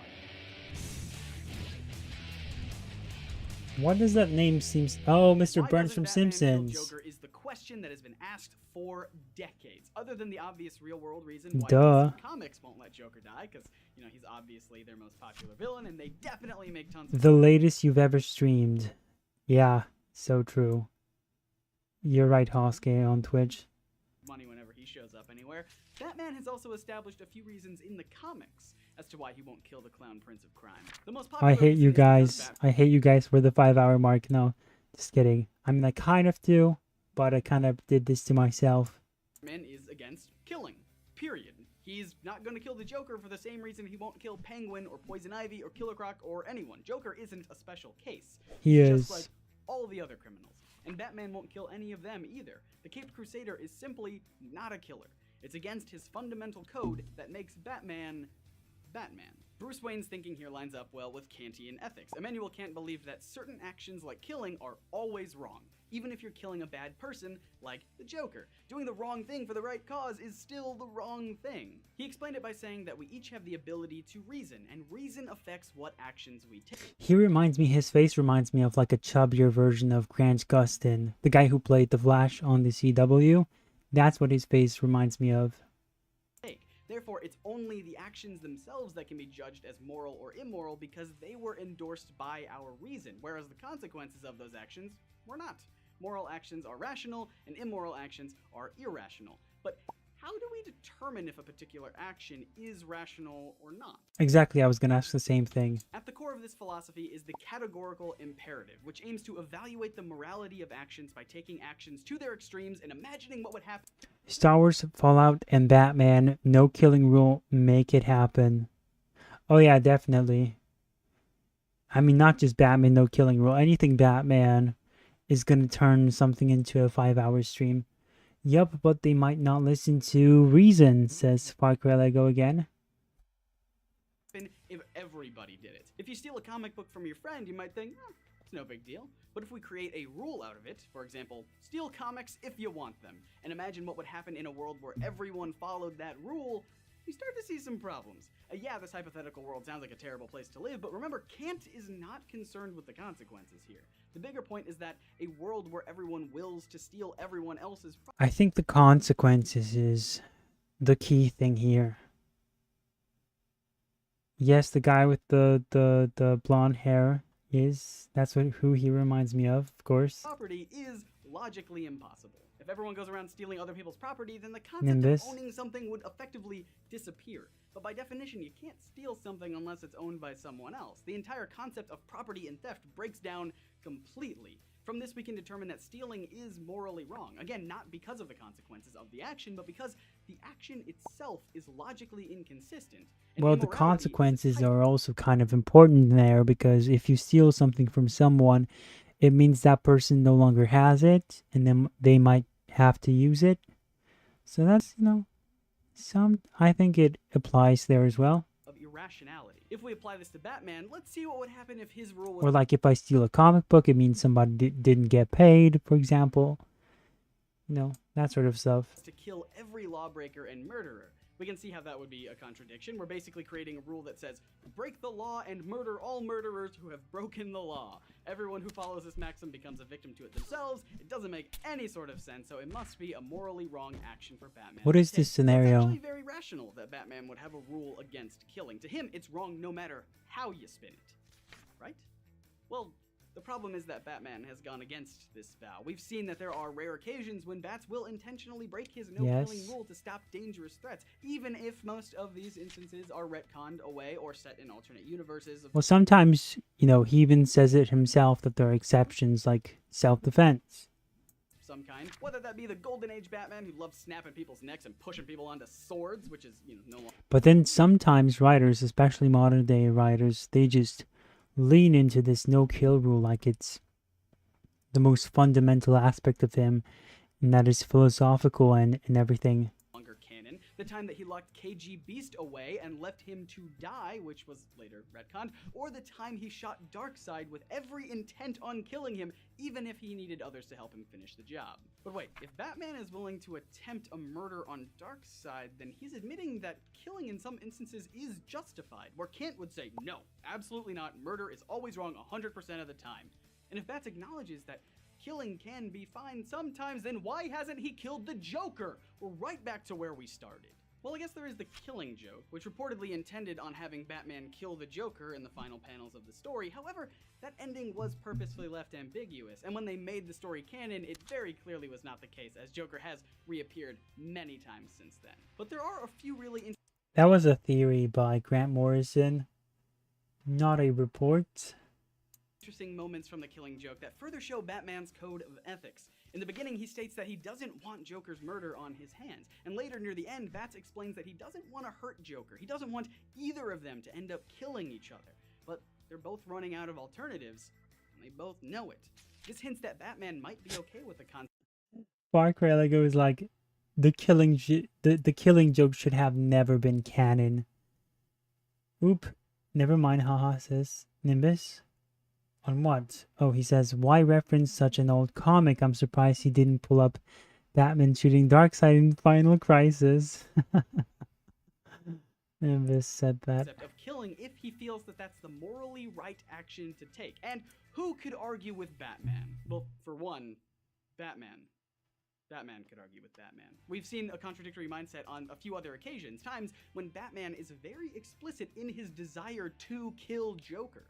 In the Under the Hood story arc, spoilers for a 10-year-old story, by the way, Jason Todd furiously questions Batman on why he still allows Joker to live after all he's done. There we Is go. it because Batman's moral code would make it too hard to ever cross that line? No. In fact, Batman explains it's the exact opposite. It would be too easy to kill the Joker. Killing Joker is all Batman has ever wanted to do. He wants to torture him, break him, and send him off to his death. So, why don't you torture him and cause him pain, but not kill him, Bruce? Huh? You didn't tell us why. He wants Joker dead more than he wants anything. This is made exceptionally clear in Batman Hush when he decides to kill Joker once and for all. And I mean, I even guess runs through the torturing, list I of ways don't know. he could kill him right. Like, you beat up a bunch of bad guys. Why don't you also beat up the Joker? I guess he does. So why not go a step further? Right then and there. It's brutal and I don't know. I just don't find a lot of this stuff consistent whenever writers kind of try to make a point out of it. In both stories, there's talk of a line that It screams of desperate storytelling or like desperate plot points to make the story seem more intriguing or philosophical, and it just ends up having these holes inside of it. crossed if Batman were to ever murder someone. If he goes through with killing the Joker, if he ever crosses that line, he'll never be able to come back. He'll regret it forever. Not only that, but Batman will be no better than Joker himself. What does that mean? There's a theory of ethics called virtue ethics, which doesn't focus on the acts one commits, but rather the character of the person who commits them. Aristotle believed that the purpose of life was to achieve eudaimonia, which is commonly translated as flourishing nowadays. And the way to achieve eudaimonia was by practicing virtues. Virtues are basically in the middle of two extreme vices. Aristotle laid out a whole bunch of these virtues, but let's take a look at just one example.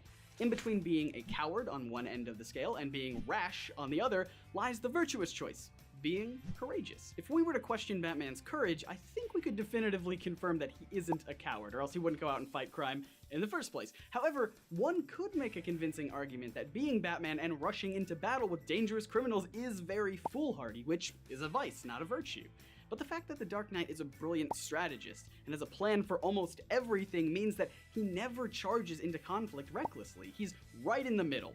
right where you Or want he's to be. schizo. The idea is that virtuous people tend to act in a way that is morally right. So by practicing virtues, one will learn to make the correct actions. Practicing Which I know some their people would virtues say. require time and habit and encouragement. One needs to constantly exercise being virtuous in order to make morally right choices. Here we go, Nimbus. Why don't you beat up the Joker? Reminds me of when Bruce beats the crap out of Jason after he shot Penguin. And Jason remarking, wow, you've never hit the Joker this hard. And you hate him. See, it's like, why storytellers? Storytellers. Wow, that sounded so serious for a sec. Why, writers? Why do you do this to yourselves? Why are you shooting yourself in the foot by making a point out of these things? It just makes you look bad. You're just admitting that none of this makes sense. I'm just keeping it honest. I mean, it doesn't sound like it makes sense. The guy is removing the context that Darkseid was already dying due to Orion fatally injuring him during their duel, and Batman just speeding up the process and saving the human host he was in. Well, Nimbus, if a kid has cancer, I don't just shoot the kid and say, well, you were gonna die anyway, let me just speed up this process. He still killed him, okay? Doesn't matter how weakened somebody else is. Sorry, kiddo. It's not like you were going to enjoy cancer anyway. For that to happen, one needs to be in a proper environment with proper teachers who can help instill virtues. And this is brought up in that Hush storyline I mentioned a few moments ago. When Batman is on the verge of killing Joker, Gordon shows up and pleads with Batman to remember who he is and what made him who he is. His role models, the beliefs they instilled in him. Quote, and think of how the Joker could never understand that. It's what makes him who he is. Maybe that's what separates Batman and the Joker. Batman was taught and regularly practices virtues, while the Joker gives in to vices. And perhaps it's Batman's virtuous nature which compels him to keep Joker alive, not because there's anything inherently wrong with killing, but because killing him is what Batman believes is the morally wrong thing to do. And since he is virtuous, and virtuous people tend to do the morally right thing, then not killing Joker may very well be the correct decision. Furthermore, it's possible that this is what all those comic books mean when they talk Nimbus about the line says, bro. that Batman can never cross. You just made me bust out laughing on the train. Good. Indulging in vices might lead Bats to make a wrong decision that could haunt him for the rest of his life and set a moral precedent. If it's not corrected, that's kind of the biggest flaw with this whole if I cross that Nimbus, if a kid had cancer was all I needed to hear. line, there's no coming back argument. Again, Aristotle believed that those who lack virtue can change with time and habit. If Batman truly believes that sparing Joker time and time again is the right thing to do, he might still slip up one day and accidentally kill him. We've already seen that it's not out of the realm of possibility. And if he does cross that line, it's not the end of the world. Wait, what's the reference of Bruce accidentally killing someone? He didn't provide a reference. If he continues to practice virtues, he'll be back to making the right calls soon enough. So maybe Jason Todd... Was he referring to Ego? Did he accidentally kill someone? I don't think he did. Todd was right to criticize Batman for his reasoning. Jason tells him that he's not asking Bats to kill every criminal, just Joker. Batman shouldn't hide behind the "there's no coming back" argument. Besides, isn't it the Dark Knight's duty to protect Gotham from its parade of criminals? Why is killing too far? If killing the Joker prevents future killings of innocent civilians, isn't Batman obligated to go through with it? That line of thinking is very utilitarian, a theory which holds that the best action to take is one which maximizes utility. Okay? So what exactly is utility? Is it having lots of pouches in your utility belt? Well, no, that's just a dumb joke I desperately tried to fit in here. Defining utility is kind of a whole thing that we don't really have time to get into, but just for the sake of this video, let's say that something has utility if it promotes happiness or well-being. So if the consequences for killing Joker are that many says that I would let the kid die. I never said that I would let the kid die. He's dying anyway. Are saved from his psychotic wrath, Even a utilitarian might believe that Batman should absolutely kill the Joker. In fact, he should have done it ages ago. When Jean-Paul Valley, aka Azrael, took up the Batman mantle, he started doing some decidedly un-Batman-like things. It all came to a climax when he faced off against a serial killer named Abattoir, in a scene that was very reminiscent of Joker's plunge into a chemical vat. But where Batman tried to save Joker, Azrael just stood by and let Abattoir fall to his death in a pit of molten metal. But it gets worse. Before this showdown, Abattoir had kidnapped his own cousin and hooked him up to a machine that slowly crushed him. With Abattoir dead, there was no way of locating his cousin in time to save him. He died because Azrael refused to save Abattoir. When Gordon informed him that his inaction led to an innocent man's Whoa, what is wrong with Gordon's face here? His teeth are like, his jaw is huge, and his teeth are like huge as well. death, Azrael just said, "So? What's your point?" He went on to explain, quote, Based. "So one man died. Against that death, weigh this. Abattoir had already slaughtered 25 people. His Facts. insanity was incurable. He seems to escape from jail at will. How many more do you think he'd have killed?" End quote. Kinda sounds like Azrael is making a statement about Batman's policy with the Joker. Even the way he describes Abattoir could easily be applied to the Clown Prince. When Bruce Wayne and the Robin at the time, Tim Drake, I think we need to swap out Bruce Wayne. For reals. Azrael about his reckless actions as Batman, Azrael turns it around on them, criticizing Bruce for his tolerance of criminals, effectively blaming him for all of the lives that they have taken. He even singles out the Joker by name. It's clear that Azrael's ethics are utilitarian. Instantly He's willing clipped. to let Abattoir and his cousin die if it means trading those two lives for the safety and well-being of the rest of the city. Jeremy Bentham, the philosopher who founded utilitarianism, had a very Spock-like belief. Bentham Uh-oh. Nimbus says, I'll treasure this clip forever. Okay. Well, at least you can clip that instead of all the other things I've said on this stream. Maybe that's for the better. Maybe it is. put the happiness of the community before everything else. He believed in quantity over quality. The more people who are happy, the better. In fact, quality didn't really factor in at all. Specifically, this is known as act utilitarianism, where an act is deemed morally right when it creates the best results for the largest amount of people. But how could we possibly know every last effect our actions have? Not only that, but how can we accurately calculate the consequences of alternative actions Logic. to make 100% sure that we're doing the right thing, or at least the less Or bad? history and As Professor Mark experience. D. White wrote in an essay on the subject, we really All have three. no idea if killing Joker would save any lives in the future at all. For Yes, all we know, do. Joker could die of natural causes tomorrow and never hurt anyone again. What are the chances of that happening? How could we be positive in thinking that killing him is justified? Not only that, but what if Joker's death sets in motion even worse consequences that we couldn't even fathom? Batman actually takes this into consideration when it comes to killing Joker in the New 52. Quote, "It's true, Do links work in the chat? I don't know. I don't know. Why don't you find out? I don't do it because of my code, because of what I stand for, but there's another reason too, and it's this city. I truly believe that if I did it, if I killed Joker, Gotham would just send me someone worse. Which is kind of odd, considering Batman regularly faces threats against the entire universe with the Justice League, while Joker usually sticks to terrorizing a single city. There are already monsters worse than Joker. Heck, Batman works on a team with someone infinitely more dangerous, someone with essentially limitless power, someone who could destroy the planet, and with it, the entire human race if he wanted to. Someone who actually killed Joker. That's right. A different universe? Superman. If you think it's challenging to figure out whether or not Batman should kill the Joker, wait until we match up the Dark Knight and the Man of Steel in part 2 of this ethical debate What? next week. In the Hopefully he's referring to the Injustice universe. Because if he's just making a case for Batman not killing Superman, or like, yeah, for that, and then like saying that, well, it's actually harder for him to not kill Superman than it is for him not to kill the Joker, then that's just odd, because no, it should be much easier for him to kill the Joker and then not kill Superman because Superman is a good guy.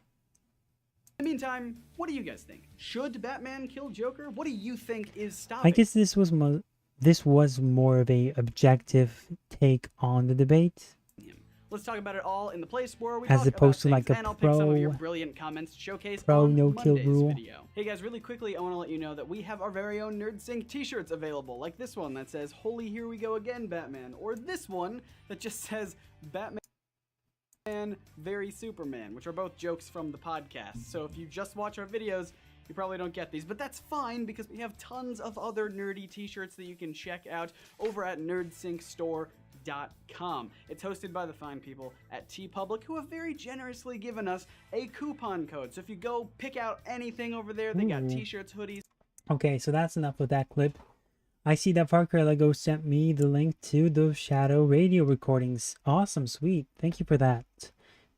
For on YouTube. I mean on Instagram. That's awesome, thanks. All right, we're slowly going to bring this to a close. I was hoping he'd give us more of a positive take on the whole situation, but that's what happens when you kind of hope. Let's watch this clip.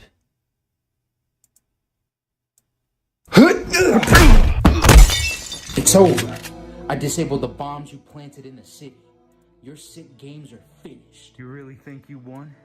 Well, go ahead. Kill me. With pleasure. That's right. You try to... By the way, this video is called "When the No-Kill Rule Doesn't Apply to a Hero." be a hero, but really, you're just a monster. Like me. Wait, what? How does that make me a monster? Because killing is a code of ethics superheroes like yourself swear to never cross. And if you do, it proves that you lost all your humanity, thus making you a monster. Just like me. But how am I the monster when you started the killing in the first place? But I'm evil, I'm flawed, corrupted by this twisted society. I can't help it. So that just gives you a free pass to kill people? Well... I mean, bro, you kill women, children, done things so horrendous that I literally can't bring up in this video or it'll get demonetized. Okay, when you put it like that, it sounds really bad, but... you're supposed to convert me. Okay. Out of all my darkness, you see the light within me. And it is that pursuit of me one day being redeemed that makes you a true hero. So in the meantime of that pursuit, I'm supposed to just let you kill people and do whatever you want to do? No, of course not. Just throw me in jail, where I'll break out again. See, yeah. I ain't got time for all that. Come on, man. You can't kill me. That would make you no better than me. Wow. You're better than that. Bro, you just gaslighting me right now. Me killing you puts an end to evil. Letting you go allows evil to continue. It's very simple. We're both freaks. Members of society thrown away, no one wants. No one cares about us. I mean, I got a family that care about me. I don't know if I can say the same for you. Freeze! Put your hands up! It's all right, officers. You don't gotta lock him up. I'm gonna kill him and put an end to all this. That's why we're taking you in. What? Heroes don't kill people. Are you serious? Only we can do that. That's so true. I read the comments, and it's like, you're supposed to convert me. Hell nah.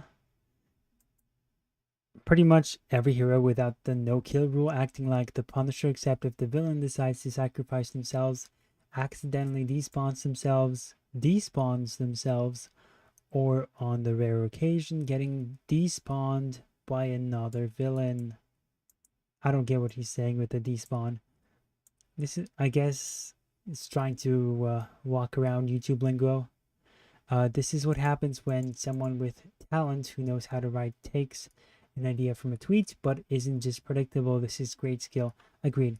One more video. So that was pretty much anti-Batman. But under the Nerd Sync video, one of the top comments was this. I'll read it out to you. Batman, if you kill a killer, the number of killers don't change. If you kill a killer, the number of killers don't change. Supposedly Batman wrote that, and then underneath that he writes, "That's why I don't stop at one killer," says Punisher. And so apparently this catchphrase of, if you kill a killer, the number of killers don't change, apparently Batman said said that once in some comic apparently, or like some story, and I was trying to find the story he said that in, and I couldn't find it at all. Like, I searched everywhere for this quote, and it was just people saying that, oh yeah, Batman said this thing once before, and I don't remember what it was from. And I don't even know if I do remember, because maybe it's something I haven't even read. So when I kind of searched this quote up, because it's a stupid quote. If you kill a killer, the number of killers don't change. Yeah, but what if you kill more than one killer? Then it obviously changes. And again, it's like writers trying to be so deep, and it's unnecessary. So what happened when I searched this up on YouTube? I searched it. I typed this quote in Google, and I tried to find where it's from, Reddit as well, and I couldn't find it, right? So what happens when I... Is this the video? Nope. Nope. Nope. Nope. Oh, there we go. I found it. Jason, listen to me. I know that you're hurt. Okay, here's the video that we found.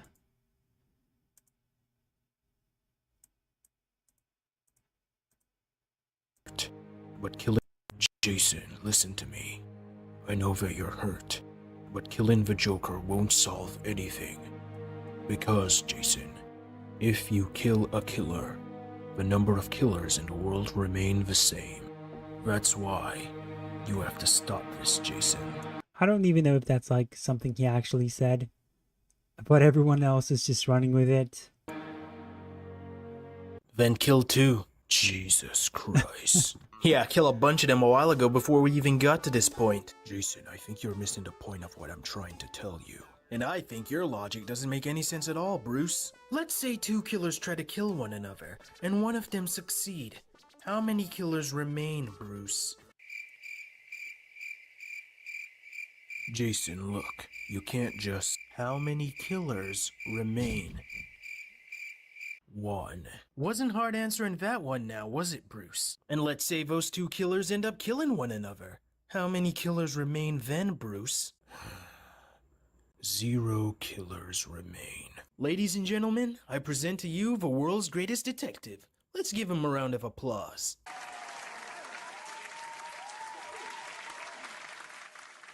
Don't you feel anything at all knowing that you've taken a human life? Oh, Bruce. The only thing I feel when I pull the trigger is the recoil of my gun. Dang. You know what, Jason? That was cold. Screw you. You're only mad because you know I'm right.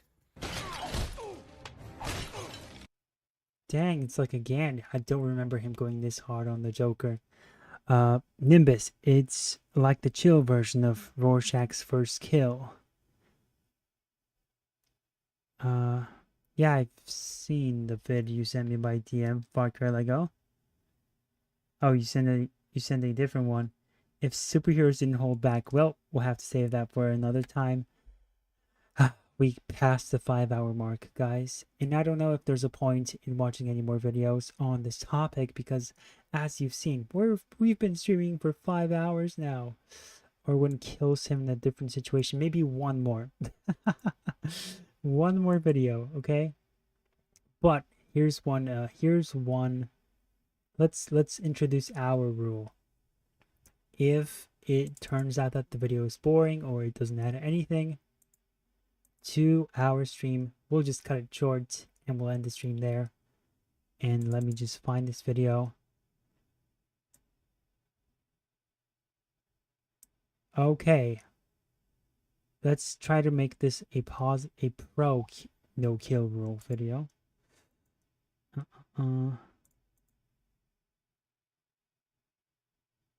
Okay. I have one rule.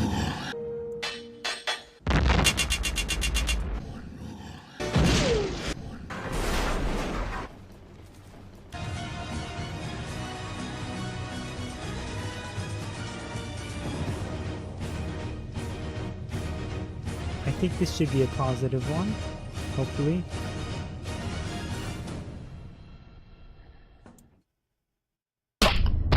Batman is one of, if not the most popular. If you're unable to watch actual clips from movies, look up Jason kills Joker in a diner. It's ridiculous. Superhero in all of comics. There have been many interpretations and versions of the character, but one thing people always associate with the Dark Knight is his one rule.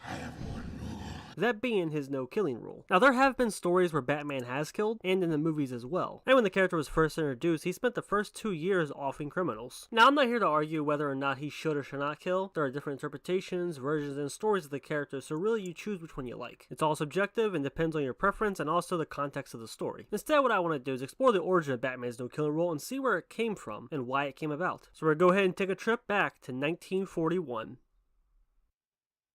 Batman, look out! The Dark Knight. The last remaining beacon of morality in the shadows of this town. Wait, what was that? The earliest example of Batman refusing to kill was in Batman number 4, released January 1941. In this panel, he says, "Use only the flat of your sword, Robin. Remember, we never kill with weapons of any kind." What I want to ask is, why the change? Why after 2 years did Batman stop offering criminals in over-the-top fashion, and now has a moral stance against using guns and killing? People point to Whitney Ellsworth, chief editor at DC during the late 30s and early 40s. They say he's the main reason for this change. He issued new guidelines for the characters to follow, which would tone down the sex, language, and violence. Batman co-creator Bob Kane wrote in his autobiography, "I never had what Razorfist was talking about this. Complete control over the Batman comic book and newspaper strip, and the editors placed increasing limitations on what Bill Finger and I could do. In the first year, Batman had been a grim vigilante who operated outside the law. In several early issues of Detective Comics, he even carried a gun. We had our first brush with censorship over Batman's use of a gun in Batman number 1. In one story in that issue, he had a machine gun mounted on his Batplane and used it. We didn't think anything was wrong with Batman carrying guns because the Shadow used guns. Bill Finger was called onto the carpet by Whitney Ellsworth. He said, "Never let Batman carry a gun again." He said the thing, guys. He said the thing. The thing that Razorfist mentioned. The editors thought that making Batman a murderer would taint his character and mothers would object. The new editorial policy was to get away from Batman's vigilantism and bring him over to the side of the law, so he was remade as an honorary member of the police. The whole moral climate changed in the 1940 to 1941 period. You couldn't kill or shoot villains anymore. DC prepared its own comics code, which every artist... There you go. I guess this was supposed to be a pro episode video, but it seems like it's more of the anti. The writer had to follow. He wasn't the Dark Knight anymore with all the censorship. This new code not only affected Batman, but Superman and Wonder Woman as well. But why the new guidelines? Why was this code implemented in the first place? Interesting. Look at that poor little guy. He's all tuckered out. During the late 30s and 40s, comic books were seen as damaging to the youth and causing delinquency, according to parents. There were youth groups organizing comic book burnings, and the outrage made news in the papers throughout the United States. In 1940, an anti-comic editorial titled "A National Disgrace" appeared in the Chicago Daily News, and was quoted saying, "Badly drawn, badly written, and badly printed. A strain on young eyes and young nervous systems. Their crude blacks and reds spoil the child's natural sense of color. Their hypodermic injection of sex and murder make the child impatient with better, though quieter stories. There were even court hearings about the content depicted in comics and whether or not it's appropriate for a child to read. So in this time period, comics were in hot water, and across the nation, parents were afraid that comics would make their kids delinquents. So Ellsworth's new guidelines were more than likely a way to get parents to ease up so kids could read the comics, since children were their biggest consumers. It was a business decision to change their heroes to appeal to a younger audience, and to shut up outraged parents. Just a hunch based on what Bob Kane said, and given the hatred for comics around that time. So in just a few short years, Batman went from snapping necks and shooting thugs to having a... Are you going Hosuke? I'll have to send you a video next stream. Moral code against using firearms and killing. However, DC's new guidelines weren't the only thing to take effect. In the 1950s, the Comics Code Authority was formed, and this placed even more restrictions on artists, turning comic book characters even more family-friendly. Some of the rules were no profanity, no gore, no sex, no drug use, no showing the heroes killing criminals. Policemen, judges, and government officials can't be portrayed in a negative light. No seduction or even suggesting it. No scenes dealing with vampires, zombies, cannibalism, ghouls, freedoms and less restrictions. But this didn't pan out, and they were rejected. Disney, Marvel, and Archie Comics all agreed to stick to the 1971 revision. Okay. This is a gun? Now, I know what you're thinking. What does that have to do with Batman? Well, after being family-friendly for 3 decades and having a strict rule against guns and killing, writers and artists started to explore different stories with Batman, many bringing him closer to his darker roots, which was different from how he was seen in the mainstream. Most people by the 70s only knew Batman from the Adam West Show, where he was a goofy, comedic hero. And thanks to the Comics Code Authority, throughout the 50s and 60s he was more of silly and zany. And it really wasn't until the 70s and 80s where comic book artists were able to experiment more. It was also around this time that Joker was changed from an evil prankster to a more psychotic and murderous villain. And we got the first appearance of Ra's al Ghul. But the no-killing rule was now associated with the character, and most comics would still follow this to some degree. Some writers started to test the waters by showing stories and situations where Batman would kill the villain, both canon and non-canon. The most famous stories being The Killing Joke and The Dark Knight Returns. The Killing Joke's ending is left ambiguous to whether or not he killed the Joker, and The Dark Knight Returns he kills a criminal. Yeah, we know. What do we have here? Do for the video. Hope you Hey, guys it's got enjoyed. the I just thought it was woos. interesting to go ahead and explore the origins of the no-killing rule and why it came about. Go ahead and leave a comment. Let me know what you think about Batman's Okay. no-killing rule. Do you think it makes him a more interesting character? Again, another objective video, which is not what we wanted. And fine, like the last clip, and that's the scene. Jason kills Joker from Batman. PD's Commissioner Jim Gordon credits the Batman with exposing a metahuman trafficking network allegedly tied Death to in the Stag family. Industries. Tune in tonight at 11 for more updates on Gotham's Cape Crusader. Just watch the If you scene and fought close it off. alongside him, you'd know that's not Batman. It's probably Nightwing, filling in for Bats. And you, just happen to know Batman, huh? Knew him. He's gone now. The old boy wonder knows to keep the Bat legend flying, or else Gotham would explode with crime. Interesting theory. You Oscar said you still fought here. alongside him? Oh, I'm a new man now. Got a new life. Is this? Oh, that's the Joker. Okay. Starting over fresh. At least that's what I write in my journal. My therapist says that'll help. Eventually. Talking things out helps too, friend. As it turns out, I happen to be a good listener. Is this a New 52 movie? It doesn't look like it. What? Wait. What is this from? Yeah, sure thing. You know, this reminds me of a joke I told Bats once. You want to hear it? See, there were these two guys in a lunatic asylum, and one Oh no, night not they this joke. decided- It's not a funny joke. That's the problem with the joke. It's not very funny. They don't like living in an asylum anymore. They decide they're going to escape. So, like, they get up onto the... Steven. Oh, wait, hold on.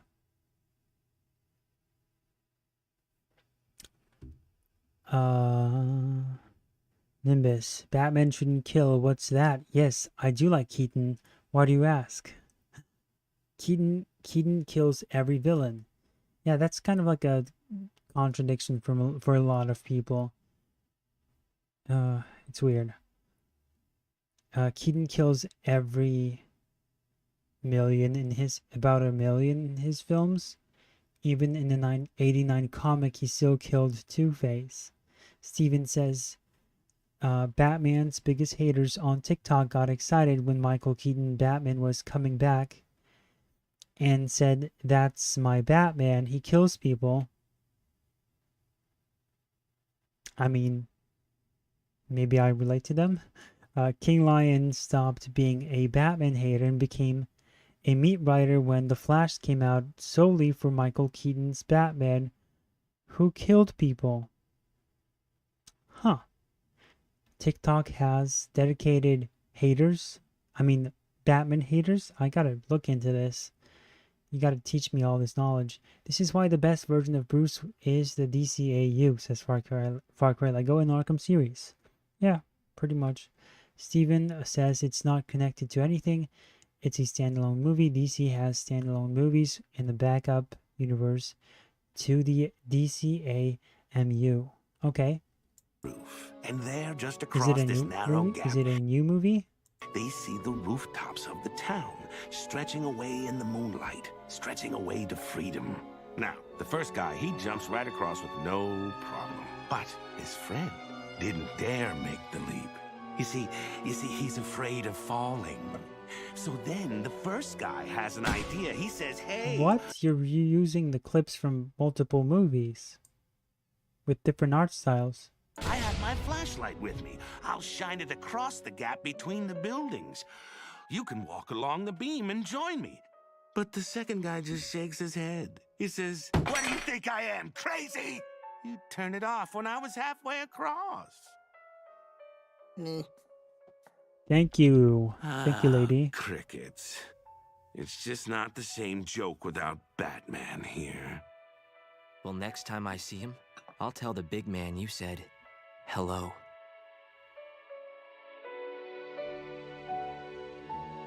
Boy Wonder.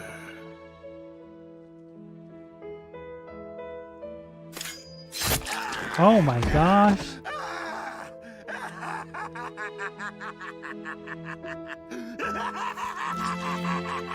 What?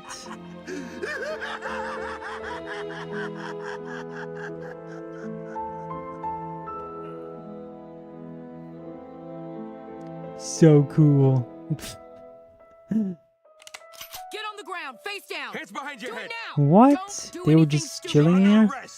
No sudden moves, man. Ooh, yes, base. Let's go.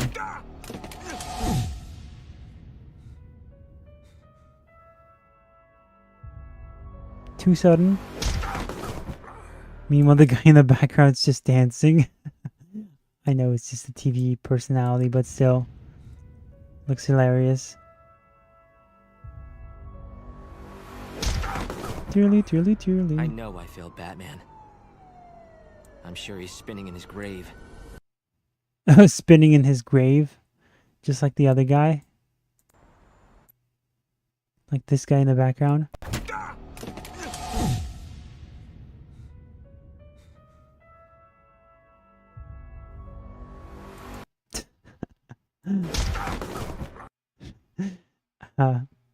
Yeah. Comic book TikToks is dead at this moment. The Batman haters don't have good points besides the no-kill rule and his contingency plans. Most of their stuff is debunkable. Well, that sounds like a fun stream to do. Watch a bunch of TikToks and try to debunk their stupid arguments if they are stupid. People don't focus enough on the fact that Jason's mom was responsible for his death. Yes, it was. You're right. She failed that boy twice. Can't decide who's worse, her or Talia al Ghul. It's a fair question to ask. It's not connected to anything. It's a standalone movie, DC. Okay, I read that one. Alright, guys. I think Jason, what he did here was kind of justified, if you ask me. That was good. That was a good joke. LOL. Better than Joker's. Yes, I think you were referring to Jason's joke, which I wish I had one. I wish you were talking about me, because it would give me hope that maybe perhaps I have a future in this industry. I guess I'll end up like the Joker. I'll end up killing somebody, end up putting on this stupid red helmet, and then fall into a vat of chemicals, laugh and laugh like a crazy person until there's nothing left in the world but suffering and death and even more laughter. Yeah, that's sorry, I just kind of went off on a, I don't know, it was just this stream of consciousness, if you could call it that. It just happens to me sometimes, you know, nothing crazy. Good stream. Thanks, Steven. But I remembered being a complete sensible. That's a new word, sensible. You probably meant to say cesspool, but sensible, that sounds pretty good. At Far Cry Lego, it's a lot of the shipping community, commies, and the rainbow community. Yes. It's kind of to be expected from TikTok. Comic book Twitter, that is. Exactly. And since I remember being part of it, the cesspool. Yeah. All right. Still got some people watching, which is pretty cool. Have some hope, Greg, says Hosky on Twitch. Oh, but you know, I have hope. I think gotta stay optimistic, right, about everything that happens to you. If not, you might as well blow your brains out. I don't know. Something to consider. You know what? I should not be making these jokes because somebody one day will be like clipping them and say, look, this guy's definitely crazy. Look at him. He is out of touch. He probably, you know, someone will try to frame me for like killing myself, which I definitely would never do. But someone will take these clips one day and be like, oh, the signs were there all along. So we got to be careful. We got to be smarter than these feds that are watching us. At least one of the person watching this stream is a fed, and it's not Tom King, despite what you might think. Stay positive like Magic Johnson and Charlie Sheen. Yes, Charlie Sheen and his positivity never ceases to amazes us. All right. That's enough. That's enough. Thank you for watching this stream, guys. It's been a good one, even though we definitely went over our time. Is this our longest stream ever? It might be. Wait, did we do a 6-hour stream once? I don't even remember at this point. It's all starting to blur. Like my memory of my youth and my... No, okay, enough of these jokes. Take care, everyone. That's right. Take care. Have a good one. It is 5:20. 5:20. 5 hours, 20 seconds. That's right. All right, guys. Bye, and remember, do not kill people. Do not, unless they're crazy. In that case, there are always exceptions, and that just might be one. All right.